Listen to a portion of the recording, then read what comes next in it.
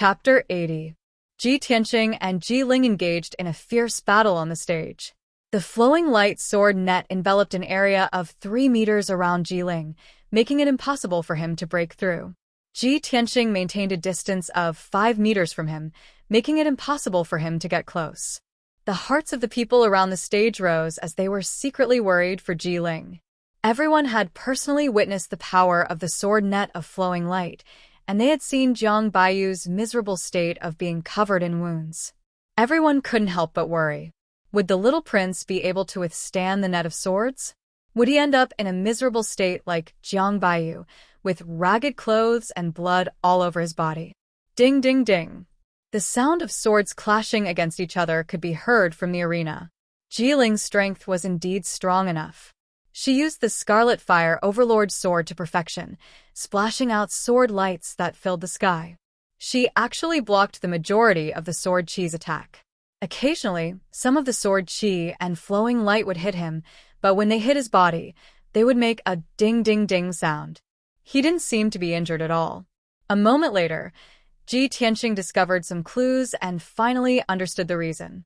Ji Ling was hit by the sword chi 6 times, and her robe was cut 6 times, all on her chest and back. Through the gap in the robe, a layer of dark golden soft armor could be seen. It turned out that Ji Ling was wearing a soft armor that could block weapons.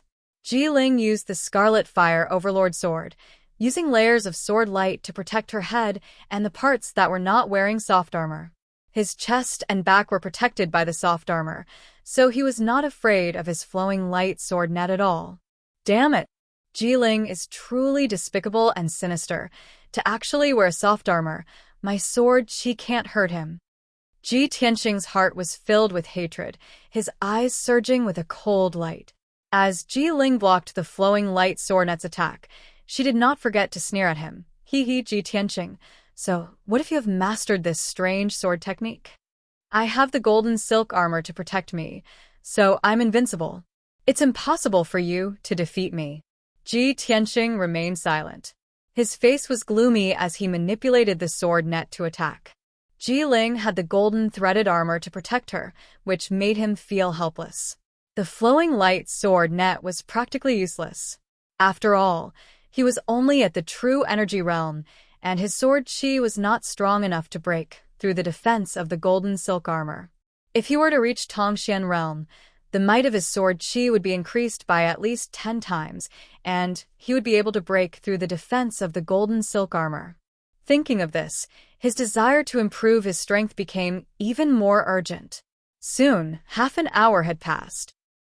Ji Tianxing had been controlling the flowing light sword net all this time.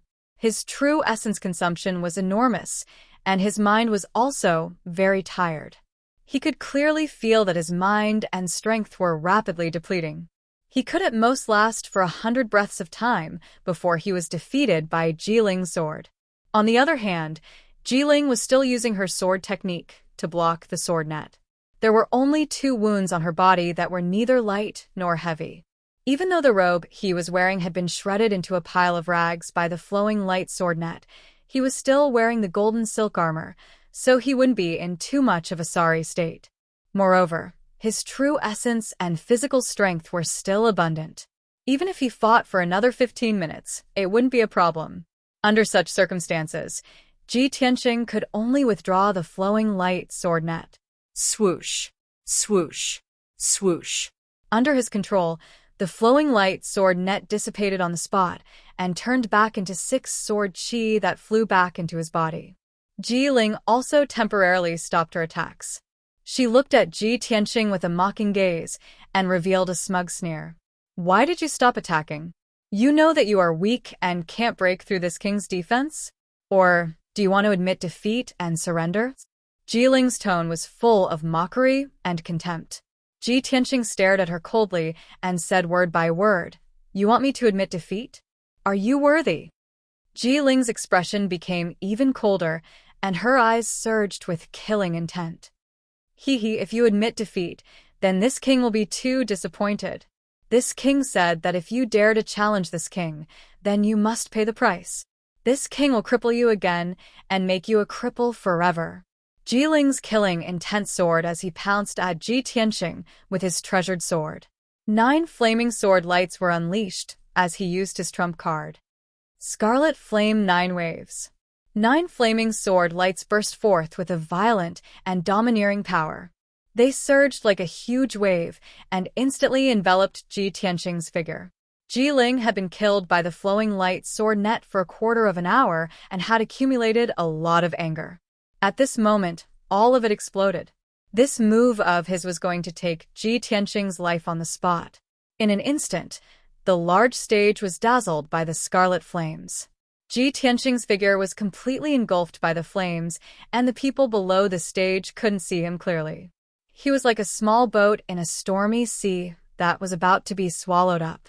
At this critical moment, Ji Tianxing's face was calm and composed. A cold light flashed in his eyes as his right hand instantly grabbed the black dragon's sword's hilt. Clang! Ji Tianxing, who had never pulled out his sword since the start of the tournament, finally pulled it out for the first time. A sword hum that was like a dragon's roar resounded and instantly spread throughout the entire square. A dazzling and cold sword light suddenly bloomed like a bolt of lightning streaking across the sky. At this moment, Ji Tianxing's body was bursting with battle intent and killing intent that soared to the heavens. His body seemed to have become incomparably tall, causing everyone to look up at him and reveal a look of amazement. He ignored the 9 flaming sword lights around him and stared at Ji Ling in front of him. He held the black dragon sword with both hands and fiercely slashed down. Clang! An earth-shattering boom erupted, causing the entire arena to tremble. That incomparably domineering and cold sword light instantly destroyed a few flaming sword lights and slashed Ji Ling's chest. Chi! The golden silk armor that Ji Ling was wearing had been sliced in half by the sword light and was sent flying to either side. The violent impact brought about by the sword light sent him flying 6 meters away. With a plop sound, he fell onto the arena. He struggled to get up from the ground and stared angrily at Ji Tianxing, who was holding the black dragon sword, with a face full of shock. How is this possible? You. Shocked and angry, Ji Ling had only spoken halfway when blood gushed out of his throat, and he spat out a mouthful of blood on the spot. Although his golden silk armor had helped him block the sword that seemed to be able to split the heavens and earth, his internal organs had still suffered heavy injuries. Ji Tianxing stepped forward, pointed the black dragon sword at Ji Ling, and shouted angrily, "Don't admit defeat.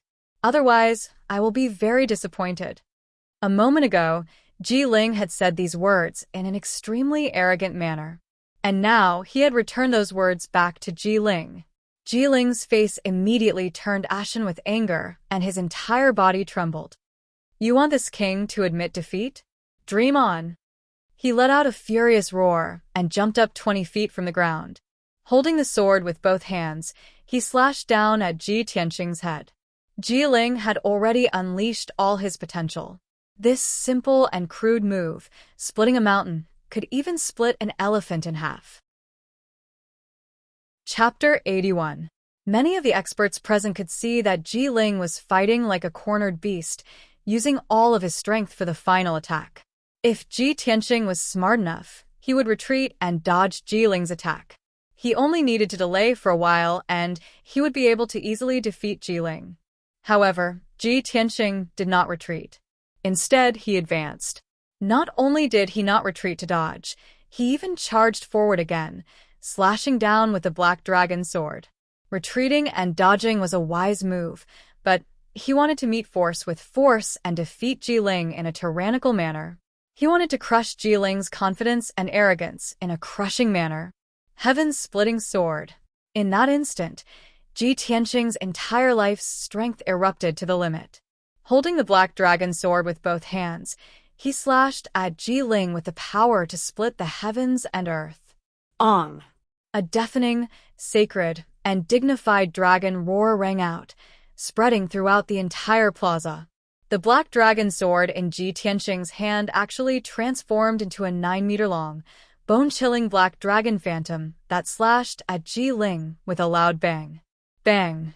With a dull sound, The treasure sword in Jiling's hand was cut into two on the spot and sent flying.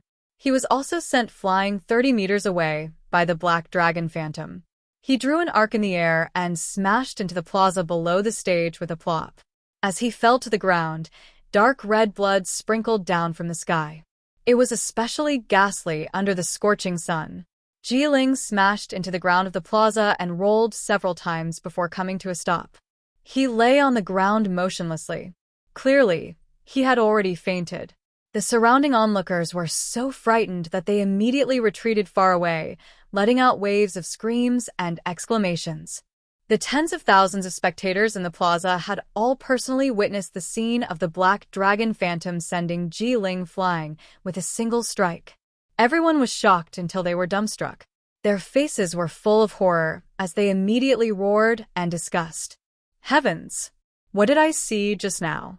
Was it a dragon? The legendary dragon? I saw it too. It was a huge black dragon. Too inconceivable. Ji Tianxing's sword actually slashed out a dragon phantom. If I hadn't seen it with my own eyes, I wouldn't have believed that the 7th level true energy stage young prince would be heavily injured by Ji Tianxing. The number 1 genius from back then is back. Ji Tianxing's strength is several times stronger than before. Although the little prince's aptitude and strength are already monstrous, I didn't expect that he would meet a monster like Ji Tianxing. For a moment, the tens of thousands of people in the square were boiling with excitement.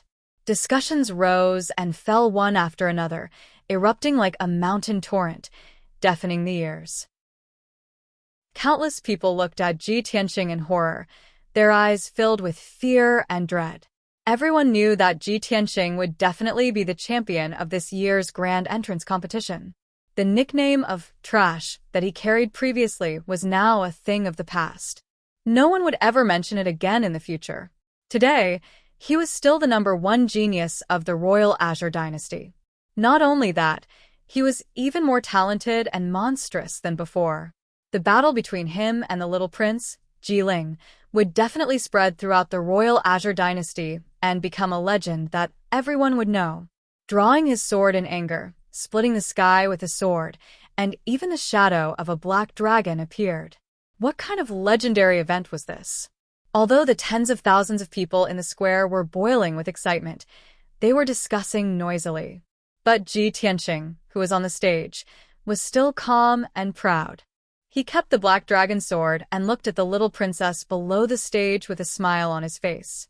That smile was full of confidence and gentleness. The little princess was so excited that she danced with joy. She was so emotional that her eyes were a little wet. The former brother Tianxing is finally back. After the previous bumpy training, he is now even more talented and in high spirits. I already knew that the person I love is not a fish in a pond. One day, he will become a dragon in the 9 heavens. After a long time, the boiling noise in the square slowly died down. Han Xiaoxing went up the stage and looked at Ji Tianxing meaningfully before announcing loudly, Ji Tianxing's challenge is successful. He is ranked first. Jiling and Jian Wuxing's rankings will drop by 1. In this way, Ji Tianxing was ranked first, Jiling was ranked second, and Jian Wuxing was ranked third. Ji Tianxing walked down the stage and returned to the little princess's side. The little princess didn't care about the difference between men and women. She excitedly pulled his hands and told him about her surprise and excitement. Then, Han Xiaoxing announced that the competition would continue. However, the young martial artists were a little hesitant and did not dare to challenge him rashly. And no one dared to challenge Ji Tianxing, who was ranked first. For an entire quarter of an hour, not a single person went up the stage to challenge. So, Han Xiaoxing asked again and again. After confirming that no one challenged him, he announced the final ranking in public. This year's competition is over. The following is the ranking of the new disciples. First place, Ji Tianxing. Second place, Jiling. Third place, Jian Wuxing. Fourth place. After announcing the rankings, Han Xiaoxing took out 10 black cold iron tokens and gave them to the 10 martial artists. Congratulations on becoming a new disciple of our sect. Please keep your identity tokens. Please report to our sect with your identity tokens within a month. At that time, I will arrange your entry into our sect. After explaining the entry matters, Han Xiaoxing announced the end of this year's competition. Ji Tianxing, the little princess, and the others kept their identity tokens and left contentedly. The tens of thousands of people in the square were still crowded around and discussing excitedly. They did not want to leave for a long time. On the high tower beside the square, Yun Yao and the other two were still standing at the top of the tower and looking down at the square. Hao Meng crossed his arms in front of his chest and revealed a playful smile. He clicked his tongue and said, "I didn't expect that senior brother Bai and I would make an error in judgment. Originally, with Ji Ling's strength, he would definitely be ranked first in the competition. I didn't expect that he would be defeated by Ji Tianxing. When we first met Ji Tianxing, he was only at the body refining stage. In just 1 month, he has grown to such an extent. How interesting. Especially that sword net secret technique he used and that dragon shadow just now. It's not simple." Hearing Hao Meng's praise for Ji Tianxing, Bai Wuqian's face darkened. He secretly glanced at Yun Yao. Seeing her thoughtful expression, he could not help but ask, "Eldest senior sister, when Ji Tianxing used his sword just now, the shadow of a black dragon appeared. Is it related to the dragon's breath that you detected that day?" Yun Yao remained silent and did not reply. Hao Meng scratched his head in confusion and turned to look at Bai Wuqian. "Senior brother Bai, what dragon's breath? When did eldest senior sister detect the dragon's breath?" Bai Wuqian just stared at Yun Yao and ignored Hao Meng's question. Hao Meng smiled embarrassedly and didn't say anything else after asking for a snub. After a while, Yun Yao put away her thoughtful expression and said indifferently, "Junior brother Bai, junior brother Hao, go and meet up with the 2 deacons. See if there's anything else that needs to be done. We should return to the sect in 3 days." After saying that, Yun Yao turned around and left the top of the pagoda. Her figure quickly disappeared into the rows of buildings. Only Bai Wuqian and Hao Meng were left standing at the top of the pagoda. They looked at Yun Yao's departing figure and fell into deep thought. After a moment of silence, Hao Meng could not help but ask, "Senior brother Bai, eldest senior sister, seems a little strange. What is she going to do?" Bai Wuqian frowned and said expressionlessly, "Junior brother Hao, eldest senior sister, has always been a loner. Her whereabouts are always mysterious. It's not your first day knowing her. But this time, eldest senior sister is most likely going to look for that Ji brat." Chapter 82. Ji Tianxing rode the carriage and left the city square, heading back to the Ji mansion. The carriage passed through several streets, but it suddenly stopped when it entered a tree-lined path. Puzzled, he lifted the curtain and was about to ask the coachman what was going on when he looked up and saw a woman in a white dress standing in front of the carriage. Although he could only see the back of the woman in the white dress and her long black hair that reached her waist, he could still recognize her. However, he recognized that the woman in the white dress was Yun Yao just by looking at her slim back. Ji Tianxing hurriedly got out of the carriage and instructed the coachman, "Wait for me here. I'll be back soon." He walked behind Yun Yao and asked with a smile, "Miss Yun Yao, may I know why you're waiting for me here?" Yun Yao turned around and looked at him. She said calmly, "I have something to ask you, but this isn't the place to talk. Come with me." After that, Yun Yao led him away from the tree-lined path and entered a house not far away. The door of the house was tightly shut. The courtyard was old and dilapidated, and it was covered with weeds. It was obvious that no one lived here. The courtyard was silent. The 2 of them were not afraid of being disturbed or eavesdropped when they talked here. The 2 of them stood under a big tree in the courtyard. Yun Yao then said to Ji Tianxing, "Congratulations on winning first place in the tournament. You will be my junior martial brother when you enter our sect." Ji Tianxing smiled faintly and cupped his hands towards her. "Then I'll thank senior sister here. In the future, I'll have to ask senior sister to guide me." Of course, he was just being polite on the surface. He didn't take it seriously. He understood that if he wanted to have powerful strength and a noble status, he could only rely on his own hard work and hard work. Moreover, He knew very well that Yunyao didn't stop him halfway to congratulate him for winning first place in the tournament. She must have something else to say. As expected, Yunyao looked at the black dragon's sword in his hand. After pondering for a moment, she asked, "Junior brother, can you let me have a look at your sword?" Ji Tianxing's expression did not change, but his heart was secretly vigilant. No wonder she wanted to stop me halfway, so she was interested in my black dragon sword. Could it be that she saw through the secret of the black dragon sword? Thinking of this, he quickly smiled at Yunyao and declined. "Senior sister Yunyao, as the #1 genius of the Tianqian region, you are naturally knowledgeable and have seen all kinds of divine weapons. This sword of mine is just an ordinary sword. It can't even enter senior sister's eyes. How about this? My Ji clan makes a living by forging weapons. I'll go back to the mansion and get 2 swords for senior sister to look at." Before he could finish, Yunyao calmly rejected him. No need. Of course, she could see that Ji Tianxing did not want her to look at the black dragon sword and wanted to deliberately change the topic. However, she would not force Ji Tianxing and said with a calm expression, "Since junior brother is unwilling to part with it, then let's forget about it. In addition, I will be returning to the sect in 3 days. It will take at least half a month to reach the sect from the Qingyan kingdom. If you want to arrive earlier, you might as well travel with me." If it was an ordinary person, it would take at least half a month to reach the Sky Pillar sect. However, Yunyao could fly thousands of miles in a day on the spirit crane and return to the sect in 3 days. If he could ride the spirit crane with this peerless beauty to the Sky Pillar sect, how pleasant and enviable would that be? If it was anyone else, they would not refuse such good fortune. However, Ji Tianxing shook his head and explained, "Thank you for your kindness, senior sister, but I still have some matters to deal with at home. I will be delayed for a few days, so I won't be traveling with senior sister."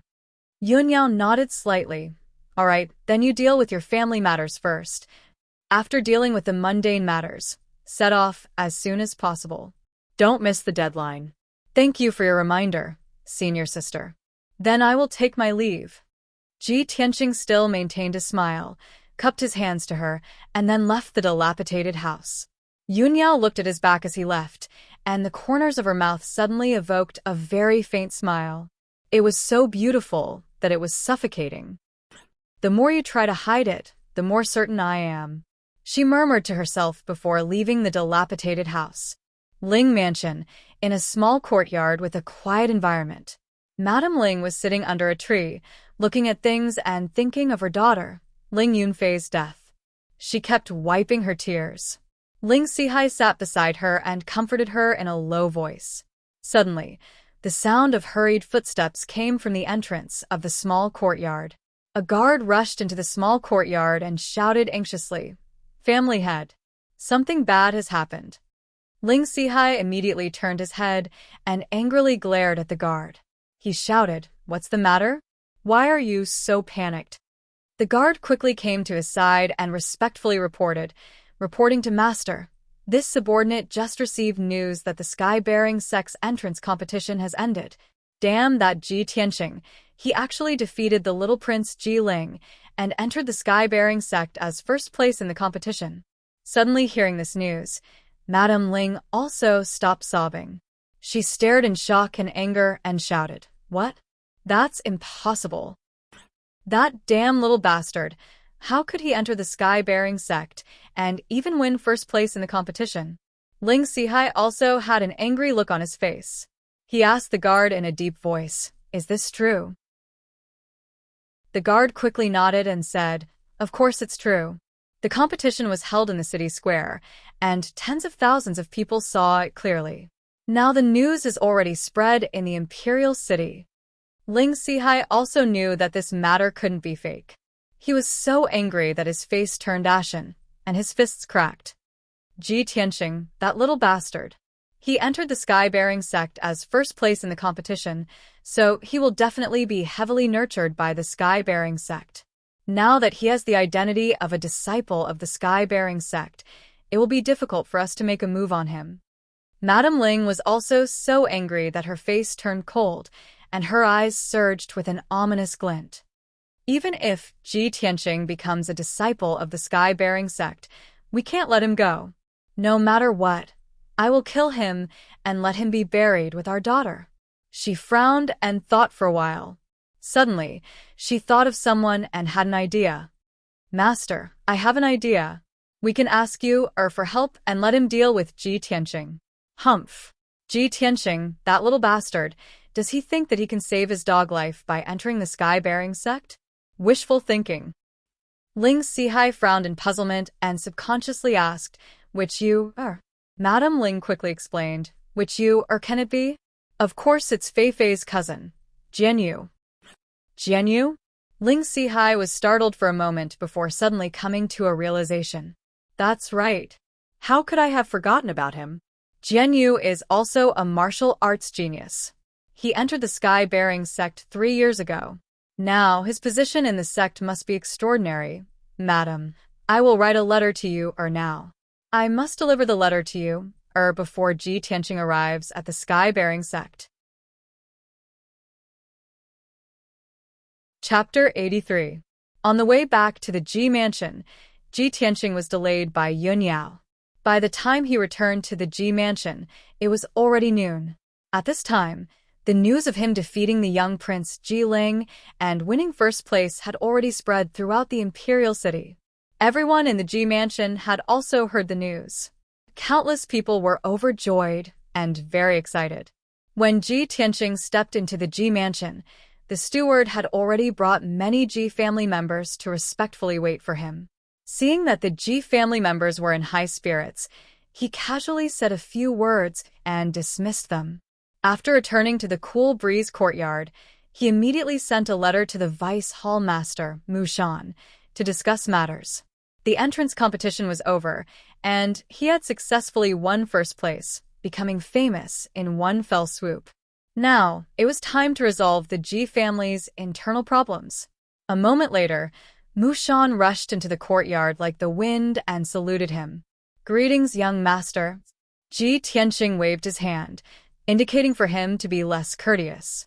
With a grave expression, he asked, Mu Shan, is second elder in the mansion? Mu Shan hurriedly reporting to young master, just a quarter of an hour ago, second elder and Ji House secretly escaped from the imperial city. However, this subordinate has been following young master's orders and has been secretly following them. Ji Tianqing furrowed his brows as a cold glint flashed in his eyes. It's just as I expected. I had long expected that Ji Rufeng and his son would escape. Now that I am the family head, I hold the power of the Ji family. I have won first place in the competition, and I have become a disciple of the Sky Pillar sect. Ji Rufeng can no longer do anything to me. I was just about to give the order to capture him and punish his crimes in public, but he fled in fear of punishment. Humph. Mu Shan hurriedly took out a stack of papers and a small jade bottle from his sleeve and handed them to Ji Tianqing. Young master, these are some criminal evidence that I found in the secret compartment of Second Elder's secret chamber. Please take a look. Ji Tianqing took the papers and jade bottle and carefully examined them. Those few slips of paper were the secret letters between Ji Rufeng and the young prince, Ji Ling, as well as the receipts for the secret weapon transactions. In the small jade bottle, there was still half a bottle of medicinal powder that had not been used up. It was the supplementary medicine for the energy-destroying powder. Ji Tianqing had long suspected that someone from the Ji clan had secretly poisoned his father, Ji Changgang. That was why his father was poisoned on the day the Ling clan came knocking on their door. Now that he saw this half bottle of medicinal powder, he finally confirmed that the person who poisoned him was second uncle, Ji Rufeng. The evidence is conclusive. Ji Rufeng, I'll make you pay with your blood this time. Ji Tianqing's face was filled with rage as he bellowed. He immediately ordered, Mu Shan, leave a few experts behind to keep an eye on the managers in the mansion. Don't let them escape. Gather the men immediately. I will personally lead a team to hunt down Ji Rufeng. We absolutely cannot let him escape. Understood. Mu Shan cupped his fists and accepted the order. He immediately left the room to gather the experts of Shadow Sword Hall. Ji Tianxing also hurriedly left the cool breeze courtyard. He found a chasing wind horse and prepared to set off. Currently, his father was heavily injured and was in seclusion. He would soon be heading to the Sky Pillar sect. The Ji clan would have no one to oversee the situation. If Ji Rufeng made a comeback, no one in the Ji clan would be able to stop him. Therefore, Ji Tianxing had already made up his mind to eliminate Ji Rufeng no matter what. If this internal trouble was not eliminated, the Ji clan would never have a day of peace. A moment later, Ji Tianxing led Mu Shan and the 6 experts of Shadow Sword Hall out of the Ji mansion. The group left the imperial city and chased westward as fast as lightning. Every 2 hours, Mu Shan would receive a secret message from his subordinates using swift-winged birds to learn about Ji Rufeng's whereabouts and news. Unknowingly, 6 hours had passed. The sun had already set and the curtain of night was about to fall. At this time, Ji Tianxing, Mu Shan, and the others had already chased for more than 300 miles. They were far away from the imperial city and had entered Yuzhou. Obviously, Ji Rufeng had also discovered that someone was chasing after him. Not only did he run for his life, without stopping, but he also fled into the mountains in order to shake off his pursuers. 2 hours later, Ji Tianxing, Mu Shan, and the others finally caught up to Ji Rufeng. In the darkness of the night, on top of a 1,000-zhang-tall mountain, Ji Rufeng, Ji Hao, and 4 other guards in leather armor were standing in the open space with their backs against each other in a defensive formation. The horses that the 6 of them rode had long been abandoned at the foot of the mountain. Ji Rufeng's appearance was somewhat disheveled. His clothes were soaked in sweat, and his eyes were glaring angrily, flashing with a frightening light. Like the 4 bodyguards, he gripped his profound weapon saber and sword tightly and stared murderously at the Shadow Sword Hall experts around him. Ji Hao's face was ashen. He hid in the crowd with a frightened look in his eyes, trembling all over. 8 Shadow Sword Hall experts spread out and surrounded them, approaching step by step. Ji Tianxing strode into the field with Mu Shan and stopped 10 meters away from Ji Rufeng. He looked coldly at Ji Rufeng and shouted in a low voice, "Ji Rufeng, you're guilty of so many crimes. Do you still think you can escape?" Ji Rufeng stared at Ji Tianxing with a gloomy face. He pretended to be angry and shouted, "Ji Tianxing, I only went to Yuzhou to take care of family business. Why did you send people to kill me?" Seeing his reaction, Ji Tianxing immediately sneered and said, "Ji Rufeng, you're about to die and you still want to play dumb? You sent assassins to assassinate me. According to the Ji family's rules, assassinating the family head's legitimate son is a capital offense. You wantonly destroyed the Ji family's foundation and secretly traded large amounts of profound weapon equipment with the young prince. This is also a capital offense. Also, you colluded with the Ling family and secretly poisoned the family head. You murdered the family head. This is also a capital offense. Ji Rufeng, you've committed 3 major crimes. No matter which one, I can kill you on the spot." Ji Rufeng's expression changed drastically. Deep hatred flashed through his eyes. However, he still refused to admit his crimes. He even quibbled, "Ji Tianxing, this is only your side of the story. You want to punish me? Do you have any evidence?" "Without any evidence, on what basis did you send people from Shadow Sword Hall to kill me? You want evidence?" Ji Tianxing sneered. He waved his hand and threw a stack of paper and a jade bottle in front of Ji Rufeng. "This is the evidence. Open your dog eyes and look carefully." When Ji Rufeng saw the stack of paper and jade bottle, he didn't need to read the contents to know that he had been completely exposed. His expression became ferocious as he shouted in a venomous tone, "Ji Tianxing, I underestimated you. Originally, today was supposed to be the day of your death. But I didn't expect that a piece of trash like you could rise again and defeat the young prince to take first place in the family competition. I really regret not killing you earlier.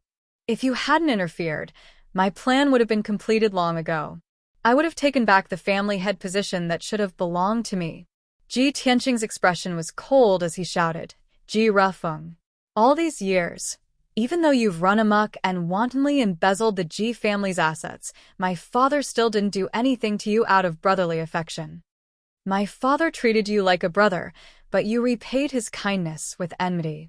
Not only did you plot to usurp the family head position, but you also wanted to kill us father and son.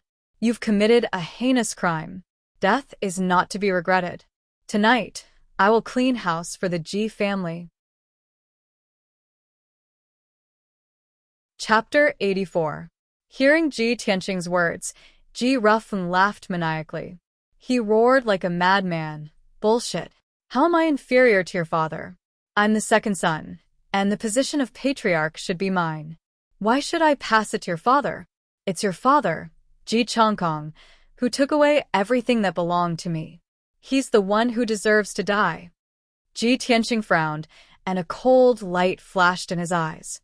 Ji Rufeng, you've lost your mind and your mind. Cut the crap. Take your head and accept your punishment. With that, he waved his hand and ordered Mu Shan, do it. Mu Shan accepted the order and leaped toward Ji Rufeng. He waved his sword, and cold light filled the sky. The 8 Shadow Sword Hall experts also attacked, surrounding Ji Rufeng's 4 guards. Instantly, sword light flashed within a 20-meter radius, and a fierce wind blew. The sword light brought with it a violent and fierce wind that spread in all directions, sweeping up the fallen leaves on the ground and sending sand and stones flying. The dazzling cold light illuminated the dark night. Ding ding dang dang, after a series of clanging sounds of swords colliding, the battle ended. Although Ji Rufeng's 4 trusted guards were at the first or second level of the mystic enlightening realm, they could not withstand the attacks of the Shadow Sword Hall experts. Both sides had only exchanged a few blows before the 4 guards were killed by the Shadow Sword Hall experts. They lay on the ground covered in blood, turning into corpses. Ji Hao was even more vulnerable. His chest had been pierced by a sword light in the chaotic battle, and he died on the spot. Ji Rufeng was still alive, but he was also covered in wounds. The sword in his hand had been snatched away, and Mu Shan had a sword pressed against his neck. Ji Tianqing walked in front of him and shouted with a gloomy face, Ji Rufeng, you can say your last words now. Ji Rufeng's blood-stained face revealed a sinister smile, filled with resentment. Ha ha, Ji Tianqing. Even if I die here tonight, you and your father won't live for long. You'll be buried with me sooner or later. I'll wait for you in the Yellow Springs. Someone will avenge me. Ha ha ha. With that, Ji Rufeng laughed maniacally. Then go to hell. Ji Tianqing coldly shouted, waving his sword and piercing his throat. Ji Rufeng immediately stopped breathing. His eyes were still wide open as his body fell to the ground with a plop. The mountain peak fell into silence. The night wind blew, dispersing the smell of blood on the ground. Deal with these corpses. Ji Tianqing ordered Mu Shan before walking towards Ji Hao's corpse.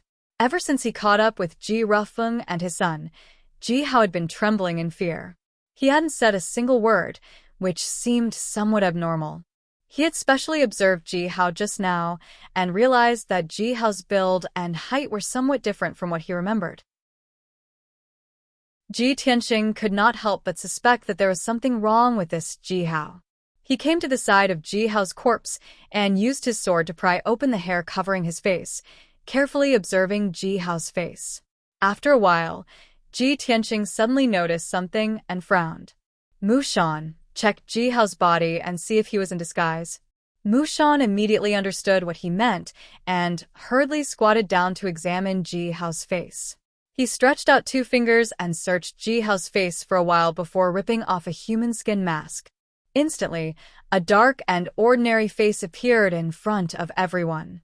Ji Tianqing looked at the unfamiliar face, with a cold glint in his eyes. He said hatefully, "It really is a substitute. Damn that Ji Rufeng, what a scheming old fox. He had already found someone to disguise himself as Ji Hao and fooled us all." Mu Shan knelt down on one knee in shame and apologized to Ji Tianqing. "Young master, it is my negligence. I was careless and was fooled by a substitute, allowing Ji Hao to escape. Young master, please allow me to redeem myself. I will immediately send people to investigate." We must capture Ji Hao. Ji Tianqing thought for a while and nodded. This matter cannot be delayed. Send people to investigate immediately. Remember, capture him alive. Yes, young master. Mushan cupped his fists and immediately ordered the experts of the Shadow Sword Hall to start the operation. After he passed down the order and arranged the men, the corpses on the mountain peak were also dealt with. Ji Tianqing led everyone away from the mountain peak and returned to the imperial city. The next day, noon, the Ji Mansion's main hall. Ji Tianqing sat on the seat of the patriarch. Today, he was going to clean up the internal problems and reorganize the Ji family. Mushan stood beside him with a sword in his hand, looking like a murderous god. On both sides of the main hall sat Grand Elder Ji Dajiang, for managers with different surnames, and a few elders and elders of the Ji family. Third Elder Ji Changhe and 5 other managers with the surname Ji were forced to kneel in the middle of the main hall by the experts of the Shadow Sword Hall. Ji Tianqing took out all kinds of evidence and listed the crimes of the 5 managers with the surname Ji. Then, he announced the punishment in front of everyone. Remove the 5 managers with the surname Ji from their positions and confiscate all their family assets. Then, all 5 of them will be expelled from the Ji family, and their names will be erased from the genealogy. From now on, these 5 people would no longer be the powerful managers of the Ji family. They would be reduced to penniless paupers. Moreover, they would be expelled from the Ji family, and their names would be erased from the genealogy. Even after death, they would not be able to enter the Ji family's ancestral hall. To them, this was undoubtedly the most reasonable punishment. Ji Tianqing's announcement was like a bolt from the blue to the 5 managers with the surname Ji. They were dumbfounded on the spot. After regaining their senses, the 5 managers beat their chests and stamped their feet. They repeatedly kowtowed and begged Ji Tianqing to be lenient and forgive them. There were even 2 managers who wailed in front of everyone and slapped themselves in front of Ji Tianqing to express their remorse. However, what happened in the main hall a few days ago was still vivid in his mind. How could Ji Tianqing forgive them? At that time, these 5 managers had helped Ji Tianqing seize power and put pressure on Ji Tianqing. How repulsive were their faces. Now that things had progressed to this point, even if they wept bitterly and begged for mercy and repented, Ji Tianqing would not be merciful. After dealing with the 5 managers with the surname Ji, Ji Tianqing dealt with the 3rd uncle, Ji Changhe. 3rd Elder Ji Changhe colluded with 2nd Elder Ji Rufeng to embezzle the Ji family's assets and fill their own pockets. They committed all kinds of evil deeds. Ji Changhe, since you are my father's biological brother, I will give you a lighter punishment. From today onwards, Ji Changhe will be stripped of all his positions and will not interfere in any of the Ji family's matters. Furthermore, Ji Changhe will be imprisoned in the long bamboo courtyard. He will not be able to take a step out of the courtyard for the rest of his life. If Ji Changhe violates the above punishment in the slightest, he will be executed on the spot. After announcing the punishment, Ji Tianqing stared coldly at Ji Changhe and asked, Ji Changhe, do you have anything else to say? The current Ji Changhe did not have the arrogant and complacent attitude he had a few days ago. His hair was disheveled, and he cut a sorry figure. His empty eyes were filled with despair and anger. He raised his head to look at Ji Tianqing and sneered with a sinister expression. Haha. Ji Tianqing, the winner is king and the loser is a bandit. I have nothing to say. I just didn't think that second brother, and I would have underestimated you. You are only a 17-year-old youth, but your methods are more decisive and ruthless than your father's. Chapter 85. After dealing with Ji Changhe and the 5 Ji clan heads, the internal strife of the Ji clan was finally completely eliminated. Ji Tianqing had avenged himself and his father, and also completed his father's task of protecting the Ji clan's 100 years of foundation. Of course, the removal of the 2 elders and the 5 clan heads would temporarily affect the Ji clan's businesses and properties. Ji Tianqing did not have many people under his command, only the Shadow Sword Hall and the 4 clan heads with different surnames.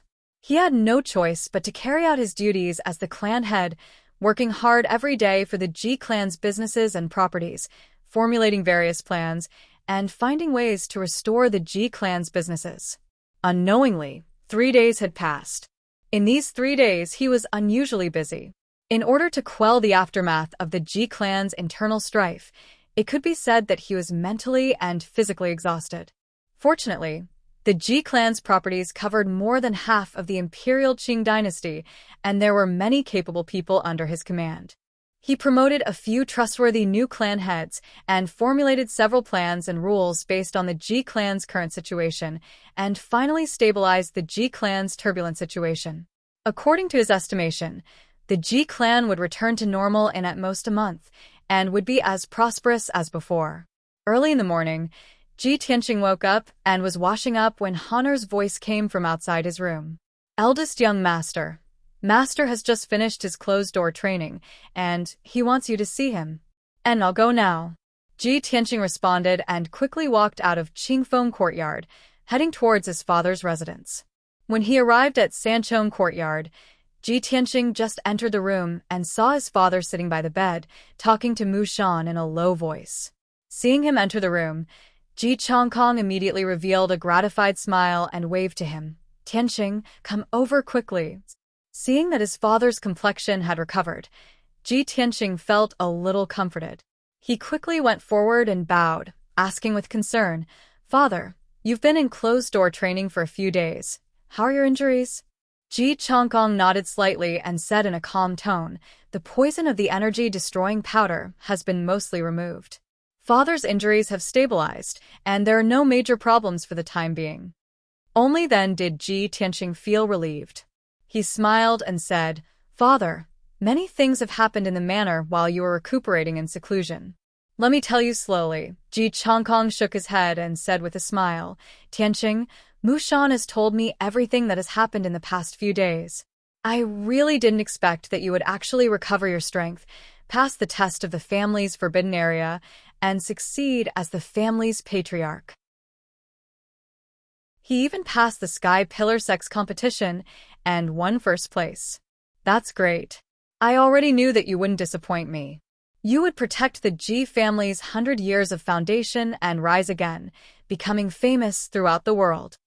Speaking up to this point, Ji Chongkong's emotions were somewhat agitated. His heart was filled with deep shock. Ji Tianqing being able to pass the test of the family's forbidden area had already surprised him. When he entered the family's forbidden area, he was at the 6th stage of the Tongxian realm, but he was still beaten black and blue by the Black Dragon. He only managed to obtain the blue crystal after a close shave with death. Not only did Ji Tianqing pass the test, but he also wiped away his shame in the Sky Pillar Sex entrance competition and won first place, becoming famous throughout the Imperial Azure dynasty. As a father, how could he not feel proud of his son? In addition, Ji Tianqing was able to control the huge Ji family at the age of 17. He even used thunderous methods to eliminate the Ji family's internal problems. This made Ji Chongkong feel even more incredulous.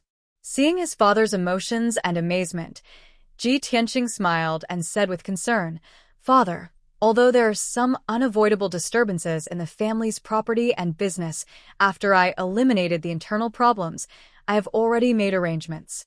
The current situation has already stabilized. At most, it will take 2 months for us to recover. Father, you are the pillar of the Ji family. During this time, you should focus on recuperating. You must recover your injuries and strength as soon as possible. Ji Chongkong waved his hand and said with a smile, Tianqing, you don't have to worry about me. I know the extent of my injuries. I know that you are wholeheartedly pursuing the peak of martial arts. Your lifelong goal is to enter the Sky Pillar sect to cultivate. You don't have to worry about the future. You can go to the Sky Pillar sect to cultivate at ease. I will take care of the family's mundane matters. You don't have to worry about these trivial matters. Ji Tianqing was still worried and asked worriedly, Father, your injuries haven't healed yet. What if the Ling family makes a comeback and retaliates? Ji Chongkong pointed at Mushan beside him and said with a smile, "Just now, I had Mushan pass down the order to recall 16 Shadow Sword Hall experts to guard the Ji residence. With Mushan and the 16 Shadow Sword Hall experts, the Ji residence will be safe. The Ling family won't dare to make a move against me." Ji Tianqing thought for a moment and nodded. "That's good. Then I will go back and prepare. We will leave for the Sky Pillar sect in 5 days." With this matter settled, the father and son chatted for a while more before Ji Tianqing took his leave. Half an hour later, Ji Tianqing returned to the cool breeze courtyard. Just as he walked to the door, he heard 2 voices coming from inside the room. They were talking in low voices. Humph. Old Ji is really not a good friend. He's been busy with the Ji family's matters these past few days and hasn't made anything good for me.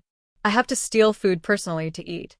The one who spoke was naturally the little ice fox, Qianyu. Yes, yes. Little fox, you are still the smart one. A few days ago, I helped old Ji fight and used up a lot of energy. My body is in a terrible state. I need to eat more to replenish my body. Ji Tianqing was very familiar with this voice. It was the little black dragon's voice. Hey, little black dragon, don't eat so fast. Leave some for me. Damn it. That roasted chicken is mine. Give it back to me. Qianyu's voice sounded again. It was unclear that she still had food in her mouth. Ji Tianqing frowned and immediately pushed open the door. He saw that the round table in the room was filled with all kinds of delicious food. There were all kinds of fresh fruits and delicious dishes, as well as roasted chicken, roasted duck, and roasted lamb legs. The food was piled up like a small mountain. Qianyu and the little black dragon's claws were holding onto the food. They were eating heartily, grease dripping from their mouths. When Ji Tianqing walked into the room, Qianyu was reaching out with its little claws, trying to snatch a golden roasted chicken from the little black dragon's hands. The 2 of them heard the door open and stopped at the same time. They turned their heads to look at the door. Ji Tianqing looked at the 2 of them with a strange expression. He pretended to be angry and said, "Wow, the 2 of you are stealing food behind my back." The little black dragon hurriedly swallowed half of the chicken leg in its mouth. Then, with a whoosh, it turned back into the black dragon's sword and wormed its way into the scabbard hanging on the wall. Qianyu hurriedly wiped the grease from its little mouth and smiled. "Old Ji, don't be angry. I didn't mean to steal food." It rolled its eyes and pointed its little claws at the black dragon's sword hanging on the wall. It said righteously, "It was the little black dragon who wanted to eat and instigated me to steal food from the kitchen. It has been complaining to me for the past few days. It said that it used up a lot of energy to help you fight in the arena that day. It even hurt its waist and needed to eat to replenish its energy." The black dragon's sword hanging on the wall swung twice. The little black dragon's sullen voice sounded. "It wasn't me. It has nothing to do with me. Little fox, it was Hungry Fox who complained first. Hungry Fox complained first." Ji Tianqing was amused by the little black dragon's words. This sentence is concise and comprehensive, and it's accurate. Hee hee.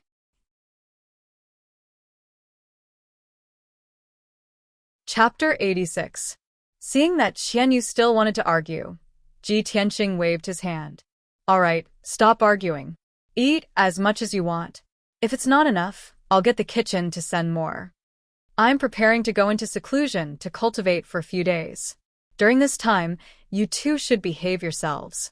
We'll be going to the Sky Pillar sect in a few days." After Qianyu and the little black dragon finished eating, Ji Tianqing prepared to enter seclusion. But at this moment, Huan Er's voice came from outside the door. "Eldest young master, the little princess is here. Quickly come out and take a look." Huan Er's tone was a bit strange, causing Ji Tianqing to frown. He was somewhat puzzled. He hurriedly had Qianyu return to the 100 treasures brocade pouch before opening the door and walking into the small courtyard. Huan Er was standing at the entrance of the small courtyard, respectfully welcoming the little princess. At the entrance of the courtyard, a delicate and cute figure wearing a light yellow dress entered Ji Tianqing's eyes. "Big brother Tianqing, I'm here." Ji Ku entered the courtyard with a smile as beautiful as a flower. Her footsteps were light and nimble, and it was clear that she was in an extremely good mood. Ji Tianqing smiled and nodded. He was about to step forward to welcome Ji Ke. However, when he saw a large group of guards following closely behind Ji Ke and carrying several boxes, the smile on his face immediately turned into confusion. "Ke, what are you doing now?" Ji Ke came to his side with a face full of joy. She intimately held his arm and directed the palace guards to carry the boxes into the room. "Big Brother Tianqing, don't misunderstand. I'm not here to give you gifts this time. These boxes are all my luggage. I've decided to stay with you for a few days." Ah? Ji Tianqing's expression became a bit strange. "Ke, this isn't good, is it? You're an unmarried princess, and you're coming to stay with me. If the news gets out, there will definitely be a lot of rumors." Ji Ke's face was full of smiles. Clearly, she didn't care about the negative effects. After the guards put down the boxes, she ordered them to leave the small courtyard.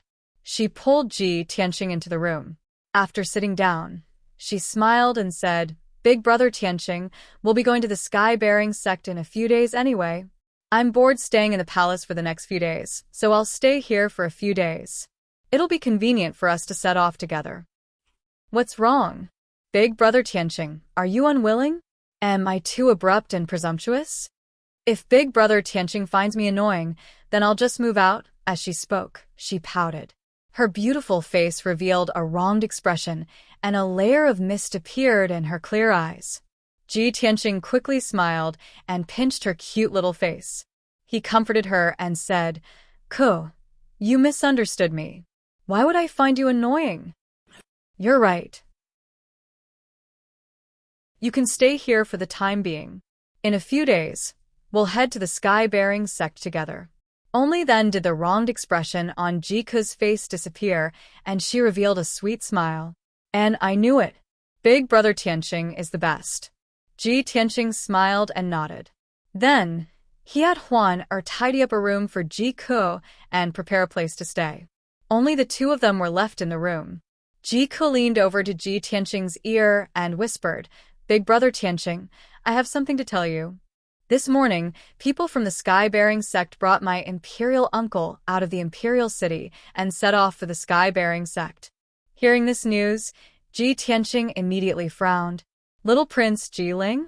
He actually went with the people from the Sky-bearing sect to the Sky-bearing sect. Ji Ke nodded.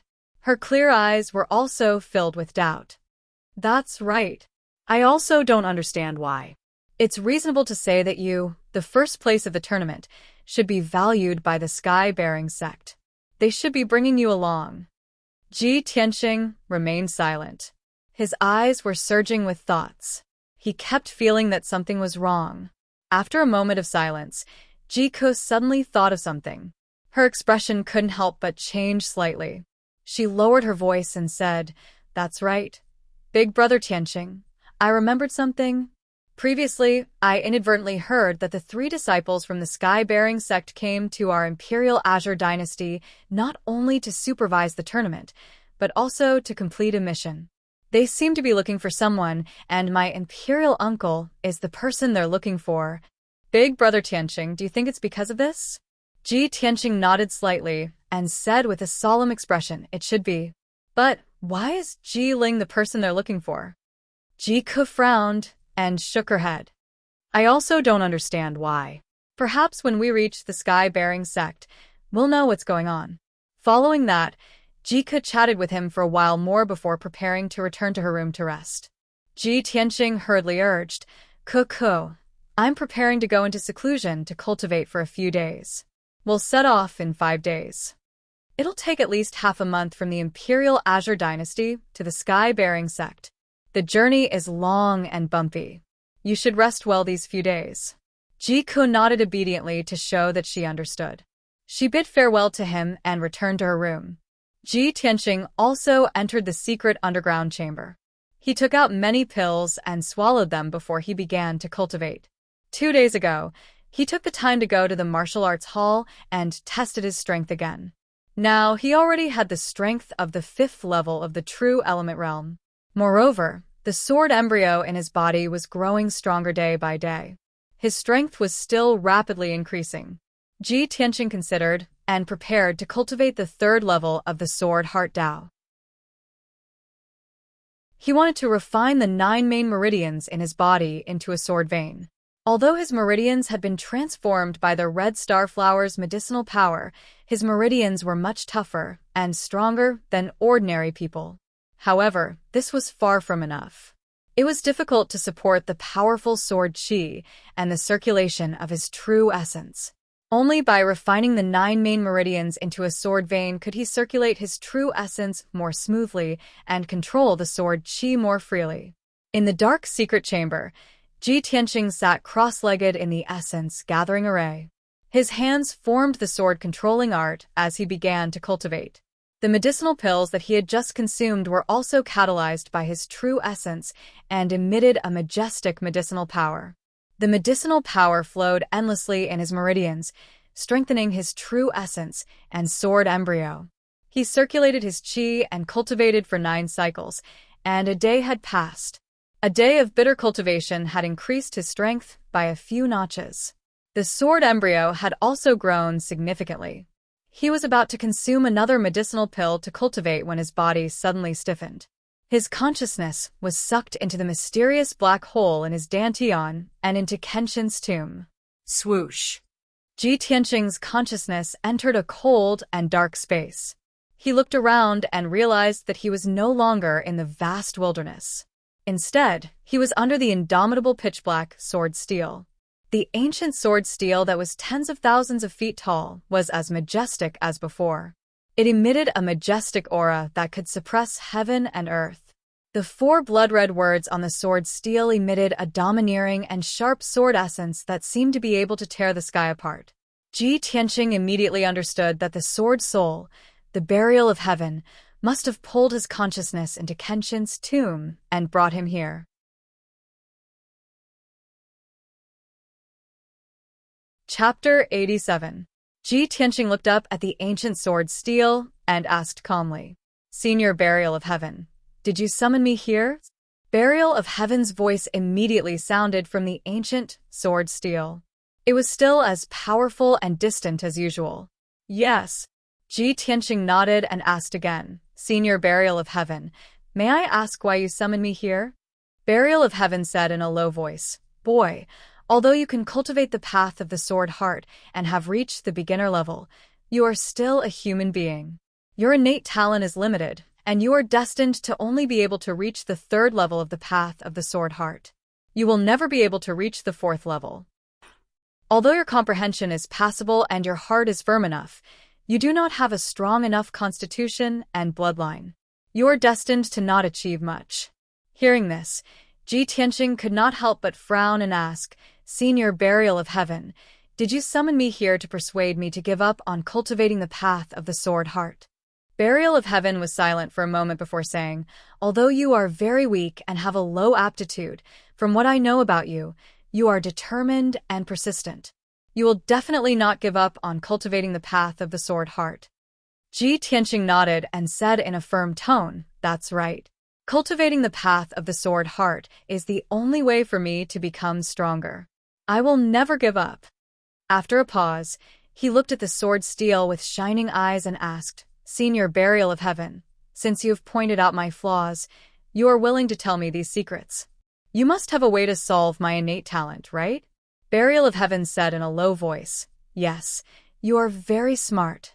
Since you have successfully cultivated the path of the sword heart with a human body, you can be considered to have some connection with Kenshin. I can help you solve your innate talent flaw." Kenshin once stepped into the Tianqian domain and left an opportunity in the star ancient realm. That's a drop of Kenshin's divine blood sealed within the heavenly astral bead. If you can find the heavenly star bead and obtain that drop of divine blood, you'll be able to fuse with the Kenshin bloodline and solve the flaw of your innate talent.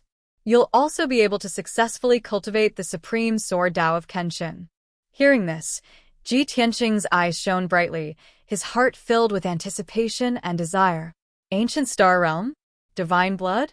Heavenly Star Bead? Thank you, Senior Burial of Heaven. I'll remember this. He knew very well that the supreme sword Dao that the sword Soul Burial of Heaven mentioned was not only the sword Heart Dao, but also a higher-level sword Dao Absolute Art. If he could obtain the god's blood in the heavenly star bead, not only would he be able to make up for his innate flaws, but he would also be able to cultivate a more profound sword Dao. How could he not be excited? How could his blood not boil? However, Ji Tianxing quickly calmed down as his heart was filled with worry. The ancient star realm is the most mysterious and peculiar ancient realm in the Tianjin region. Legend has it that it's a cultivation holy land created by an ancient almighty. It's like a small world. The Sky Pillar sect and the 7 top sects of the Tianjin region are all located in the ancient star realm, and they each occupy a spirit vein treasure land. With my current strength, searching for the heavenly star bead in the ancient star realm is undoubtedly like searching for a needle in a haystack. I'm afraid I won't be able to find it in my lifetime, right? The sword Soul Burial of Heaven told me this news. Although it's exciting, it's just an illusion. It can only be a fantasy. At this moment, the sword Soul Burial of Heaven spoke again. Kid, aren't you going to the Sky Pillar sect in a few days? The Sky Pillar sect is in the ancient star realm. After you settle down in the Sky Pillar sect, do your best to find the heavenly star bead. If you want to master Kenshin's supreme sword Dao and become a supreme expert like Kenshin, you only have one path to take. Ji Tianxing frowned and asked doubtfully, Senior Burial of Heaven, how do you know that I'm going to the Sky Pillar sect in a few days? The sword Soul Burial of Heaven let out a low chuckle. Hee, I'm in your body. I know everything about you. Otherwise, how could you have survived in the Taiyi mountain range and even subdued that little heavenly fox? Ji Tianxing came to a realization and felt even more respect for the sword Soul Burial of Heaven. Oh right, Senior Burial of Heaven, you said that Qianyu is a little heavenly fox? Can you tell me more about it? The sword Soul Burial of Heaven said indifferently, it's just a divine beast, heavenly fox. Although it's one of a kind in this world, when I was in the upper realm. At this point it suddenly stopped and didn't continue. In short, it's also a great opportunity for you to subdue that little heavenly fox. It will be a great help to you in the future. Since the sword Soul Burial of Heaven didn't want to say more, Ji Tianxing didn't ask any more and nodded to show that he understood. Thank you for your advice, Senior Burial of Heaven. Senior Burial of Heaven, you told me so many secrets today and even helped me think of a way to solve my innate talent defect. You must have your reasons. Ji Tianxing knew very well that there was no such thing as love or hatred for no reason in this world. The sword Soul Burial of Heaven didn't have any friendship with him, but it was willing to tell him so many secrets and help him come up with ideas. It must have other motives. Sure enough, the sword Soul Burial of Heaven didn't hide it and said truthfully, yes, part of the reason why I helped you is because you have some relationship with Kenshin. And the main reason is that I need you to grow stronger quickly and help me obtain a stronger primordial chi so that I can gradually awaken. The primordial chi I obtained from the little heavenly fox was too weak. It could only keep my soul from being destroyed, but it couldn't really awaken. Hearing this, Ji Tianxing raised his eyebrows and smiled. Senior Burial of Heaven, since that's the case, then this is a deal between us. You guide me in cultivating Kenshin's supreme sword Dao, and I help you recover your primordial chi after I become stronger. How about it? The sword Soul Burial of Heaven suddenly chuckled in a mocking tone. The sword steel also burst forth with a soaring sword intent, causing a fierce wind to blow in the sky. Ha ha ha, a lowly human boy dares to make a deal with me? You're really an interesting little guy. Fine, I'll do as you say. This matter was settled. The ancient sword steel burst forth with an invisible force and sent Ji Tianxing's consciousness out of Kenshin's tomb. Swoosh! His consciousness returned to his body, and he opened his eyes. Star Ancient Realm, Heavenly Star Pearl, Kenshin's blood. I will never give up on the sword Heart Dao. I will definitely find the Heavenly Star Pearl and obtain Kenshin's blood. Ji Tianxing clenched his fists and swore in his heart.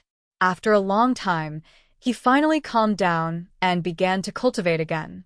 In the next 4 days, he cultivated in seclusion in the secret chamber and didn't show himself. It wasn't until the morning of the 5th day that he ended his cultivation and walked out of the secret underground chamber. At this time, his strength had increased a few times compared to before he went into seclusion, and he wasn't far from true energy stage 6. Today was the day he and the little princess Jika set off. Please add me to the bookshelf. Please recommend me and give me tips. Thank you, brothers.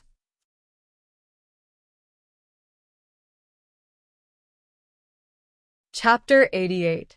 Early in the morning, the Ji residents prepared a carriage for Ji Tianqing and Ji Ke. Other than the 2 coachmen, there were also 4 bodyguards who would escort them to the Sky Pillar sect. Ji Chongkong personally led the Ji family to send Ji Tianqing and Ji Ke out of the Ji residence and waved goodbye to them. The 2 carriages left the imperial city under the morning sun and headed north along the official road, kicking up a cloud of dust. Originally, Ji Tianqing and Ji Ke were in a separate carriage, and their luggage was also in their respective carriages. The Ji family arranged it this way to avoid suspicion, and they also didn't dare to neglect the little princess. They couldn't let the precious little princess squeeze in the same carriage as Ji Tianqing, right? What kind of scandal was this? Where would the imperial family's face be? However, when the carriage left the imperial city, the little princess squeezed into Ji Tianqing's carriage and insisted on squeezing in with him. Her reason was very good. The journey to the Sky Pillar sect was so long, and it was too boring to sit alone in a carriage. Of course, she needed someone to chat with to relieve her boredom. Ji Tianqing naturally couldn't bear to refuse her. Seeing her smiling face and her extremely good mood, he chatted with her along the way. In the afternoon, Ji Ke was a little tired and didn't chat anymore. She lay in Ji Tianqing's arms and dozed off. Ji Tianqing naturally wouldn't wake her up. He even changed into a more comfortable position and hugged her as he quietly pondered. When night fell, the 2 carriages drove into a small town. Everyone found an inn to stay in and rest. Early the next morning, everyone rested well and replenished their water and food before continuing on their journey. From the Imperial Azure Kingdom to the Star Ancient Realm where the Sky Pillar sect was located, they had to pass through 2 kingdoms. Fortunately, they were on the main roads of the various kingdoms, and the carriage's speed was also very fast. They could travel 500 to 600 miles a day. 3 days later, the carriage drove out of the Imperial Azure Kingdom and entered the Maorong Kingdom. There were many mountains and rivers in the Maorong Kingdom.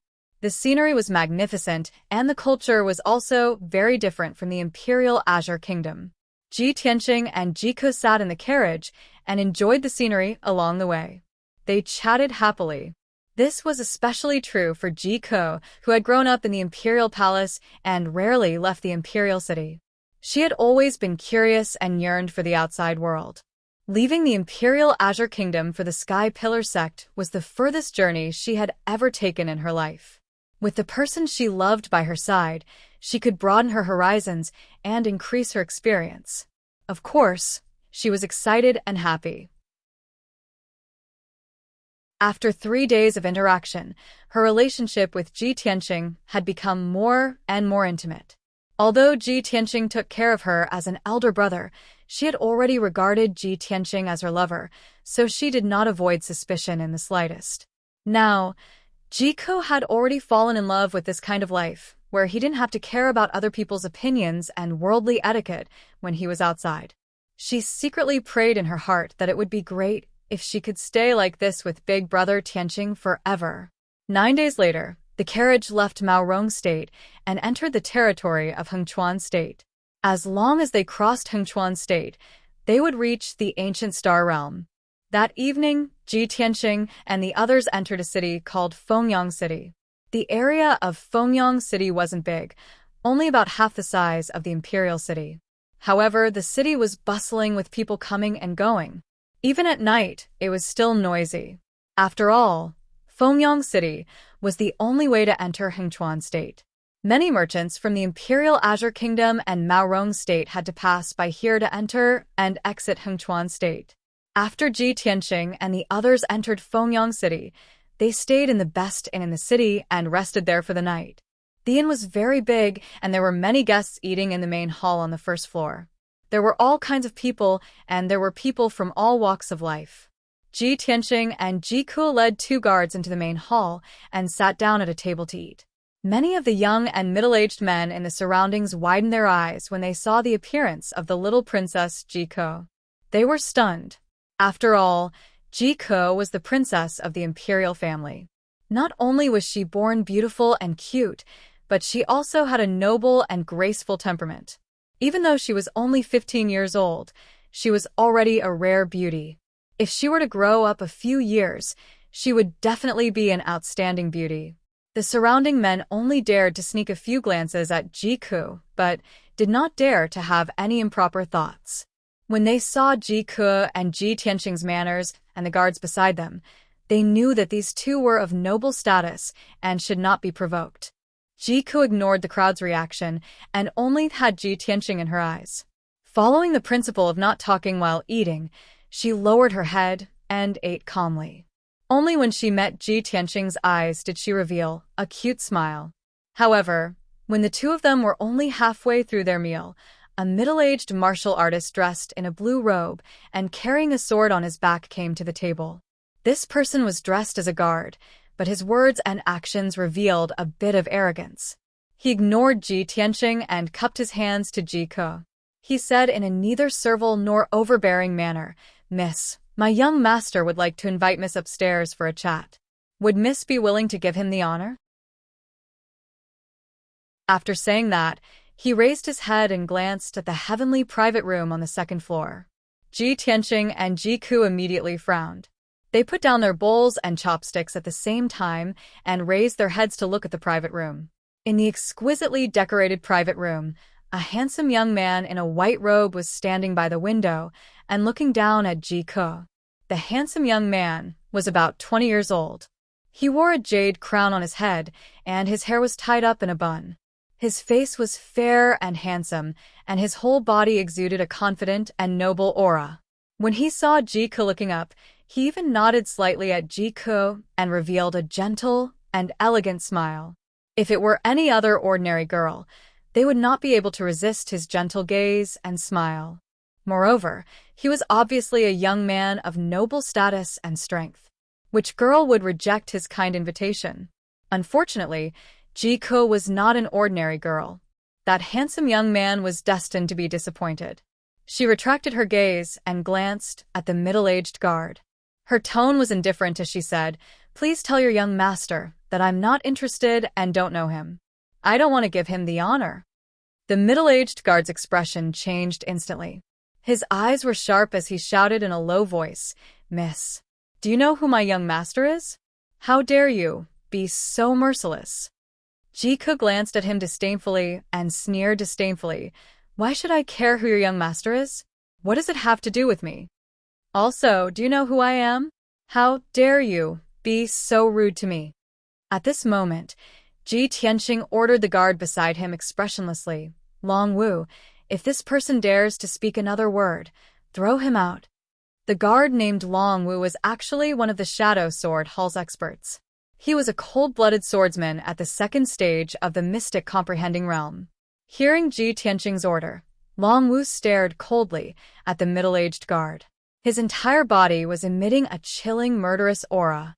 The middle-aged guard was so angry that his face turned ashen. However, he did not dare to fight with Long Wu in public to avoid being punished by his master. He raised his head and glanced at the handsome young man on the 2nd floor before resentfully turning around and leaving.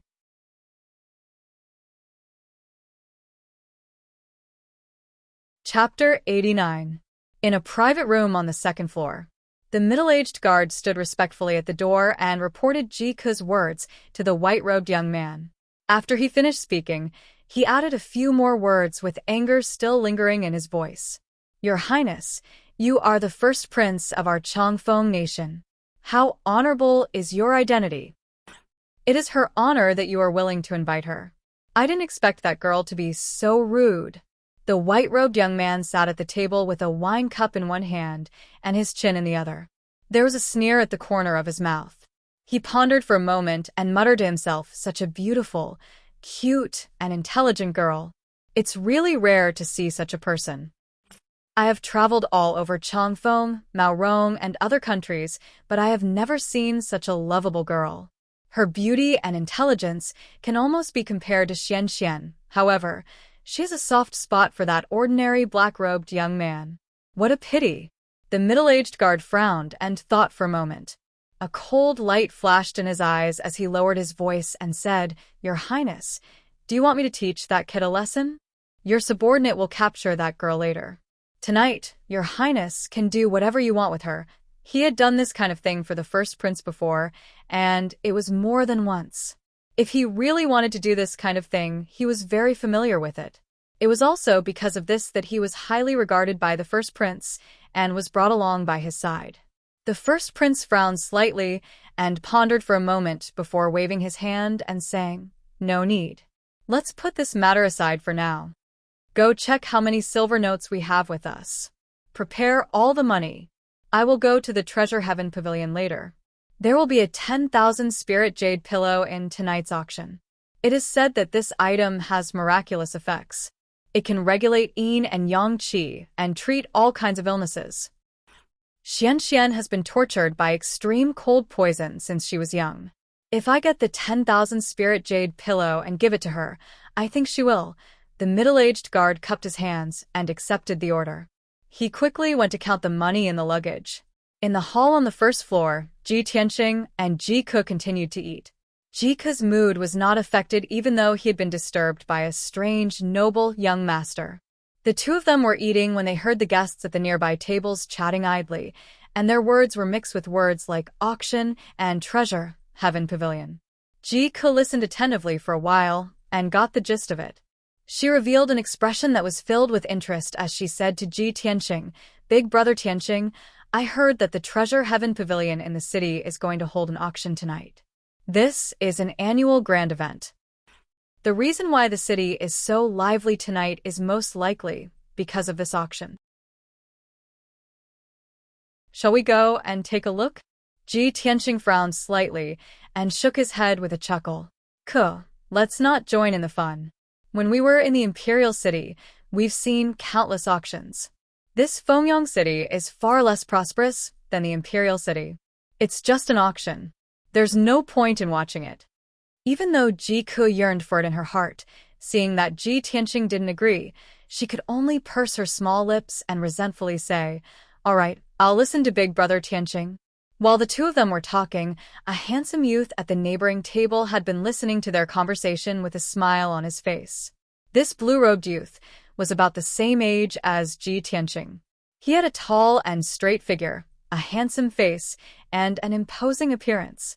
There were also two middle-aged martial artists standing at the side of the table.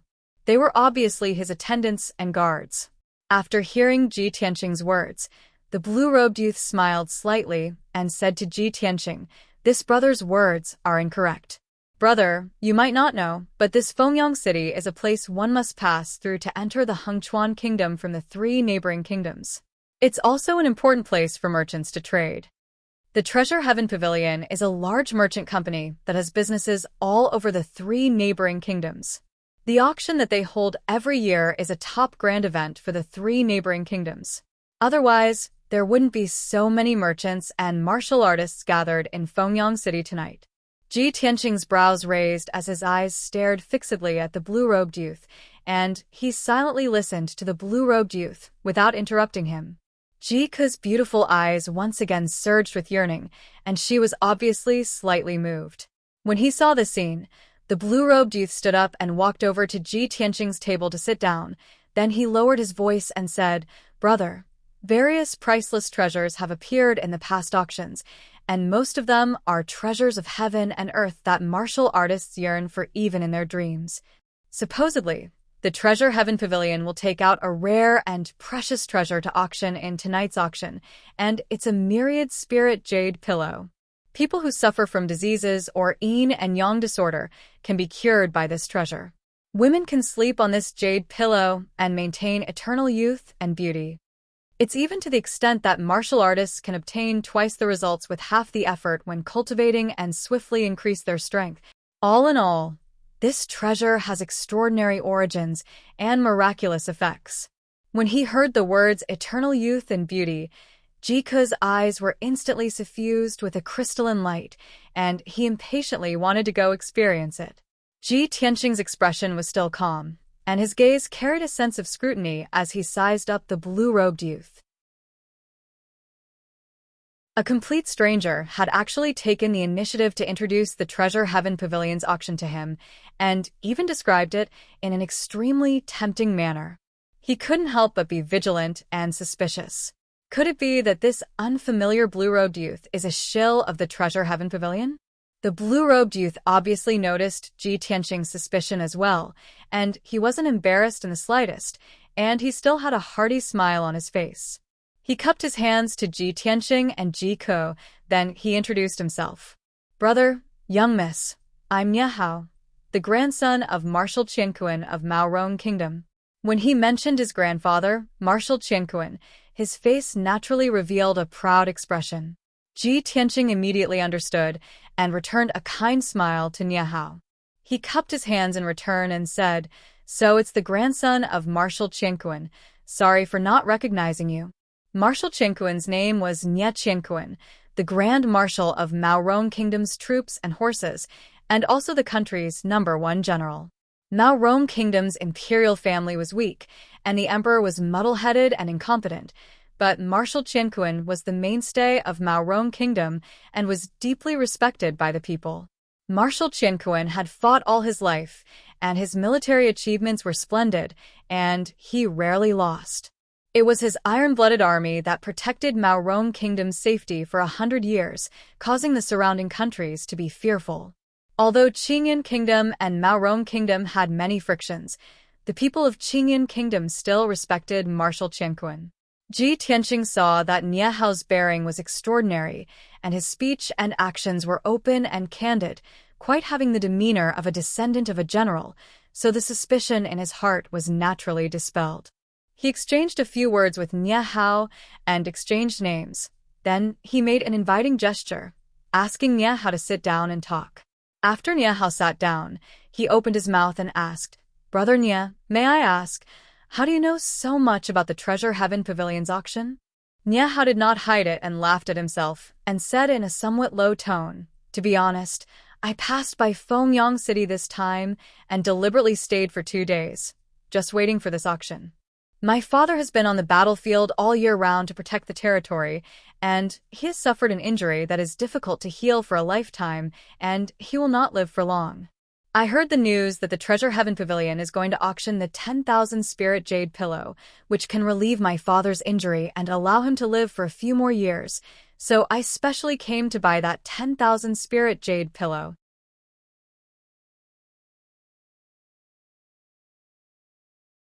Chapter 90. Nie Hao's feelings and experiences caused Ji Tianqing to empathize with him. His father, Ji Chongkong, was also plagued by internal injuries and probably wouldn't live for long, so he was extremely worried about his father's injuries as well. Imperceptibly, the distance between him and Nie Hao was pulled closer. The two of them chatted for a while, and it was already 3:45 p.m. After a while, the Treasure Heaven Pavilion's auction would begin. Nie Hao stood up and bid his farewells, intending to leave the inn and rush to the Treasure Heaven Pavilion, and he invited Ji Tianqing and Jiku to go with him. Jiku really wanted to experience this grand event, and Ji Tianqing didn't want to dampen her spirits, so he nodded in agreement. The three of them left the inn and rode a carriage to rush to the Treasure Heaven Pavilion in the city. The Treasure Heaven Pavilion was located on the most bustling street in the city, and it occupied an extremely vast area. The few palaces and tall buildings were constructed with a grand and magnificent aura. When the three of them arrived at the Treasure Heaven Pavilion, the outside of the pavilion was already packed with people, and it was bustling and clamorous. Merchants and martial artists from the surrounding countries and numerous influential officials with extraordinary statuses entered the Treasure Heaven Pavilion's entrance in an endless stream. Ji Tianqing's group of 3 followed the crowd into the Treasure Heaven Pavilion, and they entered the auction venue after a short moment. The venue was an extremely spacious hall, and there was a circular high platform at the center area.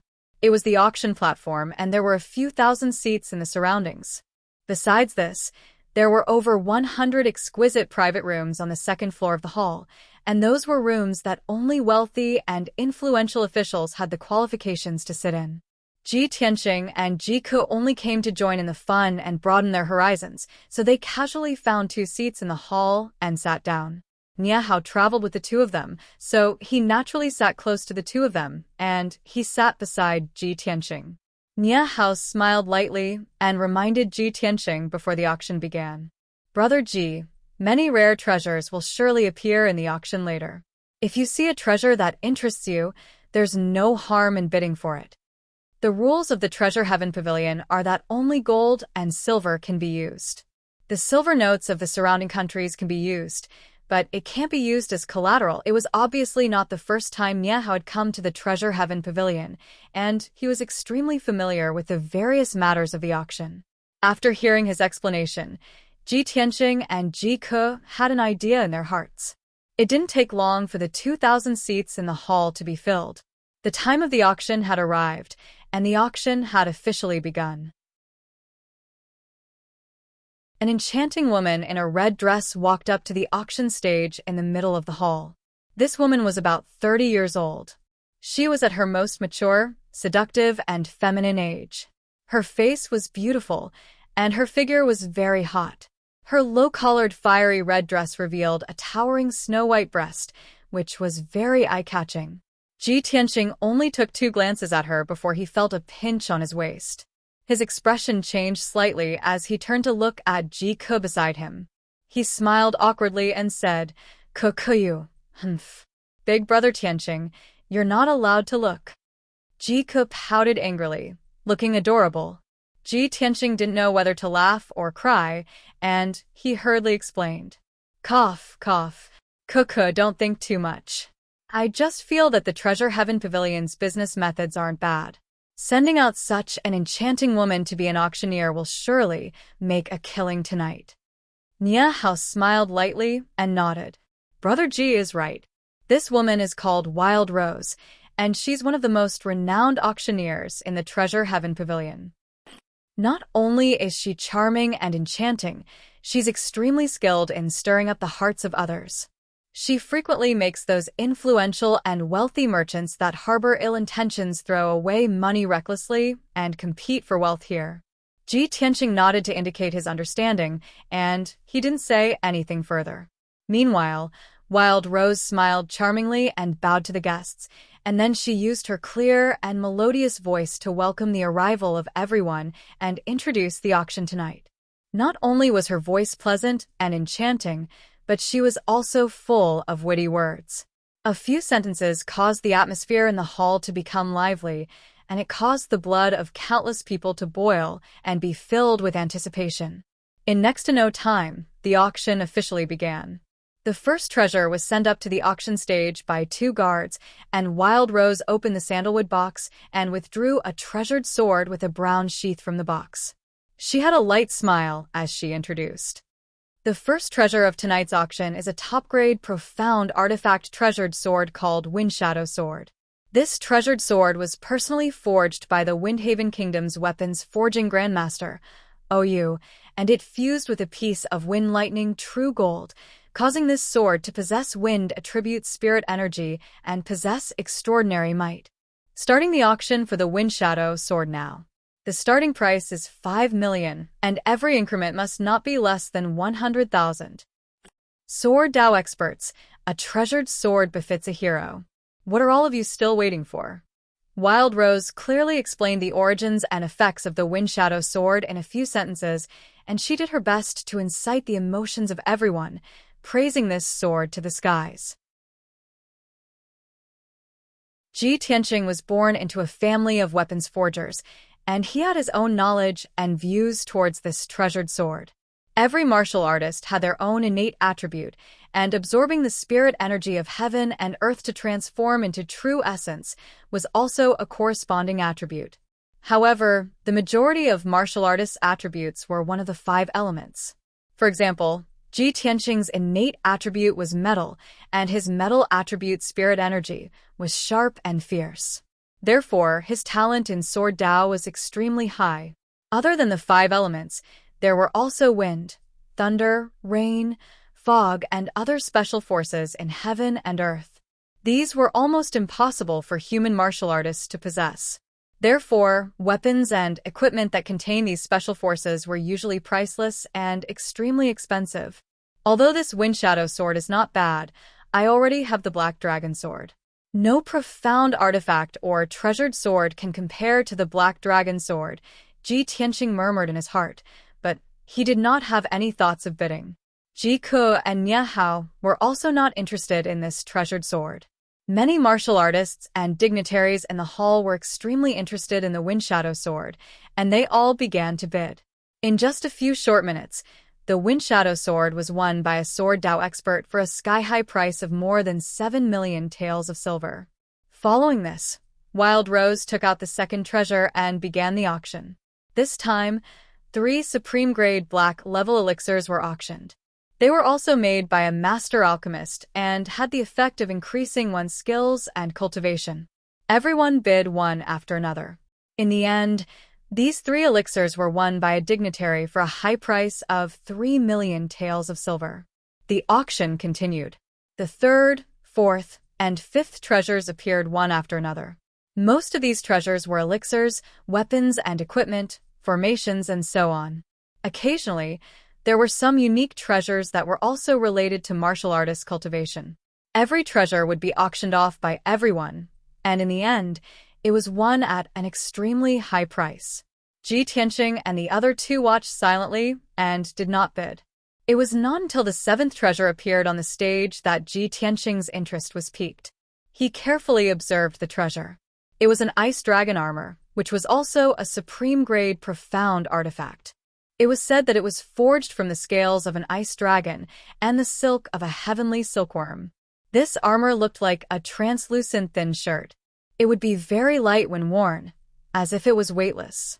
However, it was impervious to fire and water and would not decay for thousands of years. Weapons below supreme-grade profound artifacts would not be able to break through the defense of this armor. Without a doubt, this ice dragon armor was a treasure that martial artists yearned for. Wearing it could save one's life at a critical moment.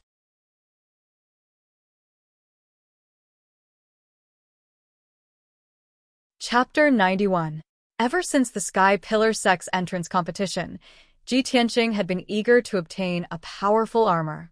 At that time, the young prince, Jiling, had worn the golden silk armor and was in an invincible position, making his sword light net completely harmless. If he hadn't used the Black Dragon sword, he really would have been helpless against Jiling. Therefore, after Ji Tianqing understood the effects of the ice dragon armor, he didn't hesitate to bid for it. The starting price of this armor was 4,600,000 taels of silver. There were more than 20 people bidding with Ji Tianqing. They were either martial arts experts or wealthy merchants. After a quarter of an hour of bidding, the price of the ice dragon armor was raised to 8 million taels of silver. At this time, there were still 3 people who continued to bid. It was obvious that they were determined to obtain the ice dragon armor. Ji Tianqing didn't hesitate to shout out a sky-high price of 10 million taels of silver without any change in expression, causing a commotion in the hall. Although everyone present was either rich or noble, 10 million taels of silver was still a huge sum. Ordinary wealthy merchants might not be able to take out such a sum. The 3 people hesitated for a while, but in the end, they had no choice but to give up bidding. Ji Tianqing successfully obtained the ice dragon armor, but his expression was still calm, without the slightest bit of excitement or arrogance. Nie Hao silently looked at Ji Tianqing and Ji Ke, already having a plan in mind. Previously, in the inn, he and Ji Tianqing had exchanged names and could be considered acquaintances. However, Ji Tianqing and Ji Ke had only said their names and didn't reveal their identities. Now, Nie Hao saw that Ji Tianqing didn't even blink when he threw out 10 million taels of silver. Ji Ke was also indifferent to the sky-high price and didn't care at all. Of course, He could see that Ji Tianqing and Ji Ke's identities were extraordinary and not inferior to his. The auction continued. One after another, rare treasures were sent to the auction stage and then bought at high prices. Unknowingly, 2 hours had passed and the auction was about to come to an end. Wild Rose announced with a smile, "Ladies and gentlemen, we will be auctioning off the last treasure of the night. This treasure is called the Myriad Spirit Jade Pillow. It is the finale of this auction." This 10,000 spirit jade pillow has a very miraculous effect. As she introduced the origin and effects of the Myriad Spirit Jade Pillow, she took out a pillow-shaped, light green spiritual jade from the sandalwood box. The jade pillow emitted a sparkling and translucent light under the light. It was covered with a layer of dense green light, appearing extremely mysterious and illusory. Not only that, but the jade pillow also emitted a refreshing fragrance, and there was also a rich fluctuation of yuan qi. When everyone in the hall smelled the fragrance and was enveloped by the yuan qi fluctuation, their spirits were shaken and they felt refreshed. Everyone was far away from the jade pillow, but they could already feel the special effects of the jade pillow. If he could obtain this item, wouldn't he be able to use it to sleep every night? Wouldn't it be even more effective and beneficial to his body? Suddenly, the people in the hall were in an uproar, whispering to each other. Many people's eyes lit up as they rubbed their palms, eager to participate in the auction. However, when Wild Rose announced the starting price of this treasure, most of the people gave up and revealed resentful expressions. The Myriad Spirit Jade Pillow's starting price is 20 million. Each increment must be no less than 1 million. For a moment, everyone in the hall fell silent. Previously, when Ji Tianqing bid for the Ice Chi armor at a sky-high price of 10 million, it had already made everyone speechless. The starting price of this Myriad Spirit Jade Pillow was 20 million. It was definitely not something the people in the hall could afford.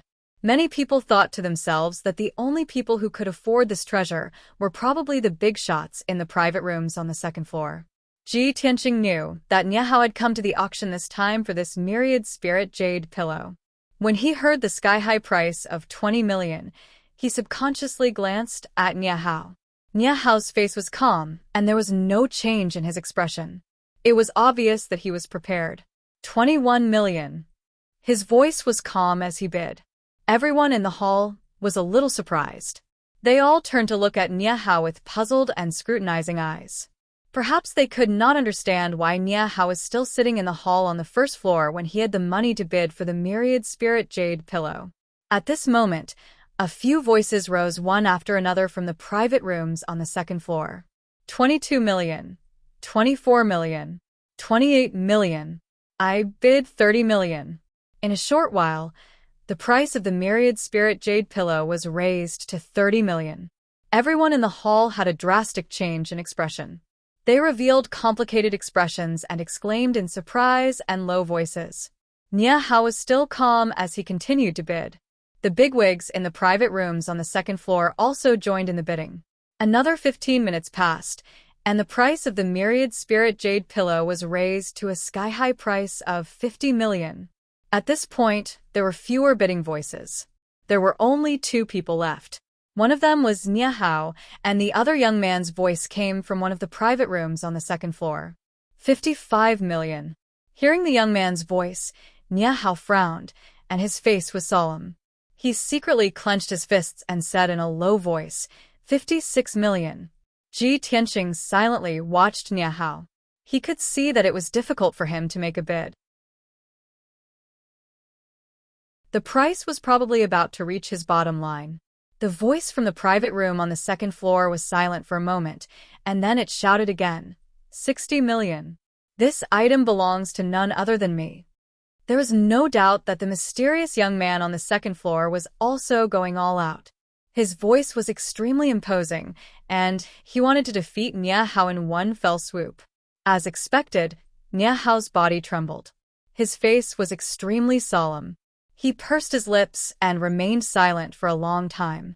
In one of the private rooms on the second floor, a handsome young man in a white robe sat by the table. He supported his chin with one hand and played with an exquisite wine cup with the other. He was the one who had bid 60 million. The middle-aged guard standing beside him reminded him in a low voice with a solemn expression, "Your Highness, we only have this much money with us." He looked like he wanted to say something but stopped. He clearly wanted to remind the first prince not to casually raise the price. The first prince took a sip of wine, and a confident smile appeared on his face. Of course this prince understands. If the person downstairs raises the price again, this prince can only give up. But this prince's momentum is like a rainbow. The person downstairs is clearly unable to do anything. Does he still dare to raise the price? Ha ha ha, there is nothing this prince wants that he cannot obtain. The middle-aged guard nodded repeatedly, and his face was full of flattery. At the same time, Nie Hao was still silent. His expression was somewhat ugly, and his eyes were filled with unwillingness. But Wild Rose had already shouted, "The young master upstairs has bid 60 million. Is there anyone higher? If no one else bids, this 10,000 spirit jade pillow will belong to that young master." Ji Tianqing frowned slightly and asked Nie Hao in a low voice, "Brother Nie, this item is very important to you. Why are you not raising the price?" Nie Hao smiled bitterly and said helplessly, "I used all my strength and only prepared 58 million. I thought that would be enough, but I didn't expect." Ji Tianqing had already guessed that Nie Hao was not raising the price because he did not have enough money. After hearing Nie Hao's words, he smiled slightly and took out a stack of banknotes from his sleeve. He handed it to Nie Hao. "Here is 10 million. Take it for emergency use." Nie Hao's body trembled. He looked at Ji Tianqing in astonishment, and for a moment, he did not know what to say. He never thought that this young Master Ji, who he had only known for 4 hours, would be so generous to help him. This was definitely timely help. Nie Hao pursed his lips, and his eyes were filled with sincere gratitude. "Brother Ji, Nie Hao, will remember this kindness in my heart. I will never forget it."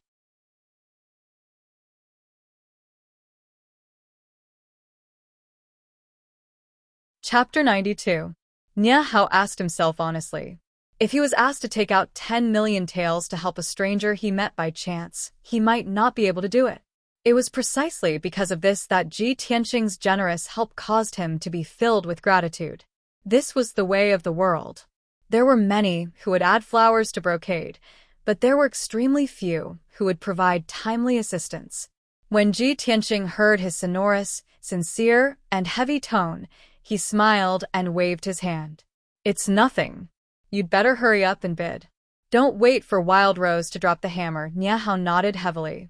After accepting the stack of banknotes, he opened his mouth and shouted with an imposing manner, 61 million taels. Wild Rose, who was on the auction stage, was about to drop the hammer and announce that the myriad spirit jade pillow was won by the young master upstairs. When she suddenly heard Nie Hao's voice, her hand froze for a moment, then she revealed an even brighter smile. "This young master has bid 61 million taels. Is there a higher bid?" Everyone in the hall immediately discussed spiritedly. They all raised their heads and looked at the private room on the second floor, revealing looks of anticipation. In the private room, the first prince was holding a wine cup and tasting wine with a smile on his face. He was extremely confident and originally thought that he had successfully shocked his opponent. As long as Wild Rose dropped the hammer and announced the result, the myriad spirit jade pillow would be his. But he never expected that at the last moment, the person downstairs actually followed and bid. The first prince's body immediately stiffened.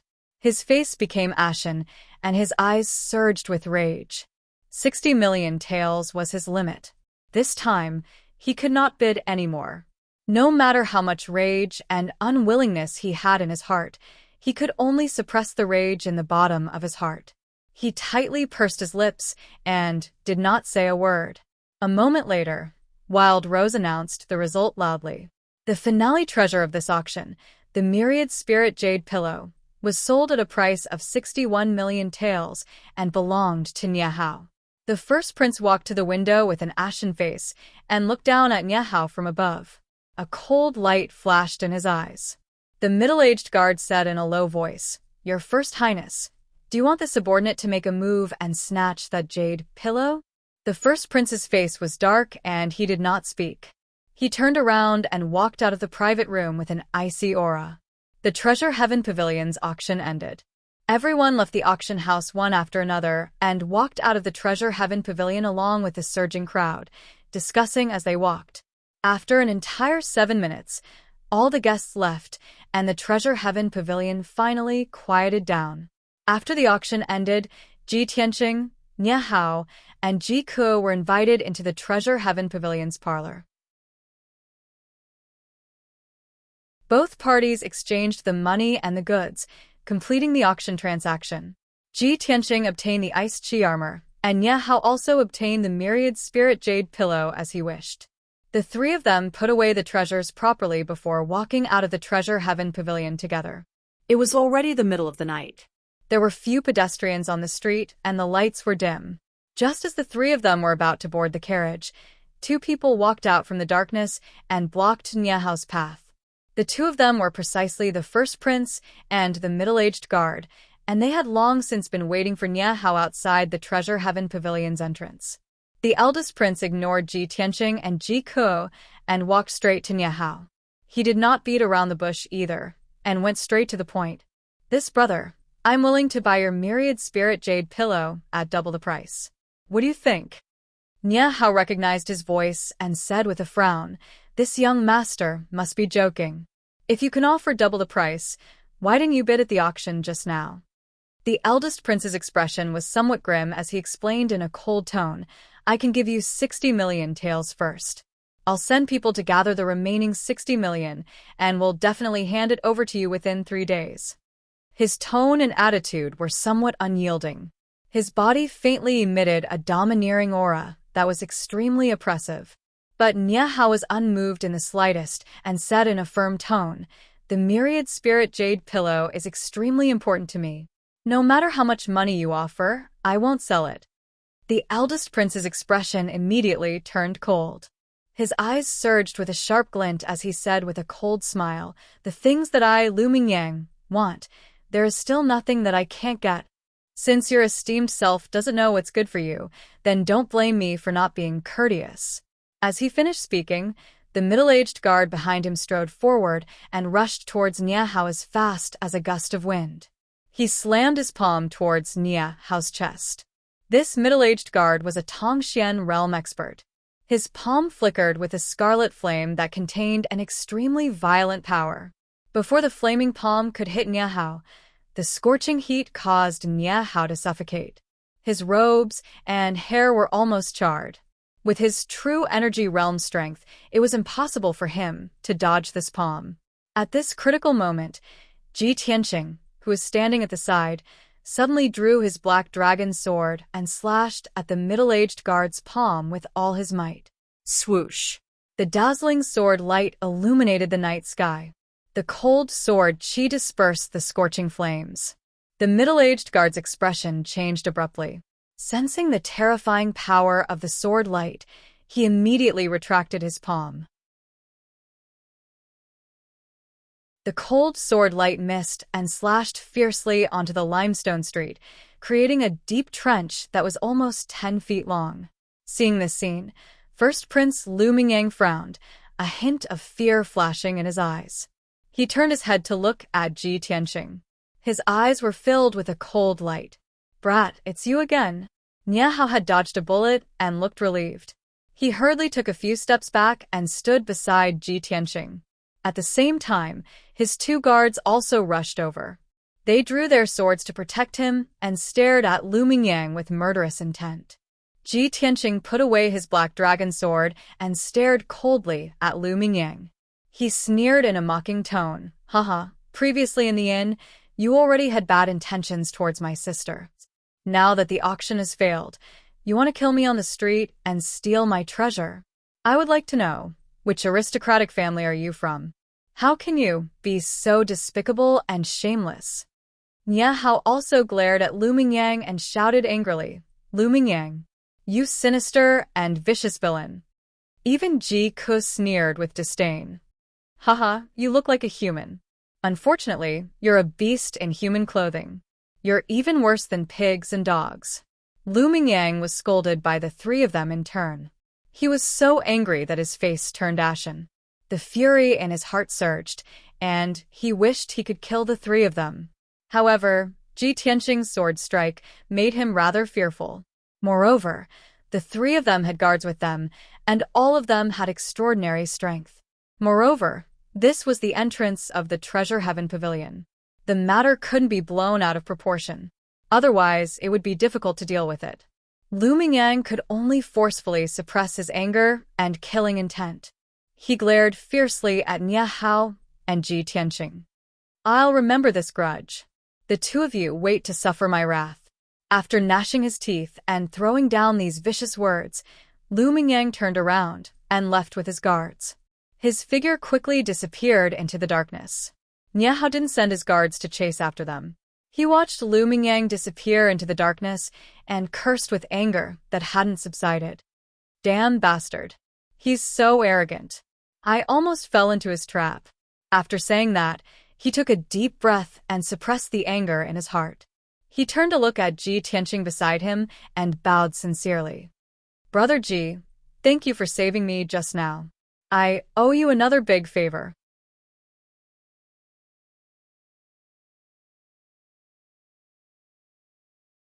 Chapter 93.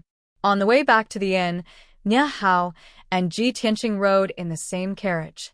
Ji Tianqing saw his abnormal expression and guessed that he might have something to say, so he took the initiative to ask. Brother Nie, do you have something to say?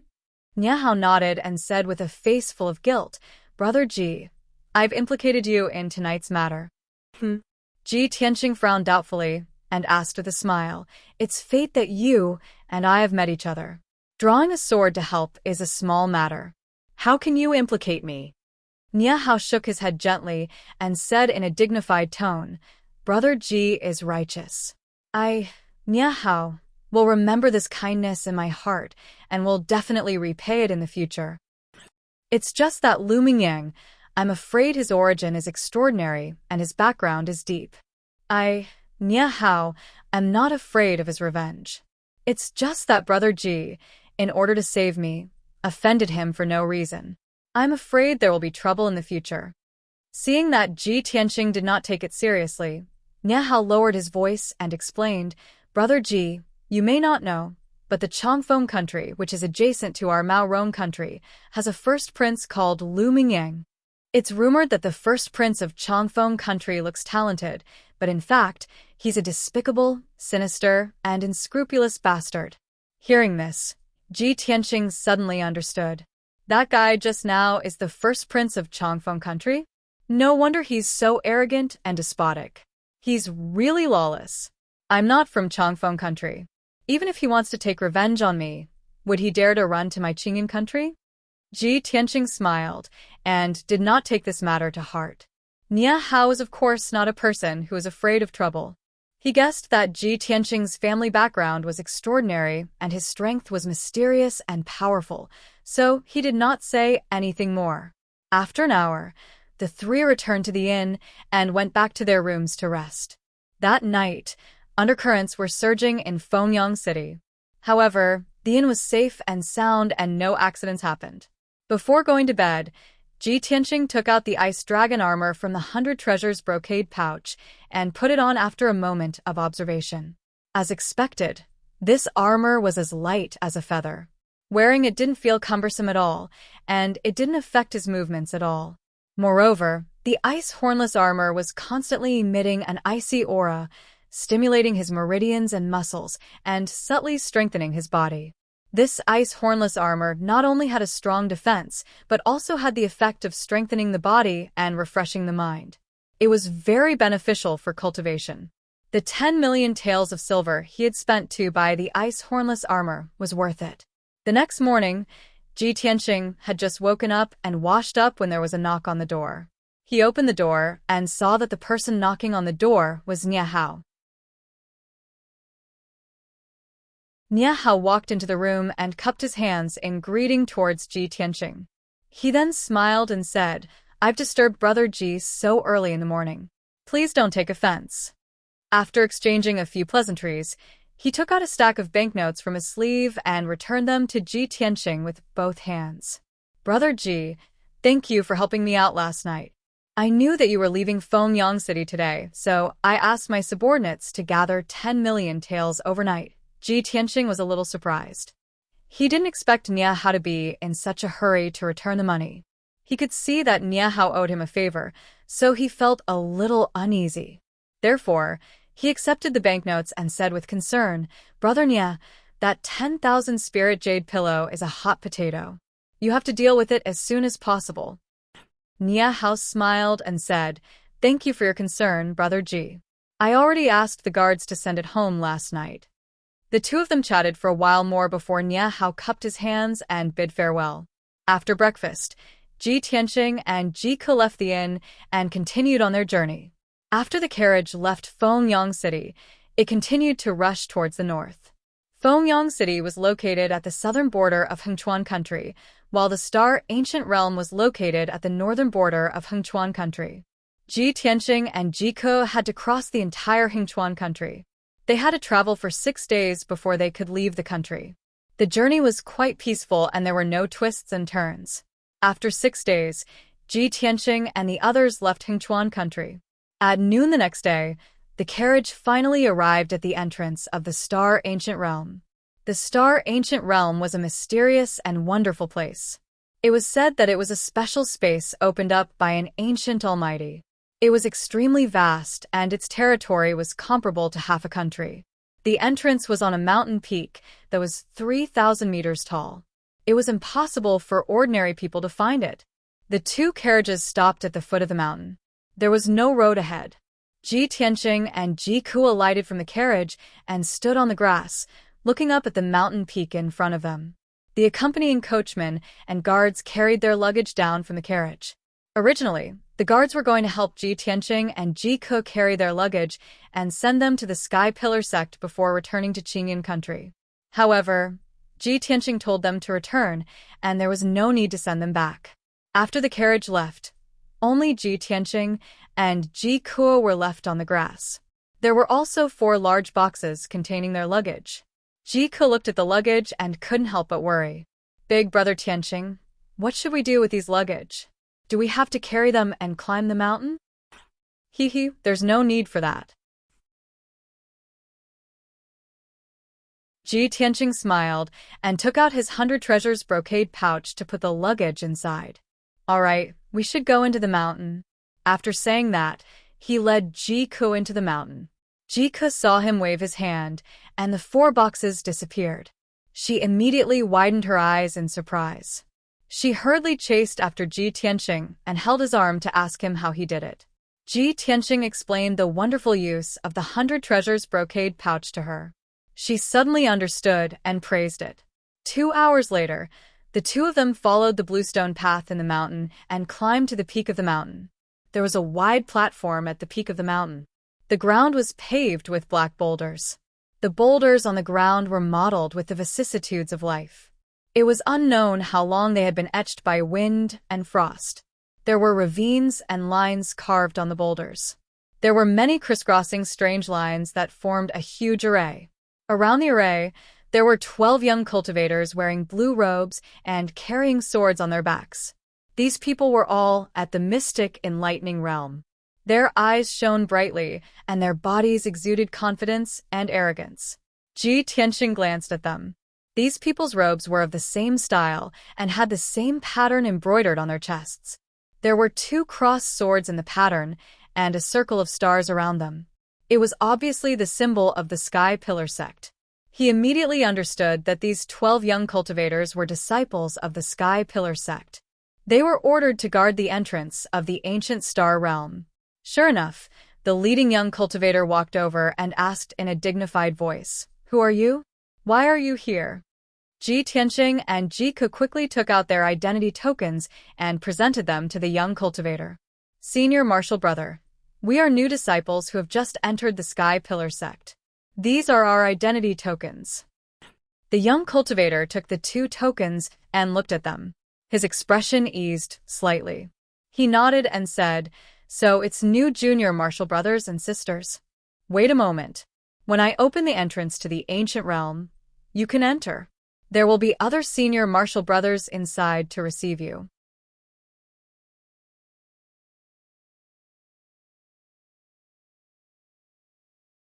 Chapter 94. A moment later, the 12 Sky Pillar sect disciples joined forces to open the array at the entrance of the ancient realm. In the middle of the array, an oval-shaped door of white light appeared out of thin air. Ji Tianqing and Ji Ke cupped their hands and thanked the disciples before stepping into the door of white light. Whoosh!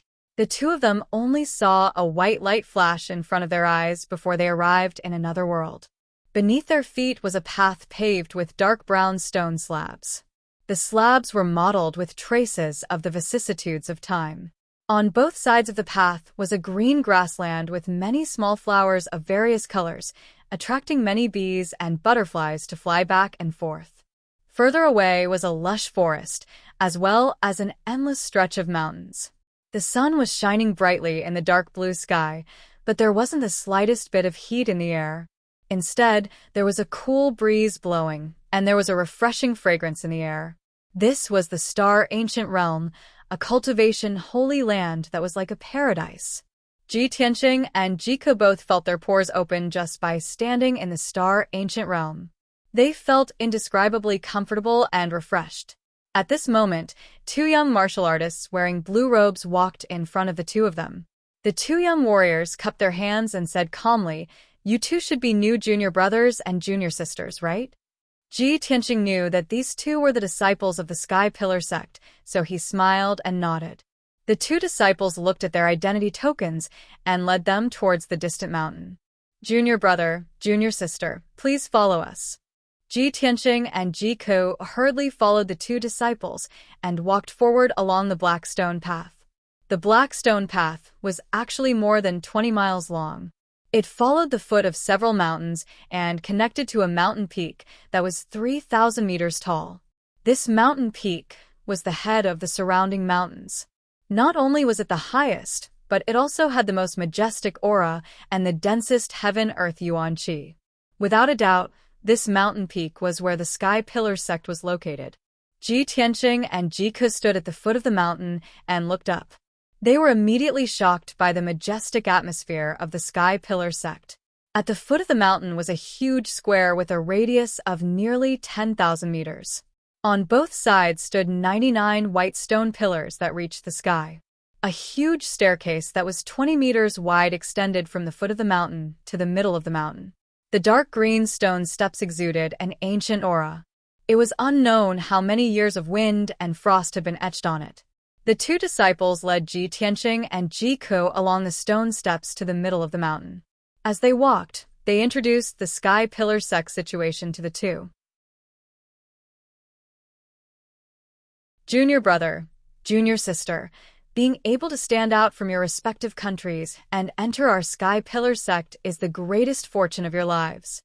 Our Sky Pillar sect has been established for 1,000 years.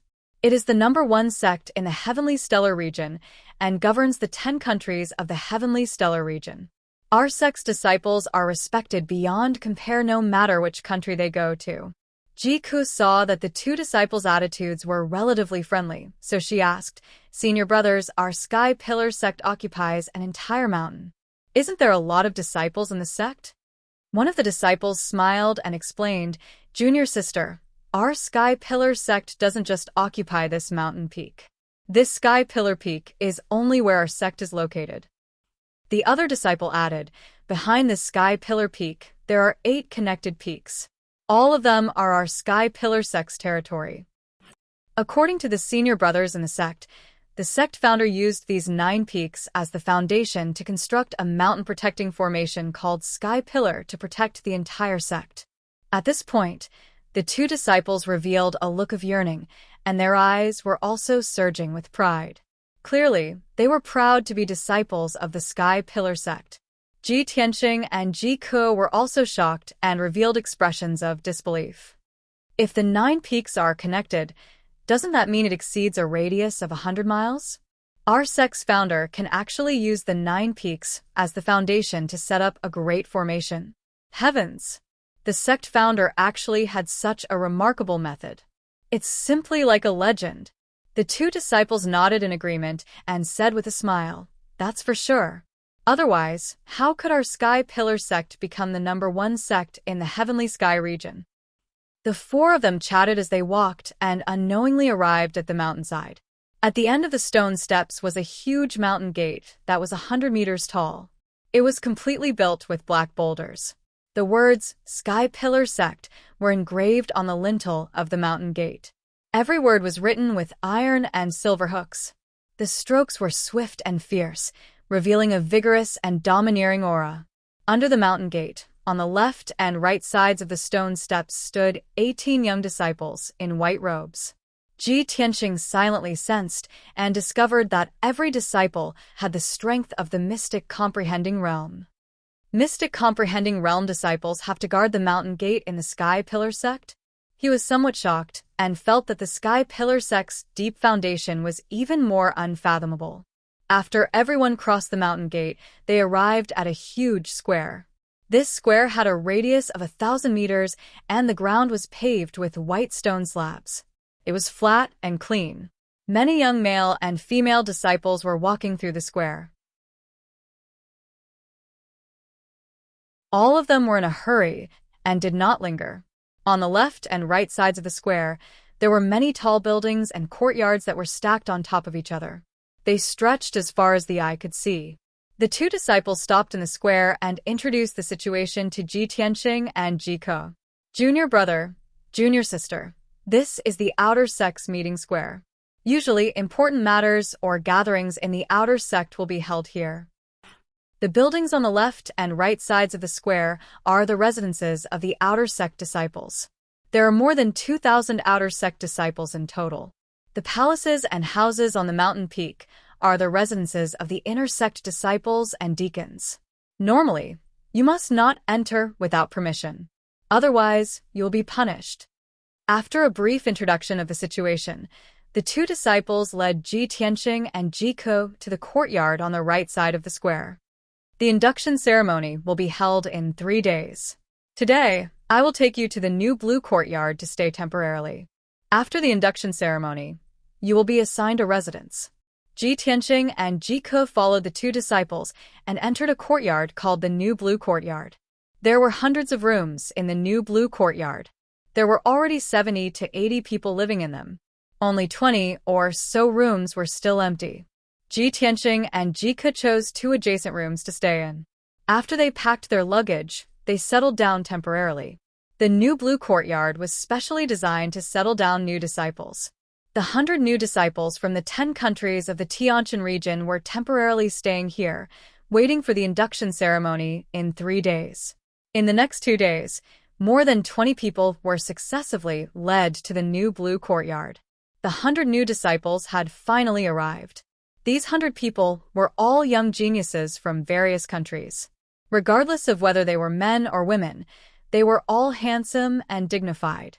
During these 3 days, everyone stayed in their rooms to rest. Very few people showed their faces in public.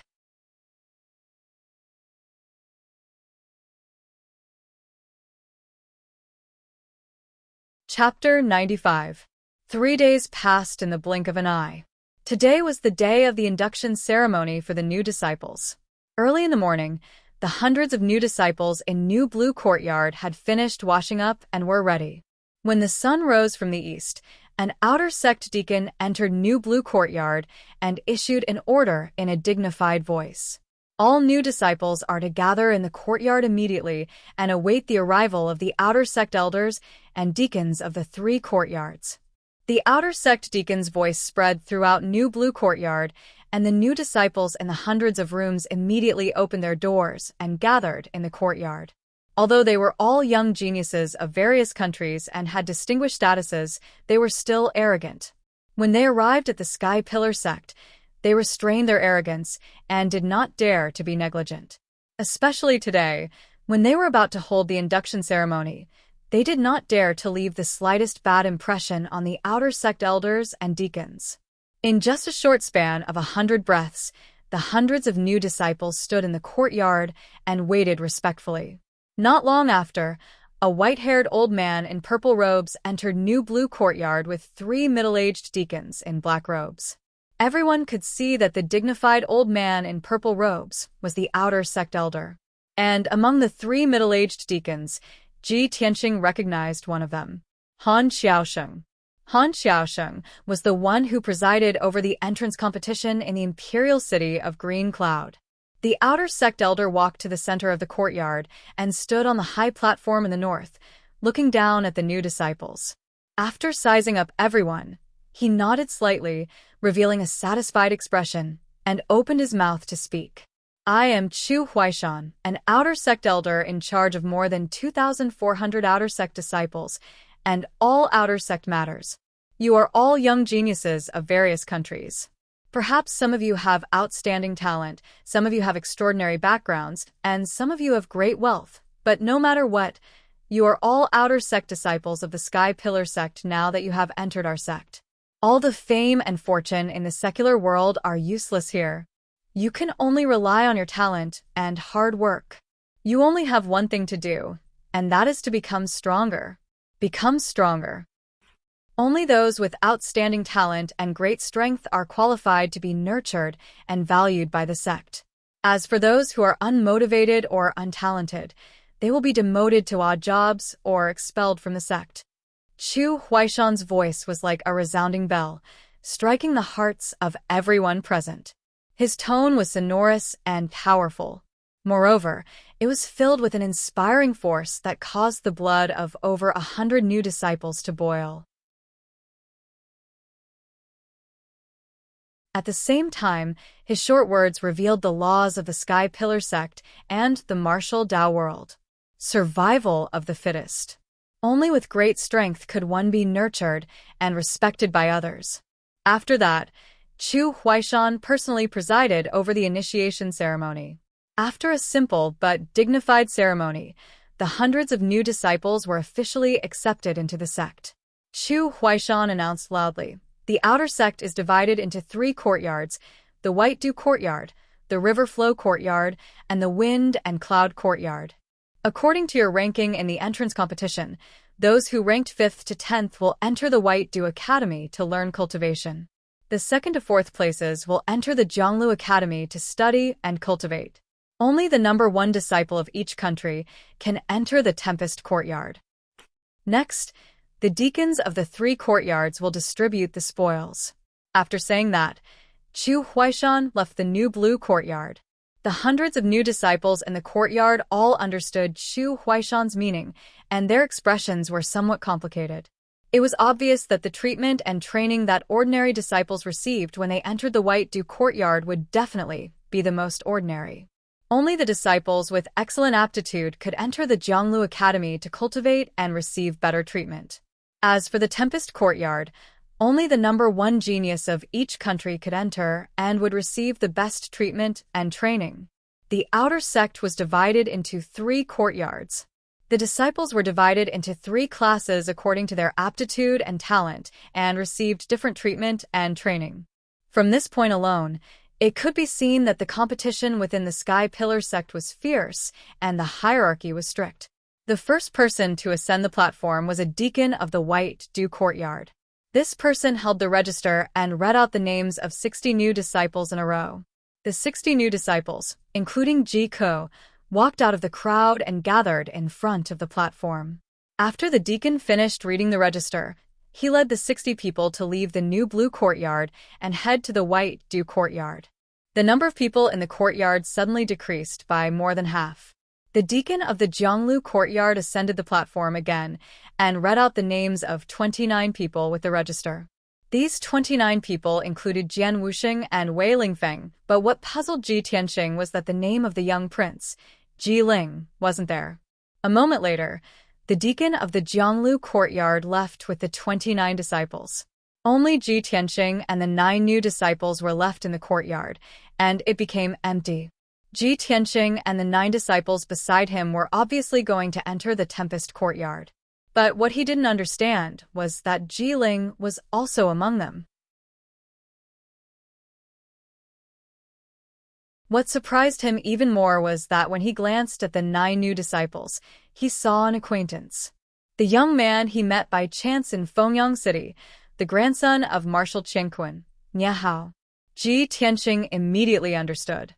When he met Nie Hao in Fengyang City, Nie Hao also came to the Sky Pillar sect to report. It was just that neither of them mentioned entering the Sky Pillar sect, so they didn't know that the other party was a new disciple of the Sky Pillar sect. Nie Hao must be first place in Mao Ronggua's competition, so he stayed in the courtyard and waited to enter the Tempest courtyard. When Ji Tianqing and Nie Hao separated in Fengyang City, he thought that they would never see each other again. He didn't expect to meet Nie Hao again in the Sky Pillar sect. Moreover, both of them were first place in their respective countries and were going to enter the Tempest courtyard to cultivate at the same time. Ji Tianqing sighed inwardly. Fate was really wonderful. Nie Hao also saw him and was stunned for a moment. Then, he revealed a smile and nodded to him. At this time, the deacon of the Tempest courtyard ascended the platform and calmly looked at everyone. He said, "I am Han Xiaoxing, the deacon of the Tempest courtyard. From now on, the 10 of you will enter the Tempest courtyard, and I will teach you." Everyone bowed to Han Xiaoxing and respectfully said, "Disciple greets Deacon Han." Han Xiaoxing nodded slightly and motioned for everyone to get up. He calmly explained, "Among the 10 of you, 9 are the number 1 geniuses of their respective countries, except for Ji Ling. Lu Mingyang, the number 1 of Chongfeng country, broke through to the mystic comprehending realm in the entrance competition. Therefore, after he entered the sect, he directly entered the inner sect to cultivate. The vacant spot will be filled by Ji Ling." After Han Xiaoxing explained, Ji Tianqing suddenly realized. However, he secretly guessed that there was another reason why Ji Ling was allowed to fill this spot instead of the second place of another country. It was very likely that Ji Ling was the person the Sky Pillar sect was looking for, so there was such preferential treatment. Thinking of this, Ji Tianqing secretly clenched his fists and murmured in his heart, "I didn't expect that Ji Ling would enter the Tempest courtyard with me and cultivate together in the future. In that case, I will cultivate diligently and ruthlessly trample him under my feet."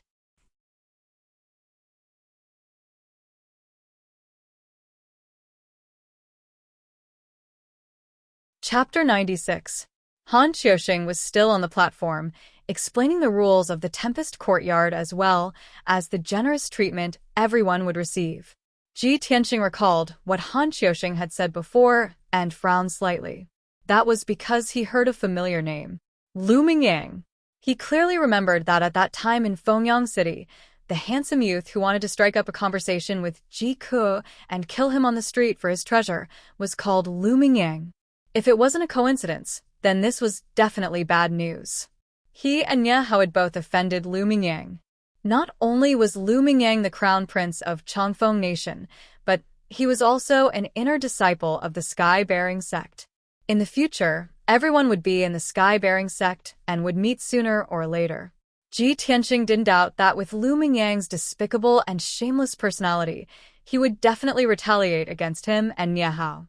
Although he wasn't afraid of trouble, this was undoubtedly a potential threat and trouble. Thinking of this, he turned his head and glanced at Nie Hao not far away. Nie Hao was also looking at him with a strange look in his eyes and expression. Clearly, Nie Hao had also realized this problem. Not long after, Han Xiaoxing finished speaking and led Ji Tianqing and the others out of the courtyard, heading towards the Tempest courtyard in the outer sect. The Tempest courtyard had a special position in the outer sect as it specialized in cultivating genius disciples. Therefore, the Tempest courtyard was located halfway up the mountain on the left side of the conference square. It was a spacious and quiet courtyard. Ji Tianqing, Nie Hao, and the others were led by Han Xiaoxing out of the new blue courtyard and through the conference square. At this time, there were many young disciples gathered in groups of 2s and 3s in the conference square, sizing up the new disciples. Especially Ji Tianqing, Nie Hao, and the others. They were all geniuses who wanted to enter the Tempest courtyard and were more eye-catching than ordinary new disciples.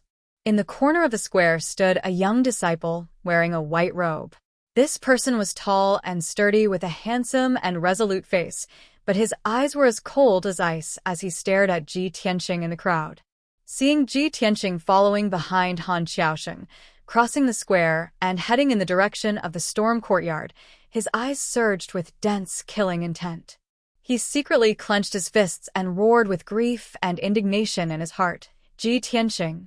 Today was supposed to be the day I reunited with my cousin. I waited for her in the Sky Pillar sect for 3 years. You bastard, how dare you kill my cousin? I will never let you off. Thinking of this, the beautiful figure of his cousin Ling Yunfei appeared in his mind, and his eyes surged with deep sorrow and anger.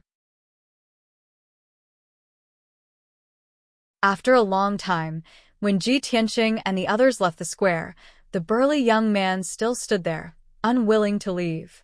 At this moment, an inner disciple who was also wearing a white robe walked up to him and greeted him with a smile.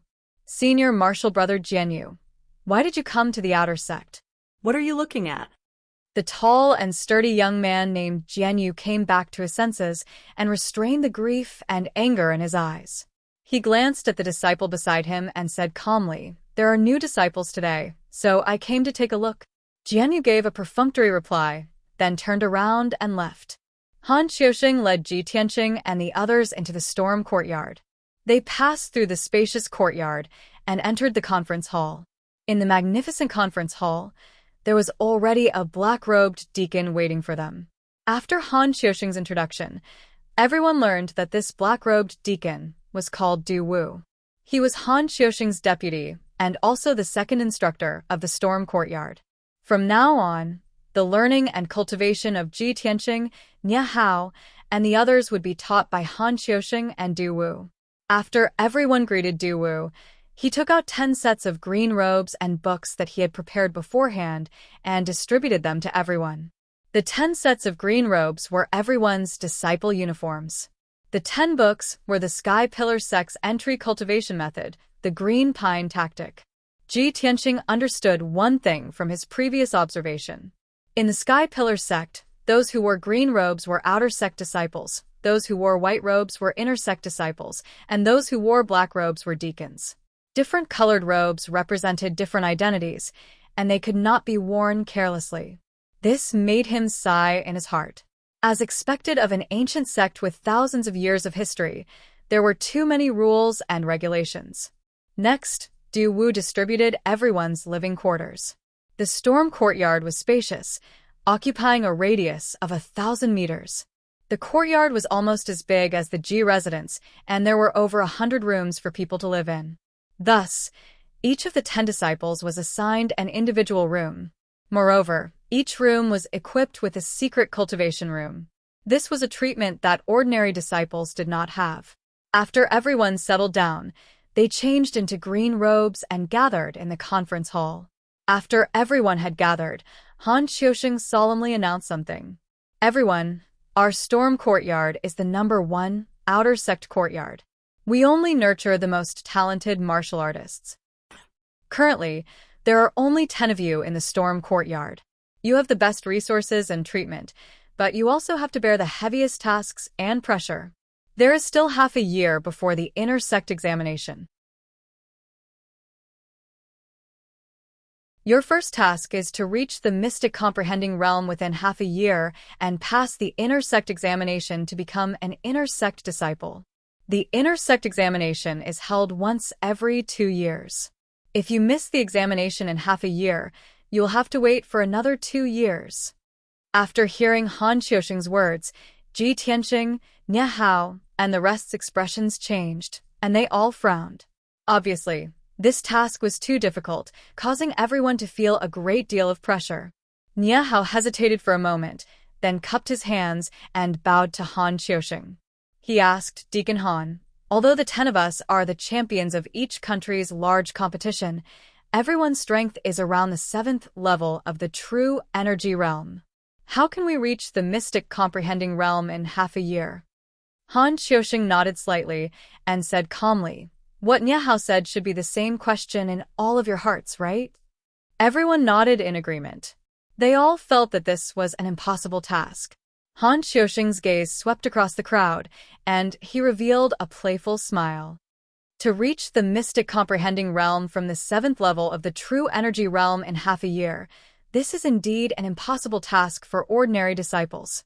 But the 10 of you are the champions of each country's large competition, and in this half a year, you've cultivated in the storm courtyard and received the best treatment and guidance.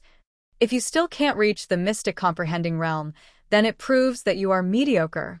You are not worthy of the sect's nurturing and guidance. Hearing these words, everyone lowered their heads slightly, and a trace of shame appeared in their eyes. At the same time, everyone clenched their fists and secretly swore in their hearts that no matter what, they would complete the task and reach the mystic comprehending realm in half a year. Han Xiaoxing revealed a gratified smile when he saw that they were not depressed, but instead had their fighting spirit aroused. After half a year, the storm courtyard will be closed and no longer teach disciples. At that time, those disciples who have not reached the mystic comprehending realm and have not passed the inner sect examination will be sent to the Jianglu courtyard to continue cultivating. Those who are sent to the Jianglu courtyard will have to bear the criticism and ridicule of the other disciples. You can consider it yourselves. Therefore, I hope that the 10 of you can reach the mystic comprehending realm and pass the examination to become inner sect disciples. Not only that, in this half a year, you will have a monthly examination every month.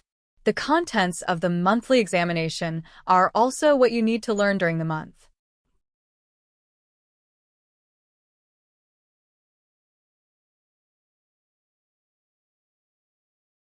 Chapter 97. It was noon, and the sun was blazing high in the sky. The air was hot and dry, and it was easy to get sleepy. However, Ji Tianqing, Nia Hao, and the others couldn't go back to their rooms to rest. They all stood in the meeting hall and listened to Han Xiaoxing's teachings. Han Xiaoxing sat at the head of the hall and spoke with a solemn expression. The cultivation of the martial way is mainly based on martial skills and cultivation methods, but it also needs to be supplemented by the Tao of pills, the Tao of formations, and the Tao of forging. This is very similar to alchemy. It's also very particular about a ruler, a minister, and an assistant. There must be a main ingredient and auxiliary ingredient complementing each other in order to successfully refine an elixir. Therefore, your mission this month is to learn how to refine elixirs. I don't expect all of you to be proficient in alchemy and become alchemy masters in the future. However, you must know how to refine elixirs, which will be very helpful to your martial cultivation in the future. Your mission this month is to refine the spirit-nourishing elixir, green jade elixir, and heart-nourishing elixir with your own hands. These 3 elixirs are all top-grade origin-level elixirs. When the time comes, whoever can refine the highest-grade elixir will receive an extra reward. Hearing these 2 sentences, Ji Tianqing, Nia Hao, and the others all showed a difficult expression and felt a great deal of pressure. They had never learned alchemy and only had a superficial understanding of alchemy. Top-grade origin-level elixirs could only be refined by experts above the 7th level of the true energy realm. Moreover, it would take at least a year of study and experimentation to refine them. Even if they were martial geniuses, to learn alchemy and refine the 3 top-grade origin-level elixirs in a month was as difficult as ascending to the heavens. However, among the 10, there were 2 disciples who smiled confidently and seemed to have a card up their sleeves. One of them was skinny and short, and his age was similar to Ji Tianqing's. This person was called Shi Jingcheng, born in a family of alchemy in the spiritual mountain country.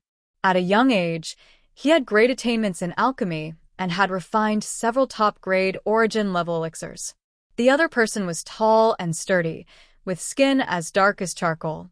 A pair of bell-sized eyes flashed with a fierce light. This person was called Emo, from the imperial family of the Blackwater country. He had been interested in alchemy since childhood and had a certain foundation in alchemy. Han Xiaoxing's eyes were like torches. Of course, Shi Jingcheng and Emo's faces couldn't escape his eyes.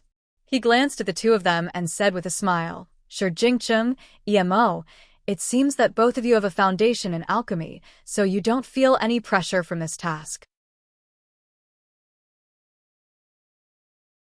However, I want to tell you that the spirit-nourishing pill, Azure Jade Pill, and heart-nourishing pill that you want to refine are all secret pills of my sky-bearing sect. They are different from the pills of the mortal kingdoms. Even if the two of you have a foundation in alchemy and have a higher chance of winning than the others, you still have to study and comprehend diligently. Shi Jingcheng and Emo restrained their complacent expressions, hurriedly cupped their fists and saluted, saying, "We will follow Deacon Han's instructions." Subsequently, Han Xiaosheng had Wu take out 10 thick ancient books and distributed them to Ji Tianxing and the others. The black ancient book was very heavy. It was as thick as a brick, and the words "Thousand Medicine Collection" were written on the cover. Han Xiaosheng said in a deep voice, "If you want to learn alchemy, you must first learn how to recognize herbs. Your first week's task is to memorize the 3,000 herbs in this 1,000 medicine collection. There is a spirit medicine garden in the back mountain. If you want to quickly recognize herbs, you can use your identity token to go to the spirit medicine garden to study. However, you must not pick a single blade of grass or flower. Otherwise, you will be punished by the sect's rules." After saying this, Han Xiaosheng had everyone withdraw and do their own things. The rules of the Tempest Courtyard were as such.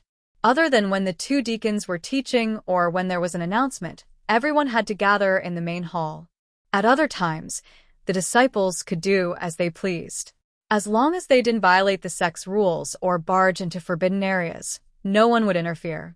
Of course, Han Xiaosheng had just announced this month's goal and this week's learning content. Everyone knew that the task was difficult and felt heavy pressure. How could they dare to waste time? Ji Tianxing and Ye Hao walked out of the main hall side by side. After exchanging a few words in the courtyard, they returned to their rooms to study. Ji Ling was the last to walk out of the main hall. As he walked, he asked Han Xiaosheng about his experience in alchemy. Han Xiaosheng's attitude towards him was very amiable and answered all his questions. After Ji Ling obtained a satisfactory answer, he cupped his hands and thanked Han Xiaosheng before returning to his room. After Ji Tianxing returned to his room, he didn't pay attention to what was happening outside. He held the 1,000 medicine collection and earnestly read it. The afternoon unknowingly passed by. At dusk, several odd-job disciples carried food boxes into the Tempest Courtyard to deliver dinner to the 10 disciples. The Tempest Courtyard's disciples were treated well. This could be seen from the ingredients for dinner. Although there wasn't much for dinner, there was only a bowl of rice, a bowl of meat dishes, and a can of meat soup. However, these ingredients were very precious.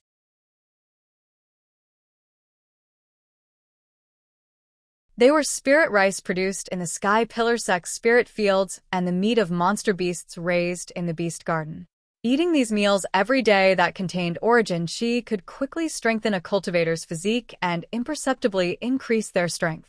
The odd-job disciple that delivered the food to Ji Tianxing was a 12 or 13-year-old boy. He was thin and pale, but he looked quite clever. The boy's name was Xiaofeng. When he first met Ji Tianxing, he was somewhat reserved, as if he was afraid of this genius disciple of the Tempest Courtyard. Ji Tianxing had a friendly look on his face as he chatted with him for a while. Only then did he know what was going on. It turned out that odd-job disciples had a very low status in the Sky Pillar sect. They were all treated as servants by the official disciples. In particular, some genius disciples looked down on the odd-job disciples. They would scold and beat them up if they felt the slightest disrespect. Xiaofeng once delivered food to a certain Tempest Courtyard disciple. He only coughed a few times while eating and was beaten half to death by that disciple. He was bedridden for half a month. If odd-job disciples wanted to have dignity and freedom, there were only two paths they could take. They could either reach the 5th level of the True Element Realm and pass the Outer Disciple exam to become an Outer Disciple, or they could do 10 years of hard labor. When the 10 years were up, they would be expelled from the Sky Pillar sect and return to the mortal world. In short, there were many rules in the Sky Pillar sect. The strong and the weak could be seen everywhere. The strong were respected, and the weak were lowly. After eating dinner, Ji Tianxing felt that his essence chi was abundant.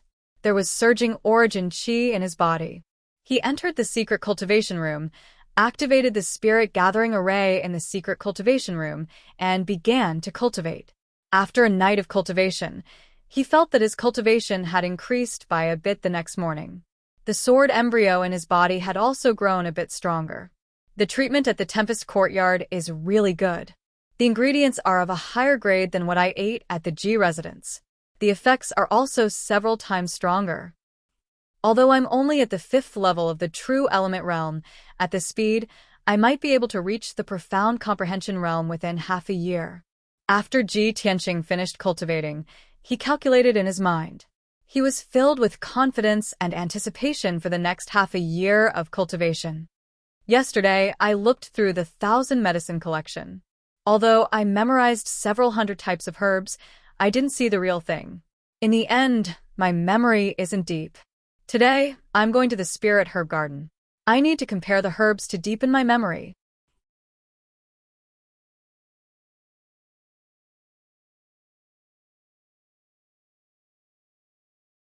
Chapter 98. The sun rose from the east and shone warm sunlight on the sky pillar peak. Early in the morning, when Ji Tianqing walked out of his room, he saw that there were already a few disciples in the courtyard. Some were reading the 1,000 medicine collection under the gazebo or under the tree, while others were practicing their sword techniques in the courtyard. There were also some who were sitting on the roof in a meditative posture, breathing and cultivating the essence energy of heaven and earth. Seeing this scene, Ji Tianqing couldn't help but smile playfully. After all, they're all young people who are the top geniuses of the various nations. They all have different personalities and some strange hobbies. Yesterday, everyone just joined the sect and was still rather reserved. Now that they've settled down and understood the rules of the sect, they've all become more relaxed.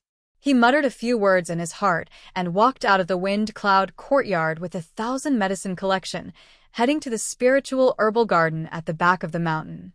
It was a full 5 kilometers from the wind-cloud courtyard to the spiritual herbal garden at the back of the mountain, and there were tree-lined paths along the way. Ji Tianqing walked on the tree-lined path and would occasionally encounter some outer or inner sect disciples. The disciples walked in groups of 2s and 3s, discussing the essence of martial arts, the mysteries of pills, and so on. When he passed by a combat arena at the back of the mountain, he saw 2 inner sect disciples of the mystic mastery realm sparring on the stage. Even without using weapons, the fight was very exciting. There was a circle of disciples around the combat arena who were all watching the sparring. From time to time, some of them would discuss a few words, seemingly having comprehended some tricks. Although Ji Tianqing had only joined the sect for 2 days, he could feel the strong learning and competitive atmosphere in the sect through what he had seen and heard in the past 2 days. After all, the young elites of the 10 nations were gathered in the Sky Pillar sect where there were many geniuses and powerhouses. Everyone wanted to fly to the 9 heavens and become a martial arts powerhouse that everyone respected, who would be willing to crawl in the mud and be humiliated and looked down upon by others. The entrance of the spiritual herbal garden was not only protected by an array formation, but there were also 8 inner sect disciples of the mystic mastery realm guarding it. Ji Tianqing walked to the gate and showed his identity token before being allowed to enter. He carried the 1,000 medicine collection and crossed the gate. As soon as he entered the spiritual herbal garden, he smelled the fragrance of various plants, flowers, and fruits.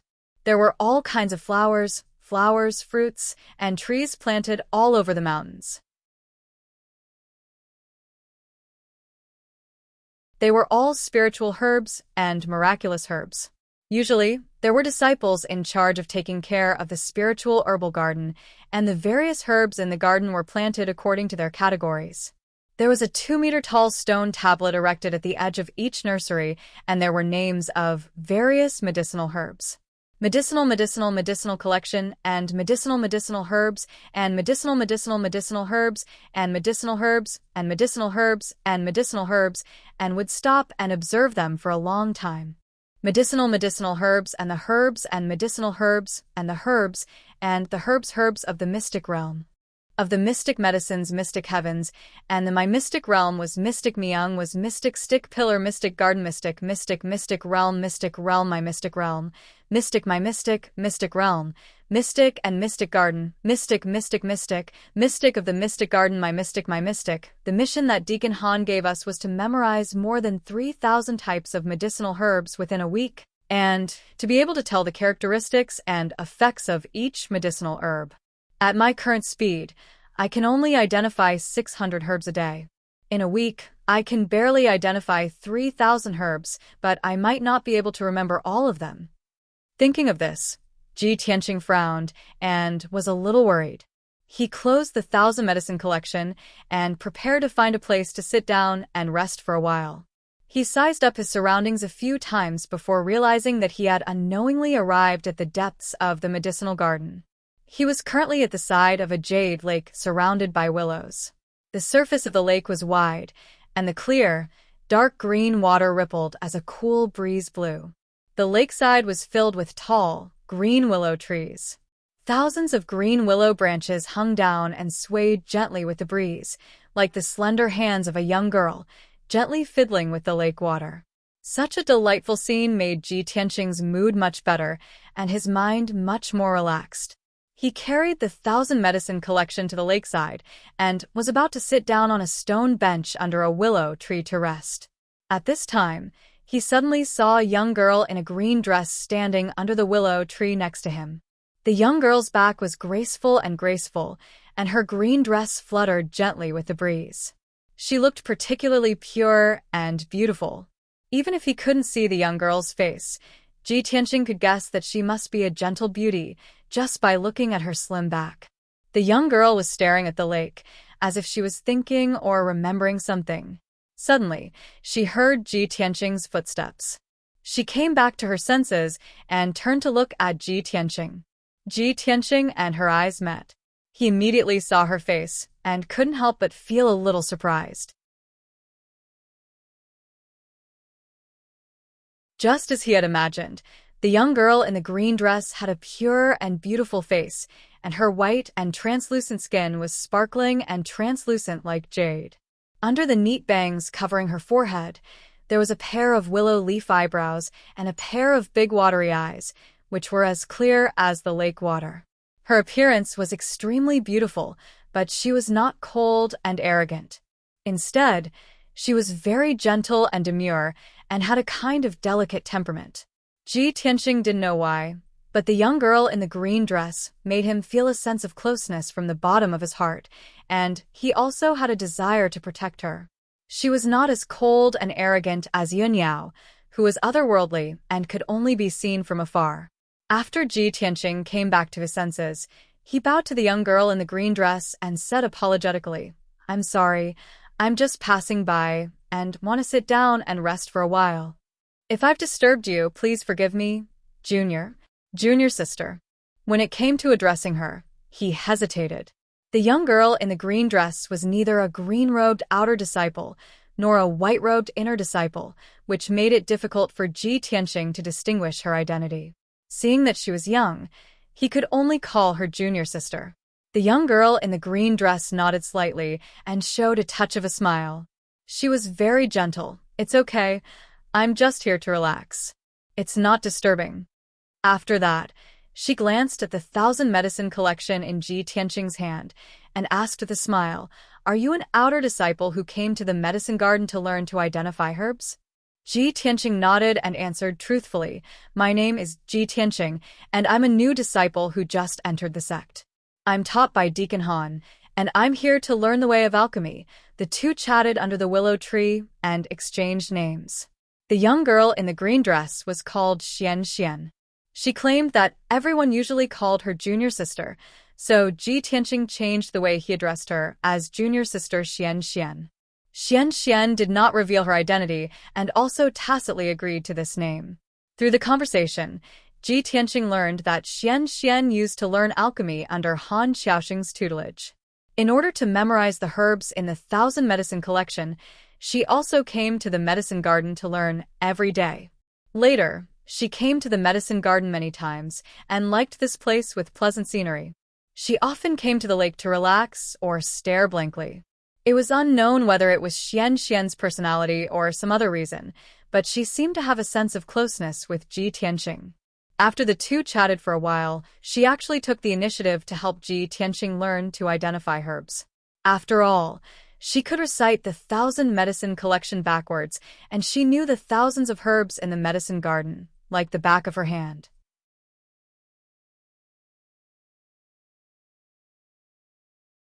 She could casually mention the characteristics and effects of any herb.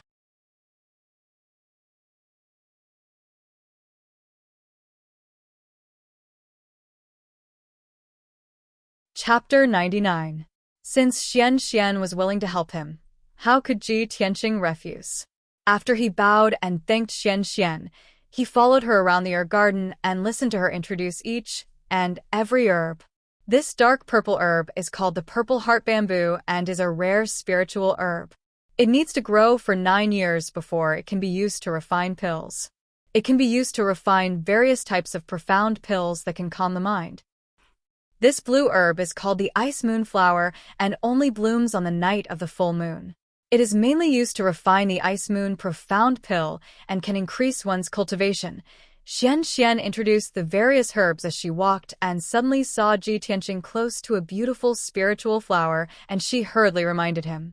Tianxing, don't touch that bone-dissolving grass.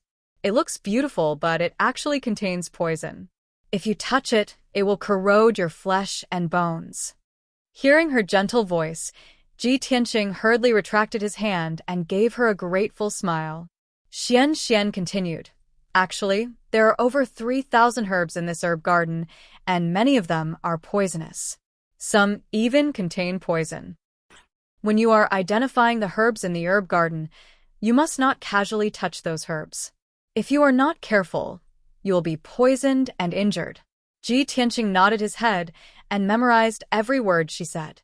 The two of them walked around the herb garden for an entire afternoon, and with Xianxia's help, Ji Tianxing memorized over 1,000 herbs. The two of them chatted as they walked, and their relationship became closer and closer, and they had already become friends.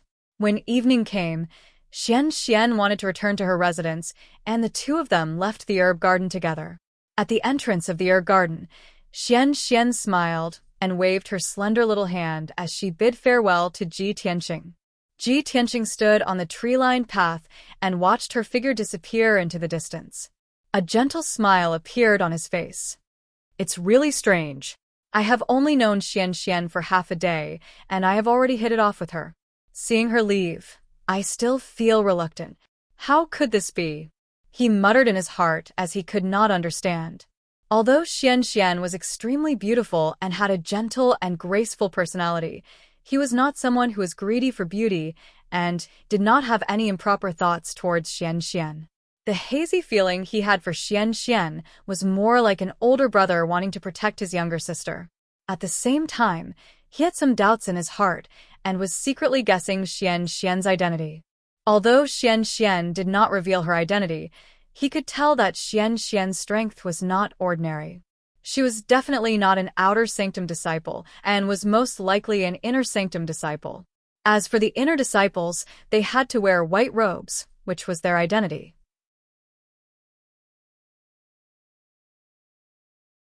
Unless it was someone with a special identity, one must not wear clothes of different colors.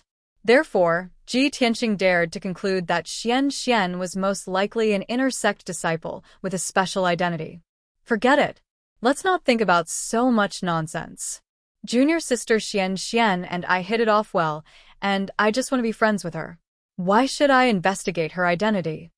After letting his imagination run wild for a while, Ji Tianxing collected his thoughts and followed the tree-lined path back to the storm courtyard. After he returned to his residence, the odd job worker Xiao Feng brought him dinner. The amount of dinner was the same as yesterday, but the dishes and meat soup had been changed.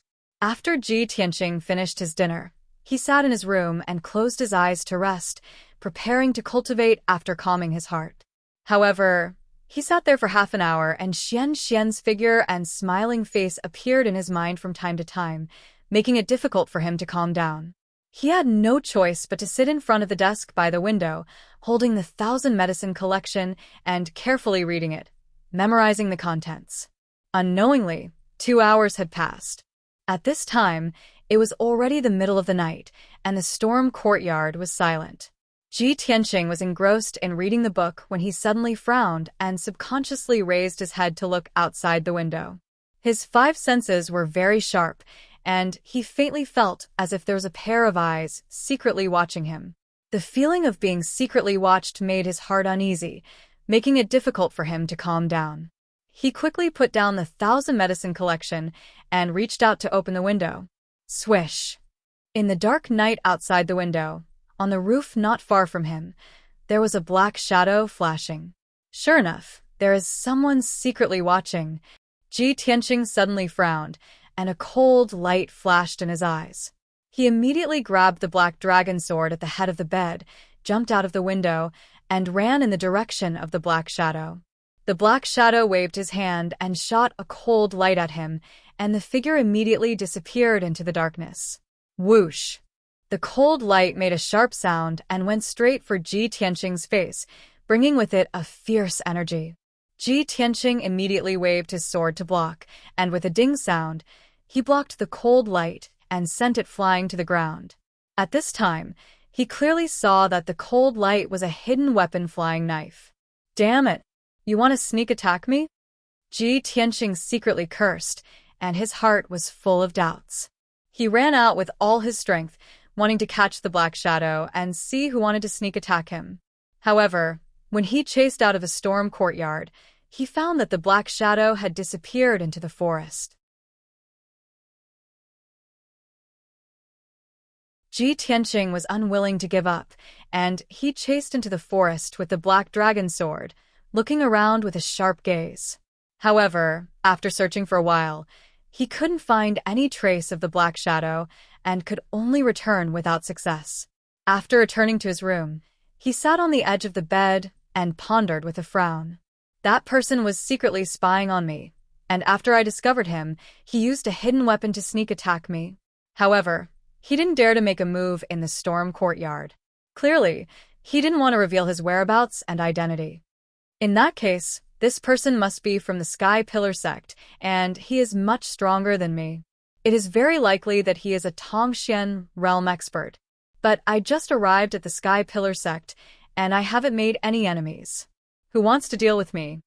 Ji Tianqing pondered and analyzed for a long time, but he didn't have a clue. After a quarter of an hour, he calmed down and entered the secret room to cultivate. Yesterday, when he entered the sect, Deacon Du Wu gave each person a book of the green pine art. This was the Sky Pillar sect's entry cultivation technique. Ji Tianqing had studied this cultivation technique and found that it was only a high-grade origin-level cultivation technique. Although this cultivation technique had been passed down by the Sky Pillar sect for 1,000 years and had been tempered thousands of times, it was already very perfect. If he cultivated this cultivation technique, his martial foundation would be incomparably solid. However, after Ji Tianqing read it, he threw the green pine art aside and had no plans to cultivate it. To him, the Path of the Sword Heart was the most suitable and the most wonderful cultivation technique. He made up his mind to cultivate the third level of the Path of the Sword Heart and strive to reach the Tongxian realm within half a year. The next morning, Ji Tianqing finished cultivating and walked out of the secret room. He had just finished washing up and was about to go to the Spirit Her Garden to find Xianxia when he walked out of the room with the 1,000 medicine collection. At that moment, the bell rang in the conference hall. Ji Tianqing stopped and hurriedly rushed to the conference hall with the disciples in the courtyard. After everyone gathered in the conference hall, they saw 3 black-robed deacons standing in the hall. 2 of them were Han Xiaoxing and Du Wu. As for the other middle-aged deacon, Ji Tianqing did not recognize him. The unfamiliar deacon's face was a little gloomy, and his eyes were filled with anger as he looked at Ji Tianqing and the others. Everyone felt that the atmosphere was not right, so they stood in the conference hall with a solemn expression and did not dare to make a sound. Han Xiaoxing's gaze swept across everyone, and he said in a low and serious tone, "The day before yesterday, when I asked you to learn how to identify medicinal herbs, I said that you could enter the Spirit Herb Garden, but you must not pluck a single flower or fruit from the garden. Yesterday, Apart from Shi Jingcheng and Emo, the other 8 of you entered the spirit herb garden. However, someone violated the sect rules and plucked a white sun fruit without permission. Deacon Mu, who is in charge of the spirit herb garden, is here. If any of you secretly plucked the white sun fruit, stand up and admit your guilt now. Only then did everyone understand what was going on. They looked at the people around them with a puzzled expression, secretly guessing who would steal the herb. Deacon Mu also shouted with a gloomy face, "The white sun fruit is a precious spirit herb. It only blooms once every 10 years and bears fruit once every 20 years. As disciples of the Fengyan Hall, someone actually plucked the white sun fruit without permission. This is a disgrace to the Fengyan Hall. I'll give you a chance. Whoever plucked the white sun fruit, stand up and admit your guilt. I can give you a lighter punishment. Otherwise, when I find you, you will be severely punished." All the disciples looked at each other and whispered in each other's ears, but no one stood up and admitted their guilt. Ji Tianxing was also puzzled, but he looked on quietly, as usual. Seeing that no one took the initiative to admit their guilt, Han Qiuxing ordered, "Deacon Du, accompany Deacon Mu to search the rooms of the 8 disciples." Du Wu nodded and left the conference hall with Deacon Mu to search the rooms. It's a new week. Looking for recommendation tickets and rewards, please, brothers?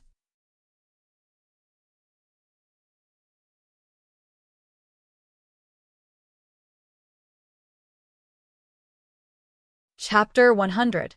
The atmosphere in the hall was very stifling. Han Qiuxing sat at the head of the table with lowered eyelids, his face full of anger. All the disciples were inexplicably nervous, quietly waiting for the result. Only Shi Jingcheng and Emo, who were proficient in Pildao, had not been to the spirit herb garden yesterday. Therefore, the 2 of them were relaxed, without any psychological burden. The 2 of them sized up Ji Tianxing, Nia Hao, and the other disciples. Their eyes were filled with disdain. After a quarter of an hour, Du Wu and Deacon Mu returned to the hall. In Deacon Mu's hand was a white spirit fruit with a hint of red. It was the white sun fruit. Du Wu glanced at Ji Tianxing, then walked to Han Qiuxing's side and whispered a few words. Seeing this scene, Ji Tianxing's heart could not help but thump, faintly having a bad premonition. Sure enough, Han Qiuxing also showed a surprised expression, glancing at Ji Tianxing. Ji Tianxing, as a disciple of the Wind Cloud Hall, you disregarded the rules of the sect and privately picked the white sun fruit. Do you know your crime? Han Qiuxing's face was solemn, his tone cold as he asked. Ji Tianxing's face immediately changed, his tone firm as he said, "Deacon Han, although the white sun fruit is precious, this disciple does not have the slightest bit of greed, let alone secretly pick it. There must be a misunderstanding, or there must be some other hidden story. I ask Deacon Han to investigate." Han Qiuxing's face was still cold, his tone low as he shouted, "Ji Tianxing, if you did not secretly pick the spirit herb, how could this white sun fruit appear in your room?" Ji Tianxing only felt baffled, immediately opening his mouth to explain, "Deacon Han, this is impossible. Someone must be framing me." Han Qiuxing frowned, shouting in a low voice, "Stop quibbling. There are witnesses and material evidence. How can you evade? Since you just entered the sect, and this is your first offense, I punish you to sweep the floor of the Grand Peace Palace for a month." Ji Tianxing immediately secretly clenched his teeth, his fists in his sleeves creaking. He knew that he was being framed, but he couldn't defend himself. He was punished by Han Qiuxing to sweep the floor, but being ridiculed by others was secondary. More importantly, he was punished to sweep the floor for a month. This would delay his cultivation for a month. Anger surged in his chest, but he could only suppress it. He maintained a calm expression and said, "Disciple obeys." After cupping his hands in greeting, he turned around and walked out of the hall. He left the storm courtyard and headed towards the Great Peace Palace to sweep the floor. Even though he was filled with humiliation, he knew that a lack of forbearance in small matters would spoil great plans. He absolutely could not be rash and impulsive. After Ji Tianxing left, Deacon Mu also took the white sun fruit and left.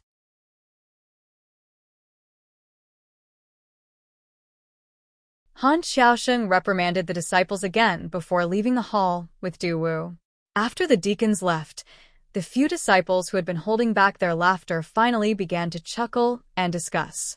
That Ji Tianxing is actually so stupid. He dared to violate the rules when he just entered the sect. His future is bleak. That kid was punished to sweep the floor for a month. Where would he have time to learn alchemy? In my opinion, in the alchemy assessment a month later, he will definitely be at the bottom. Shi Jingqing curled his lips and said with a face full of disdain, Ji Tianxing, that guy is still #1 in the Azure Sky Kingdom's grand competition. He actually wants to steal a white sun fruit. He really hasn't seen the world. Emo revealed a mocking sneer. After all, he came from a rundown small country like the Azure Sky Kingdom. He looks like a poor and greedy person. It's normal for him to steal things. When these words came out, Ji Ling and Nie Hao's expressions changed.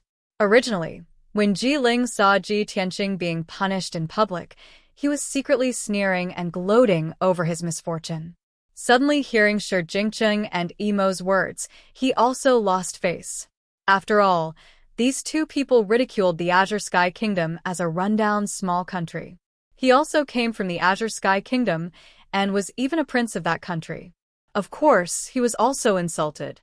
But Ji Ling only frowned and didn't have the intention to refute. Obviously, he was going to swallow his anger. But Nie Hao stepped forward and coldly glared at Shi Jingqing and Emo. He said in a cold tone, Shi Jingqing, Emo, you two are singing the same tune to slander Ji Tianxing and criticize others behind their backs. Aren't you too petty?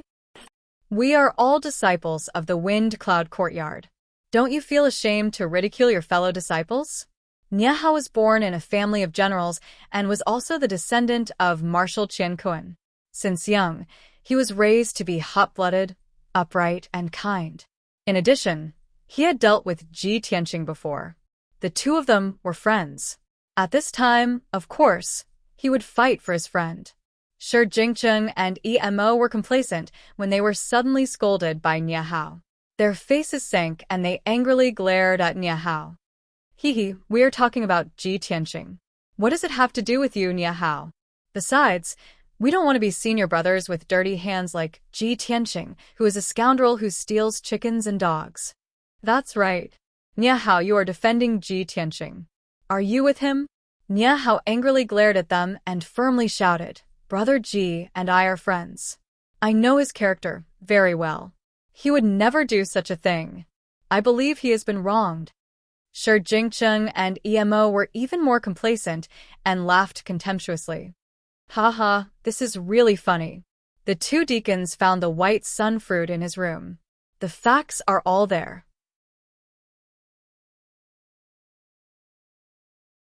You still want to help him quibble? Snakes and rats really belong to the same nest. Birds of a feather flock together. Forget it. Let's not lower ourselves to Nie Hao's level. In the future, we should stay away from him and Ji Tianxing. The two of them talked for a while and left with a sneer on their faces. The other disciples looked on coldly, as if this matter had nothing to do with them. Nie Hao coldly snorted and didn't say anything. He had already seen that most of these disciples were selfish and didn't want to be friends with anyone. In his heart, only Ji Tianxing was worthy of trust and could be a good friend. But he couldn't help but have some doubts and sighed, Brother Ji, you just entered the sect. Who did you offend to be framed? In an antique study room, Han Xiaoxing was sitting at the table flipping through books and dealing with sect matters. Du Wu stood at the side and hesitated for a moment before asking, Brother Han, today's matter, you and I both know that Ji Tianxing was framed. Why do you still want to punish him? Han Xiaoxing put down the book and his bronze face revealed a smile as he said, Previously, I was in charge of the Imperial Azure Kingdom's entrance examination and tournament. So I am not unfamiliar with Ji Tianxing. At first, this child was unconscious and carried to participate in the examination. He only had the strength of the 3rd level of the body refinement realm. In the end, he became a joke to the people. A month later, this kid recovered to the true element realm and passed through the illusory armament mystic formation. He obtained a spot in the tournament and won first place in the tournament. I personally supervised the tournament and saw the scene of this kid winning first place. He is definitely a martial arts genius that is hard to come by in 100 years. If he is carefully nurtured, his future will be limitless. Hearing these words, Duwu was even more puzzled and asked, Brother Han, since that is the case, why do you still want to punish him? Han Xiaoxing's smile was somewhat playful as he explained, a flower that doesn't go through wind and frost will always be delicate. A baby eagle that is protected by its mother eagle will never be able to spread its wings and soar. Martial arts cultivation is the same. No expert will have a smooth journey. They will all experience bumpy tribulations. This time, I punished Ji Tianqing as a small punishment. I hope this kid will learn to be smarter in the future and not be unaware of being plotted against. The Sky Pillar sect is not a good place. If one only has martial arts talent but no brains, they will not be able to grow into an expert. Moreover, the reason why I punished him to sweep the floor of the Grand Peace Palace was for another reason. Could it be that you have forgotten that there is an old man who has not taken half a step out of the Grand Peace Palace for 20 years?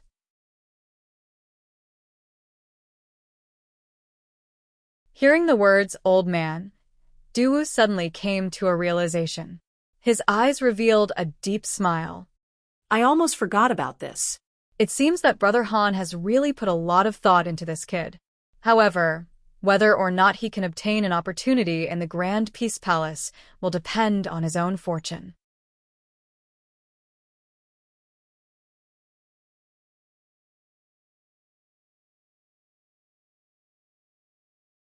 Chapter 101.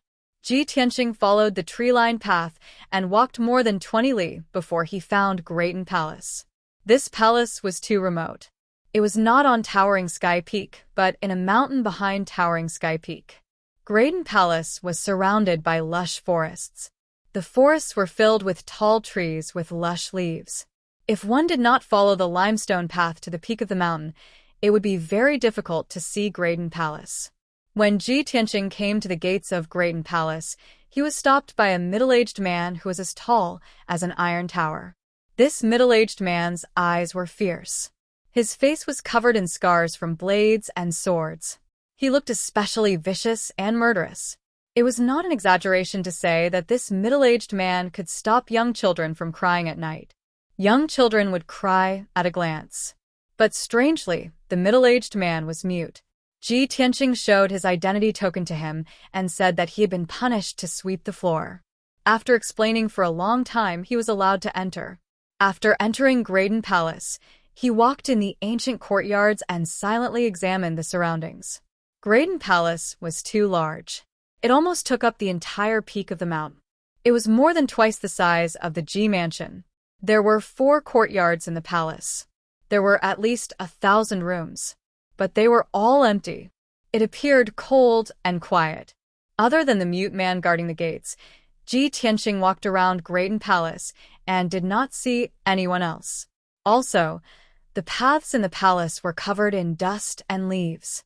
There were also weeds growing on the sides of the paths. The door frames and the eaves of many rooms were covered in spider webs.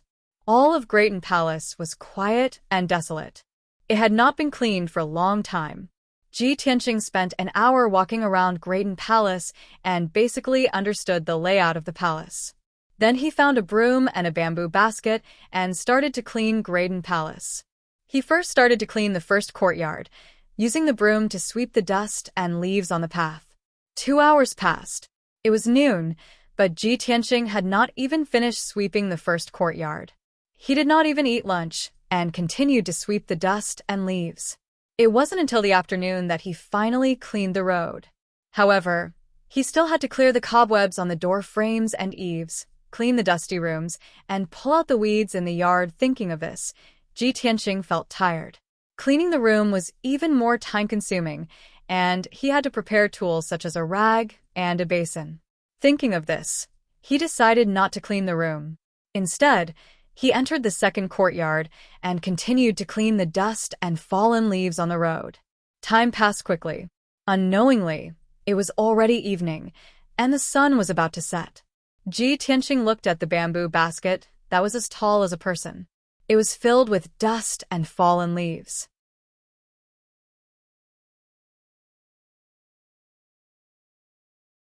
However, he had only cleaned a small portion of the courtyard. If he wanted to clean the entire courtyard, he would have to work until late at night. The Great Peace Palace is so large. How long will it take me to finish cleaning the Great Peace Palace? Ji Tianqing felt a strong sense of powerlessness in his heart, and his mood became more and more angry and sullen. He simply threw the broom to the side and sat on the stone bench under the eaves of the corridor, wiping his sweat as he rested. Damn bastard. If I find out who framed me, I will ruthlessly take revenge on him. I entered the sky-bearing sect to cultivate the martial way, not to sweep the floor as an errand boy. If I delay for a month, I will fall behind the other disciples, damn it. The more Ji Tianqing thought about it, the angrier he became. His eyes burned with anger. At this time, the black dragon sword on his back suddenly moved twice. He frowned and asked in a low voice, "Little black dragon, what's wrong? Do you have something you want to say?" The little black dragon's voice came from the black dragon sword. It said in a low muffled voice, "Old Ji, if you keep cleaning like this, I'm afraid you won't be able to finish in half a month. I have a way to help you." Ji Tianqing raised his eyebrows and asked with a smile, "Oh, what method do you have?" "Watch me," the little black dragon said confidently. Then it flew out of the scabbard with a whoosh and flew to the center of the courtyard. It revealed its 3-meter-long flood dragon body and circled in the air above the courtyard, immediately stirring up a gust of wind. Ji Tianqing sat under the eaves of the corridor and watched with interest as it circled in the air. His face was filled with anticipation. Whoosh, whoosh, whoosh. As the little black dragon circled faster and faster, the gust of wind in the courtyard became more and more violent. Soon, the gust of wind became a hurricane. Ji Tianqing's eyes shone as he whispered, "This is a true hurricane." In the blink of an eye, the hurricane swept the dust and fallen leaves on the ground into the air. The entire courtyard was covered by the hurricane. Not only was the dust and fallen leaves on the ground, but even the weeds in the courtyard were uprooted and flew into the air to form a ball. Countless fallen leaves and weeds were mixed together, forming a ball the size of a room. The green and yellow ball was wrapped in the hurricane and constantly circled in the air. It looked very spectacular. Ji Tianqing was all smiles as he said in surprise, "This courtyard is full of fallen leaves and weeds. I'll need at least an entire day to clean it up." I didn't think that little black dragon would be able to clean up all the weeds and leaves in the blink of an eye. Truly inconceivable. Haha, the hurricane you created is truly a divine tool for cleaning. The little black dragon's voice came from the hurricane. It said with a smug tone, "Humph, of course."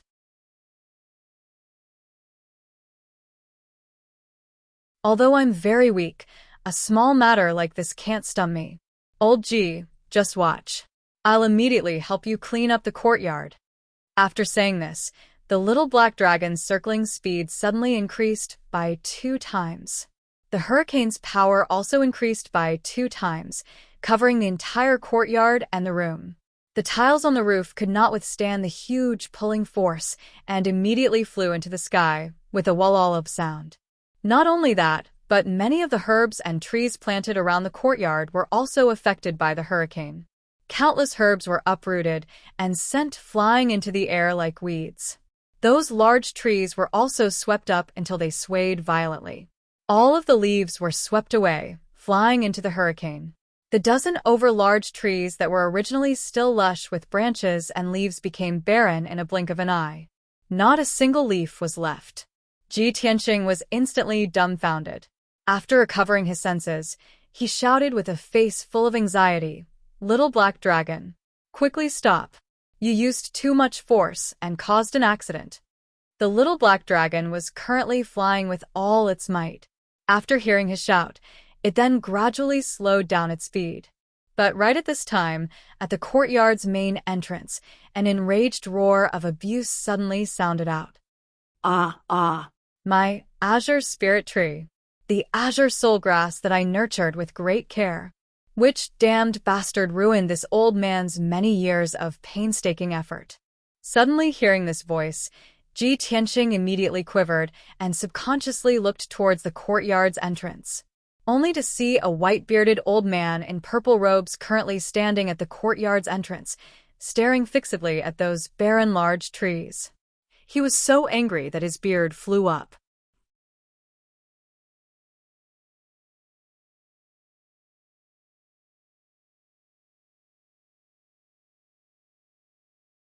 Chapter 102.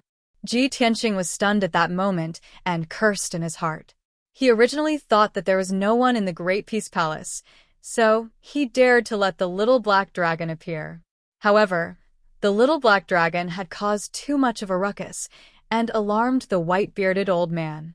Although the old man was short and skinny, his skin was yellow and shriveled, like an old monkey with a white beard. However, he was wearing a purple robe, and his aura was unfathomably powerful. It was clear that he had an extremely noble status within the Sky Pillar sect.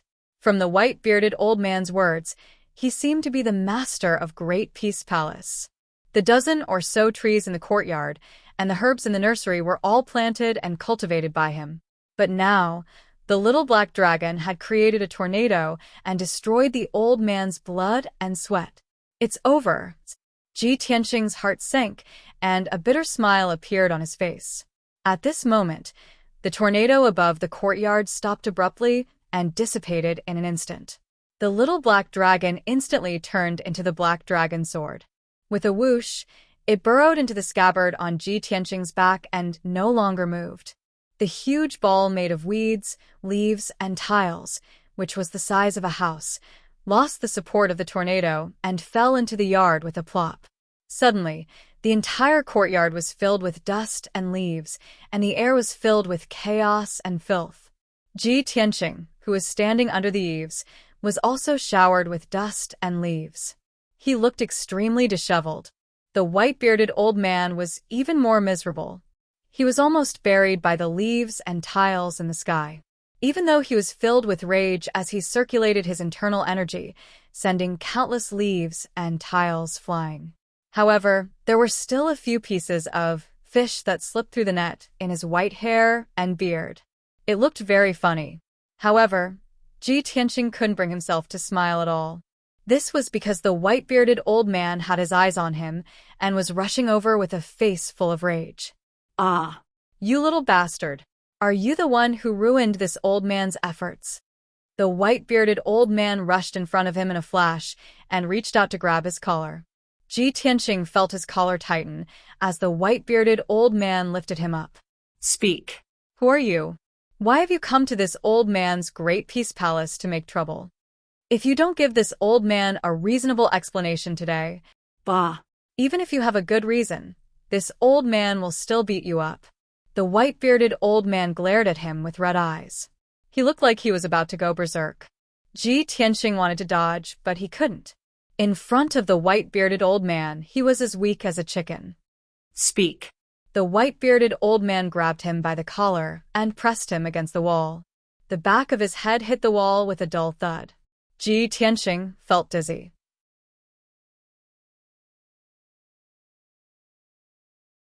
He waved his hands and explained, No, no, no. Senior, don't be rash. Please calm down. This has nothing to do with me. Even though he was trying to explain himself, his eyes were looking down at his feet. He thought to himself, I'm much taller than this old man, but he actually lifted me off the ground. How did he do it? Has nothing to do with you?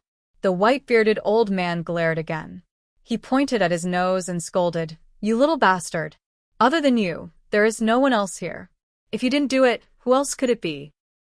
It's little. Ji Tianxing almost said it was the little black dragon that did it, but he stopped in time. After a moment of silence, he squeezed out a smile at the old man. He said with an apologetic smile, All right, I did it.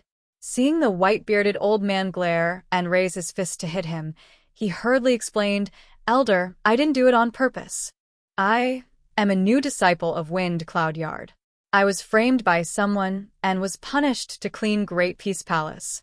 I just wanted to help you clean the yard, I didn't think." The white-bearded old man grinned and said, "Very good. It's good that you admit your crimes." Humph. These juniors are becoming more and more outrageous. They dare to come to Great Peace Palace to harass this old man. Little bastard, you are messing with the lion's head and pulling the teeth from the tiger's mouth. Finishing, his hand shook and he threw Ji Tianxing into the yard like he was throwing a little chick. Ji Tianxing flew into the air. He drew an arc in the air and fell towards the center of the yard. But before he landed on the ground, the white-bearded old man flew into the air like an arrow and punched him in the waist. Pum. Ji Tianxing's face twisted from the hit and his body broke out in a cold sweat.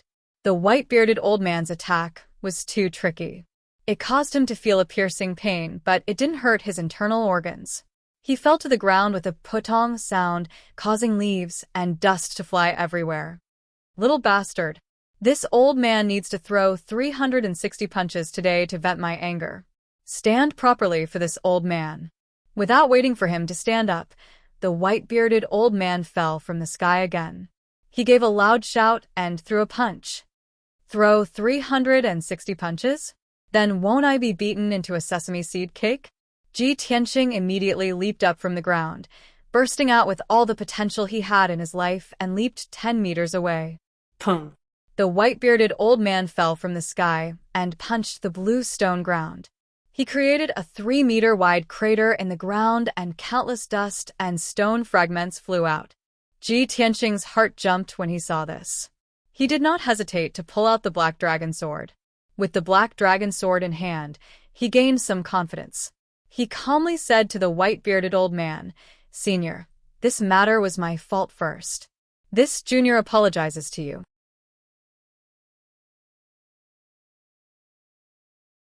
But this junior did not purposely destroy it. It was a misunderstanding. Please allow this junior to explain. Explain my ass. The white-bearded old man fiercely glared at him and angrily scolded, "Junior, you are too impudent. You dare to draw your sword at this old man. You are really ignorant and laughable. Little bastard, if you do something wrong, you must admit it. If you are beaten, you must stand upright. Remember this." As soon as he finished speaking, the old man turned into a dark green gust of wind and immediately rushed to Ji Tianxing. He threw a punch at a certain part of his waist. "Senior, I'm sorry." Ji Tianxing had been punished to sweep the floor. He was already full of anger. Now that the white-bearded old man was unwilling to give up, he could only wave his sword and fight back. 10 mysterious swordplay. He waved the black dragon sword and used the 10 mysterious swordplay that was passed down in his family. This was his best sword technique. Swish, swish, swish. 3 dazzling sword lights slashed out and enveloped the white-bearded old man's body, forcing him to retreat. However, the white-bearded old man completely ignored the 3 sword lights. He broke through the sword lights in an instant and rushed to the front of him. The white-bearded old man gently flicked the black dragon's sword away with his left index finger. His right hand punched the waist of the white-bearded old man and sent him flying again. Plop. Ji Tianxing fell in the middle of the courtyard. He was lying on the ground with a pale face. He bent over like a shrimp and could not get up for a while. The white-bearded old man attacked the part of his waist that made his nerves twitch in pain. However, it did not hurt his internal organs.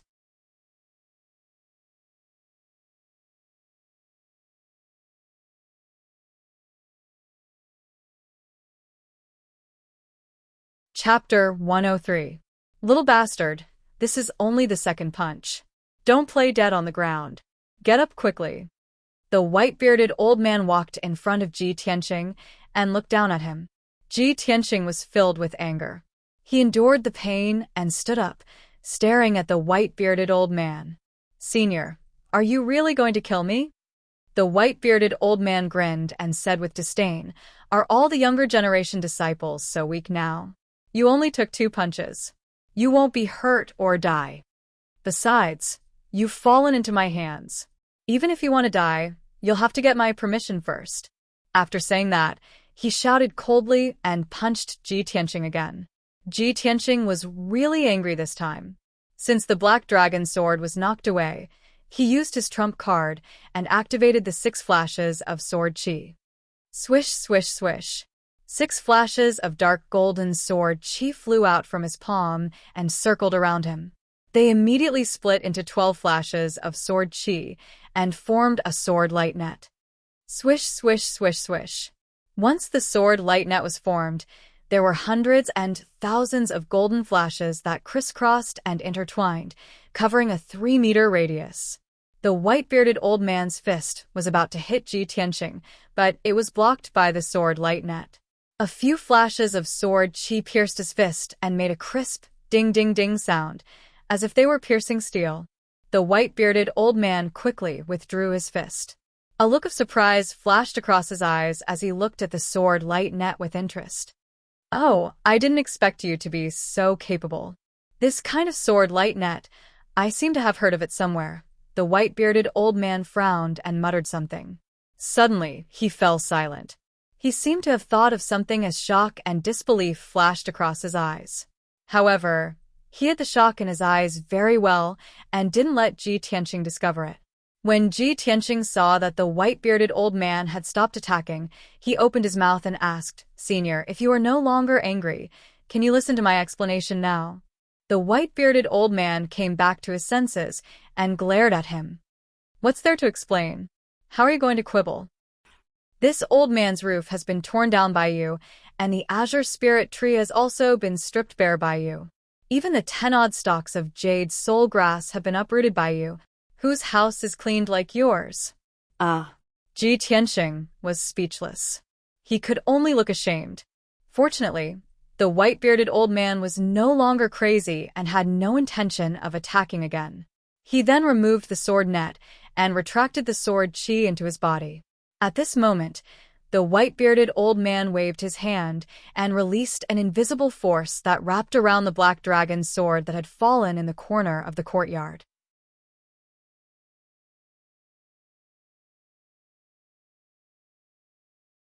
The black dragon sword was suddenly wrapped in an invisible force and involuntarily flew to the white-bearded old man. The white-bearded old man grabbed the black dragon sword and sized it up. He stretched out his finger and fiercely flicked the blade of the sword. "Despicable little bastard, who asked you to destroy my spirit medicine?" Although on the surface, the old man was scolding Ji Tianqing. But in reality, this sentence of his was more like scolding the little black dragon. After all, the little black dragon was flicked by his finger. His waist hurt so much that it felt like it was broken. He nearly could not hold back and let out a miserable cry. The white-bearded old man reached out again and grabbed the scabbard on Ji Tianqing's back across the air. Clang. He put the black dragon sword back into the scabbard and said to Ji Tianqing with a black face, "Boy, this old man will temporarily confiscate this treasure sword of yours. Treat it as your punishment." Ji Tianqing's expression instantly changed, and he hurriedly cried out, "Senior, that sword is incomparably important to me. It's comparable to my life." The black dragon sword was not only his trump card, it was also one of his secrets. This secret absolutely could not be leaked. Otherwise, there would be unexpected consequences. But the white-bearded old man glared at him and shouted with a face full of anger, "Important my ass. Boy, you're currently a criminal. You have no right to discuss conditions with this old man." He pointed at the courtyard covered in leaves and tiles and shouted again, "You made this, so hurry up and clean it up for this old man. And those tiles on the roof, put them back in their original places for this old man, one by one." Ji Tianqing immediately revealed a troubled expression. Filled with grief and indignation, he muttered, "Old man, you're making things difficult for me. Those tiles are all broken." The white-bearded old man angrily glared at him and sneered, "You don't want to take responsibility, do you?" As he spoke, his figure flashed in front of Ji Tianqing and reached out to grab Ji Tianqing's waist.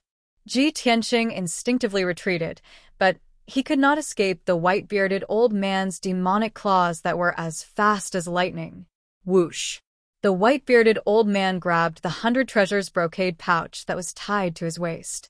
Before Ji Tianxing could get angry, the white-bearded old man grabbed the 100 treasures brocade pouch and directly pulled out the little ice fox, Qianyu, who was hiding in the pouch.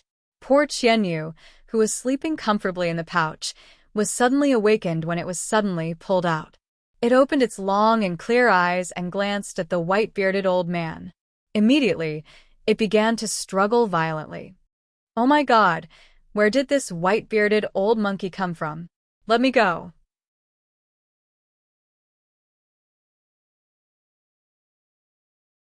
Unfortunately, no matter how hard Qianyu struggled, it could not escape from the white-bearded old man's hands. Ji Tianxing's expression changed drastically, and his eyes were filled with a cold light. He had never expected that the white-bearded old man's strength was so unfathomable that he could see through the 100 treasures brocade pouch and know that there was a little ice fox hidden in it. Moreover, the white-bearded old man had seized his black dragon sword. Obviously, he had also seen through the black dragon sword's secret. In front of the white-bearded old man, Ji Tianxing had no secrets at all. Thinking of this, deep fear and vigilance arose in his heart. He stared at the white-bearded old man. He said in a cold tone, "Senior, everyone has their own secrets and trump cards. If there is no enmity between them, they will not rashly expose it. Today I am weak. You are a powerful senior in the sect. If you want to take my sword and pet, I have nothing to say. But one day, I will take them back with my own hands." The white-bearded old man glanced at him and sneered disdainfully. "Haha, you bastard. Do you think I want to take your sword and pet? What a joke. Although that sword and this little ice fox are very rare, I have roamed the continent for 200 years. What kind of legendary weapons and legendary beasts have I not seen? Why would I care about these mere worldly possessions?" For some reason, when he said these words, Ji Tianxing actually felt an overbearing aura that looked down on the world and looked down on the common people. His thin and short body was actually as majestic as a giant. People could only look up to him. After he finished speaking, the white-bearded old man used his finger to pinch the little ice fox Thousand Moon. Thousand Moon repeatedly opened its mouth to bite his finger, but no matter how hard it tried, it could not bite. He looked up at the sky and calmly said, "Kid, it's getting dark. You should go back to the Wind Cloud Courtyard. I've confiscated your sword and pet, in case you don't want to come back after you leave," the old man said. "If you want to take back your sword and pet, then obediently sweep the floor every day. I will see your performance. When I am in a good mood, I will naturally return them to you." With that, the white-bearded old man took the black dragon sword and the little ice fox Thousand Moon, turned around and walked into the depths of the courtyard. Ji Tianxing subconsciously followed him. He wanted to say something. However, the white-bearded old man casually waved his hand and released an invisible and majestic force.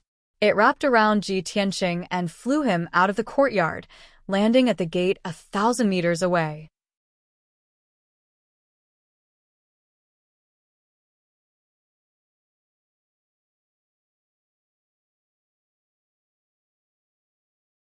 Chapter 104. The white-bearded old man's methods were truly unfathomable. Ji Tianxing could do nothing to him. After standing outside the door for a while, he could only turn and leave. After he left, the white-bearded old man took Qianyu and the black dragon sword and returned to a palace in the depths of the Great Peace Palace. The white-bearded old man entered an antique room, and the door and windows automatically closed. He casually threw Qianyu and the black dragon sword on the table and sat by the table. He poured himself a cup of light green spirit tea and slowly tasted it. The tea was steaming hot and exuded a strong energy fluctuation. It was clearly of extraordinary quality and effect. Qianyu's eyes darted around. While the white-bearded old man was sipping his tea, he quietly left the table and flapped his wings in an attempt to escape. The black dragon sword also flew into the air, wanting to take the opportunity to break through the window and escape. The white-bearded old man was still leisurely sipping his tea. He did not even bat an eyelid, and only flicked the fingers of his left hand. Suddenly, Two invisible forces wrapped around Xianyu and the black dragon sword and pulled them back to the table. The invisible force imprisoned them, making them unable to move. They could only lie on the table obediently. Xianyu struggled a few times, but to no avail. He glared at the white-bearded old man and cursed angrily, "Stupid old man, let me go. You're already so old. Why don't you have the demeanor of a senior? Don't think that just because you're strong, we'll submit to you. Don't even think about it." The white-bearded old man was not angry. He put down the teacup and looked at Xianyu. He smiled and said, "I have a name, not stupid old man. My honorific name is Xiang Wuji. Martial artists call me Wuji's spiritual master. Little fox, you should call me Senior Xiang or Wuji's spiritual master." Xianyu frowned and said angrily, "Old man Xiang, although you're a highly respected senior, we've decided to follow old Ji. We won't easily change our allegiance. Don't think that you can win our trust by pretending. We won't betray our friends." The black dragon's sword also shook a few times and nodded in agreement. Xiang Wuji raised his eyebrows and said to Xianyu seriously, "Humph. You two brats really don't know what's good for you. The rules of the sky-bearing sect forbid foreign races and demon beasts from entering the sect. Once discovered, they will be executed. If this old man hadn't asked you to stay and continued to follow Ji Tianqing, you would have been discovered by others sooner or later. At that time, both of you will be roasted and eaten." Xianyu's eyes widened in shock and fear, and all 12 of his furry tail stood up. Of course, it could tell that Xiang Wuji was not exaggerating.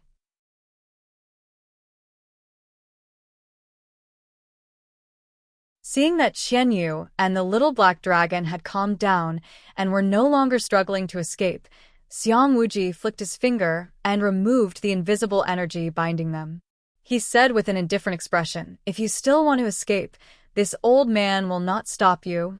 But you must know that once you are exposed, not only will you be executed, Ji Tianqing will also be expelled from the sect." The black dragon's sword lay silently on the table, not moving at all. Xianyu obediently lay on the table. After rolling his eyes, he said to Xiang Wuji with a smile, "Old man Xiang, you are a senior expert. Of course we believe your words. Since you are doing this for the good of old Ji and us, we naturally understand your good intentions. Don't worry, we won't run away. We'll stay in your great peace palace." How peaceful and carefree. After saying this, he tapped the black dragon's sword and asked, "Little black dragon, don't you think so?" The black dragon's sword quickly bounced twice and nodded. Xiang Wuji poked Xianyu's little head with a finger and said with a smile, "Hee hee, you sly little fox. You really know how to sail with the wind." Then, he touched the black ring on his left thumb and took out a pile of snacks like a magic trick, placing them on the table. "Seeing that you've all lost your life's cultivation, you're quite pitiful. This old man will give you some snacks. You can eat as much as you want." Although Xiang Wuji said it casually, the snacks on the table were all fruits filled with spiritual qi, as well as rare dried fruits. There were fist-sized pink peaches, basin-sized golden pears, fiery red vermilion fruits and spirit fire fruits, and many other strange dried fruits. Even Xianyu could not name them. The large pile of fruits emitted a thick fragrance and spiritual qi. Clearly, they were all valuable spiritual fruits. Xianyu's eyes widened. Saliva dripped from his mouth, and his eyes shone. Wow. So many spiritual fruits. I've never seen so many spiritual fruits in my life. Old man Xiang, are you really giving these to us to eat? Xianyu looked at Lu Wuji in shock and disbelief. The black dragon's sword also flew out of its scabbard and turned into a 3-meter-long black dragon. It circled the table and stared at the fruits, drooling. Xiang Wuji smiled and nodded. His tone and expression were very kind as he said, "Of course it's for you. Don't worry and eat. If it's not enough, this old man has more." "Ha ha ha, old man Xiang, thank you. We won't stand on ceremony then." Xianyu cheered happily and immediately dove into the pile of fruits. He hugged a spiritual fruit and started munching on it. The little black dragon was not to be outdone. It opened its mouth and swallowed a few spiritual fruits. After chewing a few times, it swallowed them down. It looked like it was swallowing dates. When Ji Tianqing returned to the storm courtyard, it was already late at night. Dinner time had passed.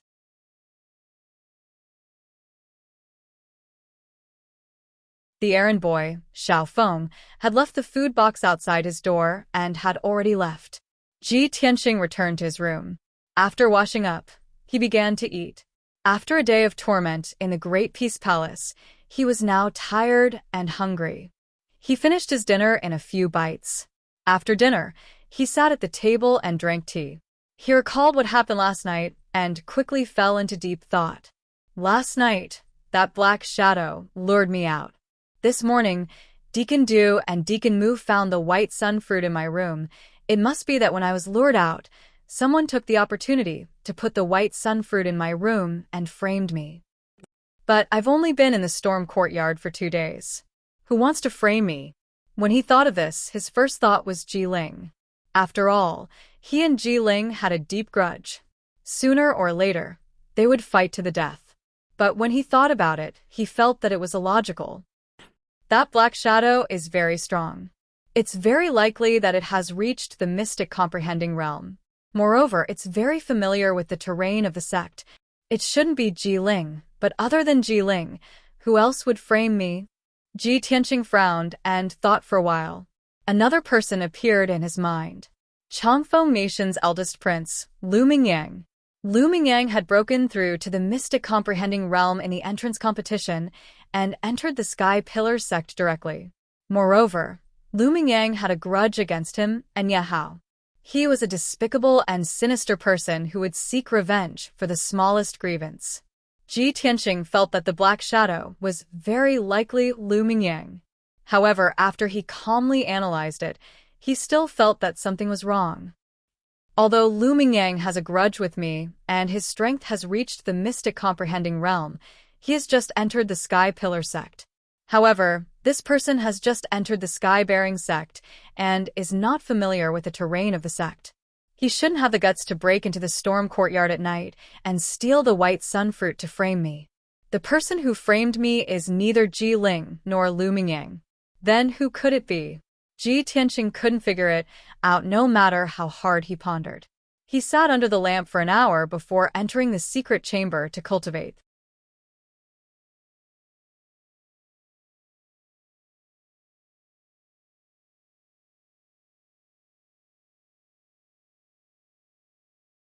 Chapter 105. The night was deep.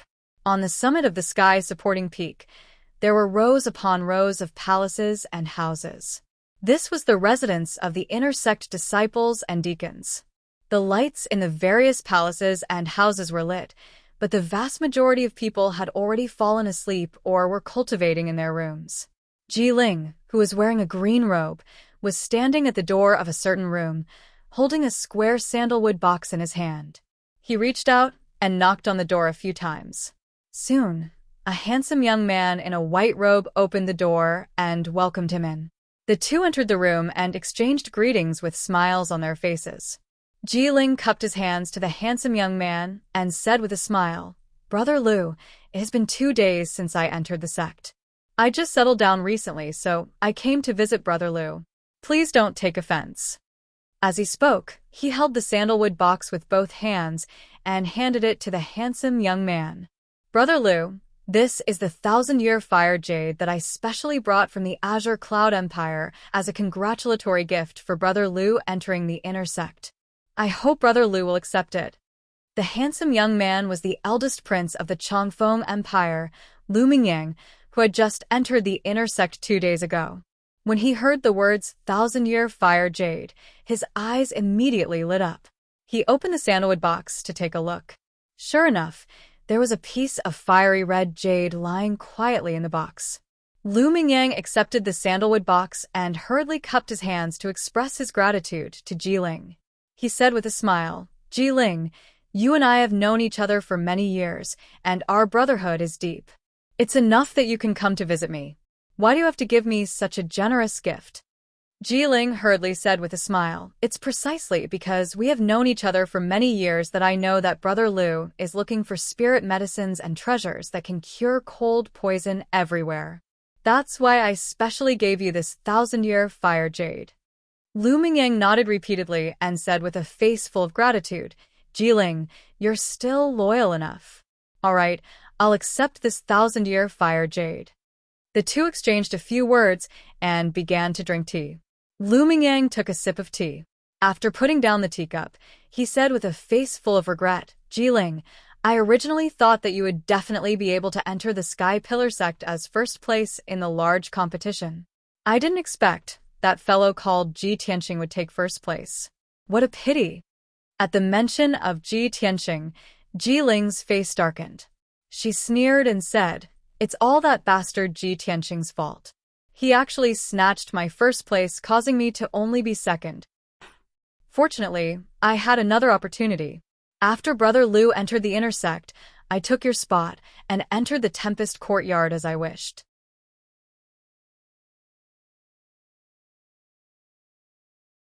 Even so, I was criticized by many disciples.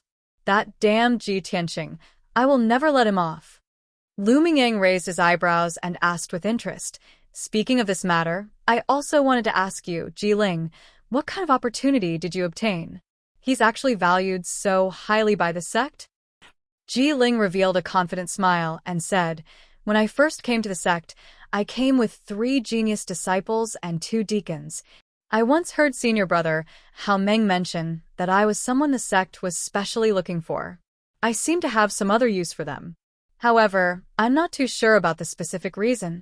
Lu Mingyang nodded and said with a smile, "No matter what the reason is, I have to congratulate you in advance.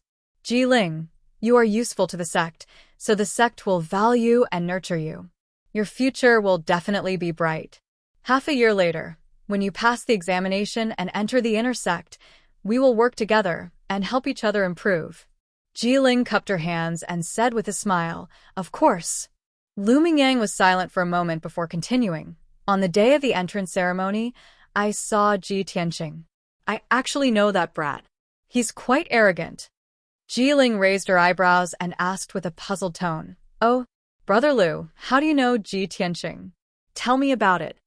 Lu Mingyang sneered and said, "That was in Fengyang City. That brat Ji Tianxing helped his friend steal the myriad spirit jade pillow that I was determined to obtain, ruining my plan. Since he has also come to the sky-bearing sect, this is exactly what I want. I will definitely punish him severely." Jiling revealed a playful smile. "Since Brother Liu also has a grudge with him, then he is our common enemy." "That's right, that brat Ji Tianxing is also unlucky.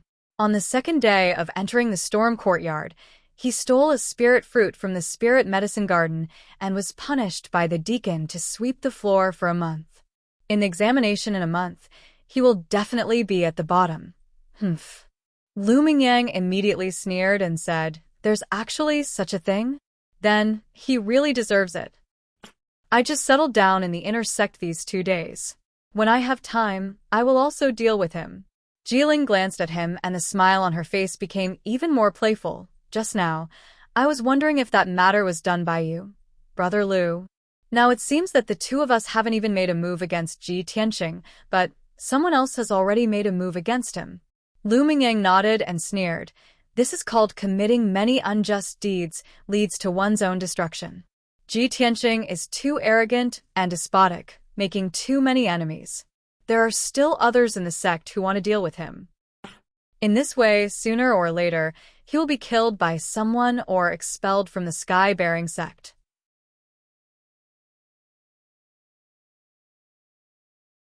Jiling sneered complacently. "If the result is like this, I am really looking forward to it. Haha." After that, the 2 of them whispered a few more words before Jiling left in satisfaction. Early in the morning, after Ji Tianxing finished washing up, he walked out of his room. The other disciples of the storm courtyard were all reading or practicing martial arts in the courtyard. There were also people who carried the 1,000 medicine collection to the spirit medicine garden to study. He could only go to the Grand Peace Palace and continue cleaning the palace. Of course, even if he was punished to sweep the floor of the Grand Peace Palace, He didn't want to fall behind others and carried the 1,000 medicine collection with him. After arriving at the Grand Peace Palace, he greeted the middle-aged mute at the entrance and entered the palace to begin sweeping. In the courtyard of the second courtyard, the ground was still covered with weeds, leaves, and broken tiles. It was a mess. Ji Tianxing held a broom in his right hand and swept the floor. His left hand was still holding the 1,000 medicine collection as he carefully memorized the contents of the book. As a result, the speed at which he swept the floor was much slower, and the efficiency at which he learned to identify medicinal herbs was also not high. An entire morning had passed, and he still hadn't finished cleaning the courtyard.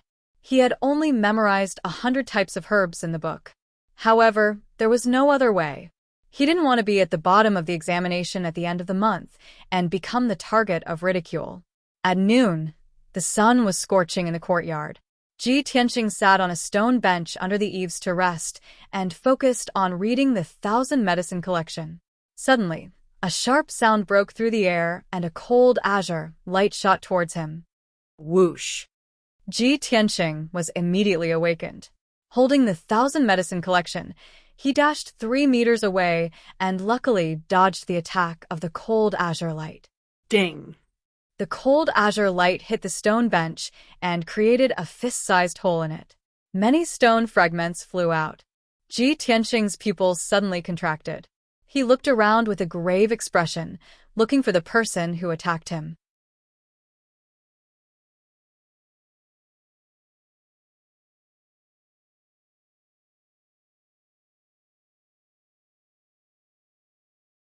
Chapter 106.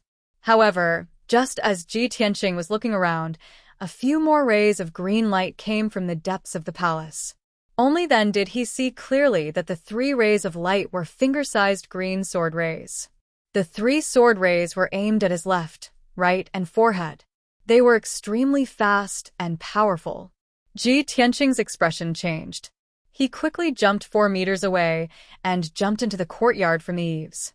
He used all his strength and dodged as fast as he could. Only then did he manage to dodge the 3 sword rays. Even so, 1 sword ray brushed past his shoulder and cut a hole in his robe. Ji Tianxing jumped into the courtyard. Just as his feet landed on the ground, before he could even stabilize himself, 3 more green sword rays came at him. Swish, swish, swish. He had no choice but to use all his strength to retreat and avoid the sword rays. Swish, swish, swish. Just as the 3 sword rays dissipated, another wave of sword rays came at him. This time, the angle of the attack was even more tricky and the speed was faster. Ji Tianxing was forced into a corner. He could only jump back and forth in the courtyard and dodge the attacks. Within a short span of 100 breaths, he was attacked by more than 300 sword rays. He did not even have the chance to stop and take a breath. Finally, after 100 breaths, there were no more sword rays coming from the depths of the palace. Ji Tianxing also managed to dodge the attack. He sat on the ground with a pale face and panted heavily. He was in a sorry state. He was sweating profusely, and his messy hair was also wet. His green robe was not only soaked in sweat, but also had more than 10 holes in it. He looked like a beggar. In the past 100 breaths, he was dancing on the edge of a knife. He had brushed shoulders with death countless times. There were a few times when he was almost hit by the sword rays and died on the spot. At this time, a thin figure walked out from the depths of the palace and came to the courtyard. This figure was Xiang Wuji. Xian Yu flapped his wings and followed closely beside him. Ji Tianxing saw Xiang Wuji and shouted angrily, "Senior, I have already followed our agreement to clean the palace. Why are you doing this to me?" When the hundreds of sword rays came at him, he had already guessed that it was the white-bearded old man who did it. Of course, Xiang Wuji would not deny it. He stared at Ji Tianxing angrily and scolded him. "Little bastard, do you think sweeping the floor can offset the crimes you've committed? In your dreams. Last night, your pet, the little fox, stole and ate my precious spirit fruit. There were cinnabar fruit, fire fruit, ice fruit, dragon fruit, and spirit peach. A total of 28 spirit fruits, all of which are extremely rare and priceless treasures. Bastard, How do you think we should settle this debt? Xiang Wuji pointed his finger at Xianxia one by one.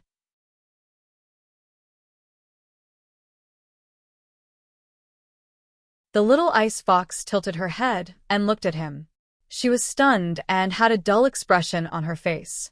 Of you, Qianyu, Qianyu, Qianyu, Qian, Qian's Qian, Qian, Qianyu, Qian, Qian, Qian. Qianyu, Qianyu. You've eaten so many precious spirit fruits. I can't pay you back even if I sell my entire fortune. Qianyu came back to its senses. It waved its paws and explained anxiously, Old G, you have to believe me. It's not like that. Listen to me. Before it could finish, it was interrupted by Xiang Wuji. Xiang Wuji glared at Qianyu and shouted, What's there to explain? What's there to explain? Little fox, tell me the truth. Did you eat those spirit fruits last night? Qianyu frowned, its eyes filled with grievance. After a moment of silence, it nodded and said, Yes, I ate those spirit fruits, but what? No buts. Xiang Wuji waved his hand and interrupted it again. Then, he shouted at Ji Tianqing angrily, Bastard, did you hear that? Little fox has admitted its crime. Tell me, how are you going to compensate me for my loss?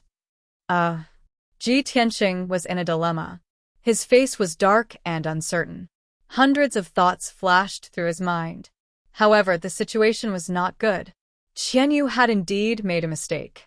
He could not defend himself. In the end, he could only suppress the anger in his heart. He cupped his hands and said to Xiang Wuji, Senior, those spirit fruits are priceless. I can't pay you back even if I sell my entire fortune. I can only apologize to you on behalf of Qianyu. You can punish me however you want. Xiang Wuji's eyes flashed with a smile. However, he still shouted angrily, Humph. At least you know what's good for you. Of course I'm going to punish you. I'm going to punish you severely. Come with me. Then, Xiang Wuji put his hands behind his back and left the courtyard with Qianyu. Ji Tianqing could only follow and enter the third courtyard of the Graden Palace. The third courtyard was even more spacious. The courtyard was filled with dust and leaves. There were also weeds that were half the height of a person. Xiang Wuji stood at the entrance of the courtyard. He pointed to the roof of a row of houses in the west and said, The herbs that are drying on the roof are all ingredients that I use to refine pills. Before the sky turns dark, you have to categorize those dried herbs and put them into the medicine cabinet in the pill room. Hearing his words, Ji Tianqing looked towards the west side of the roof. He saw that the roof of the west side of the row of houses was covered with herbs of different colors. Countless herbs were spread out on the roof. It was 3 meters wide and 30 meters long. It looked like a huge multicolored carpet. Ji Tianqing's expression changed. He looked troubled as he muttered to himself, There are so many herbs. There must be at least tens of thousands of them. There are still 8 hours before the sky turns dark.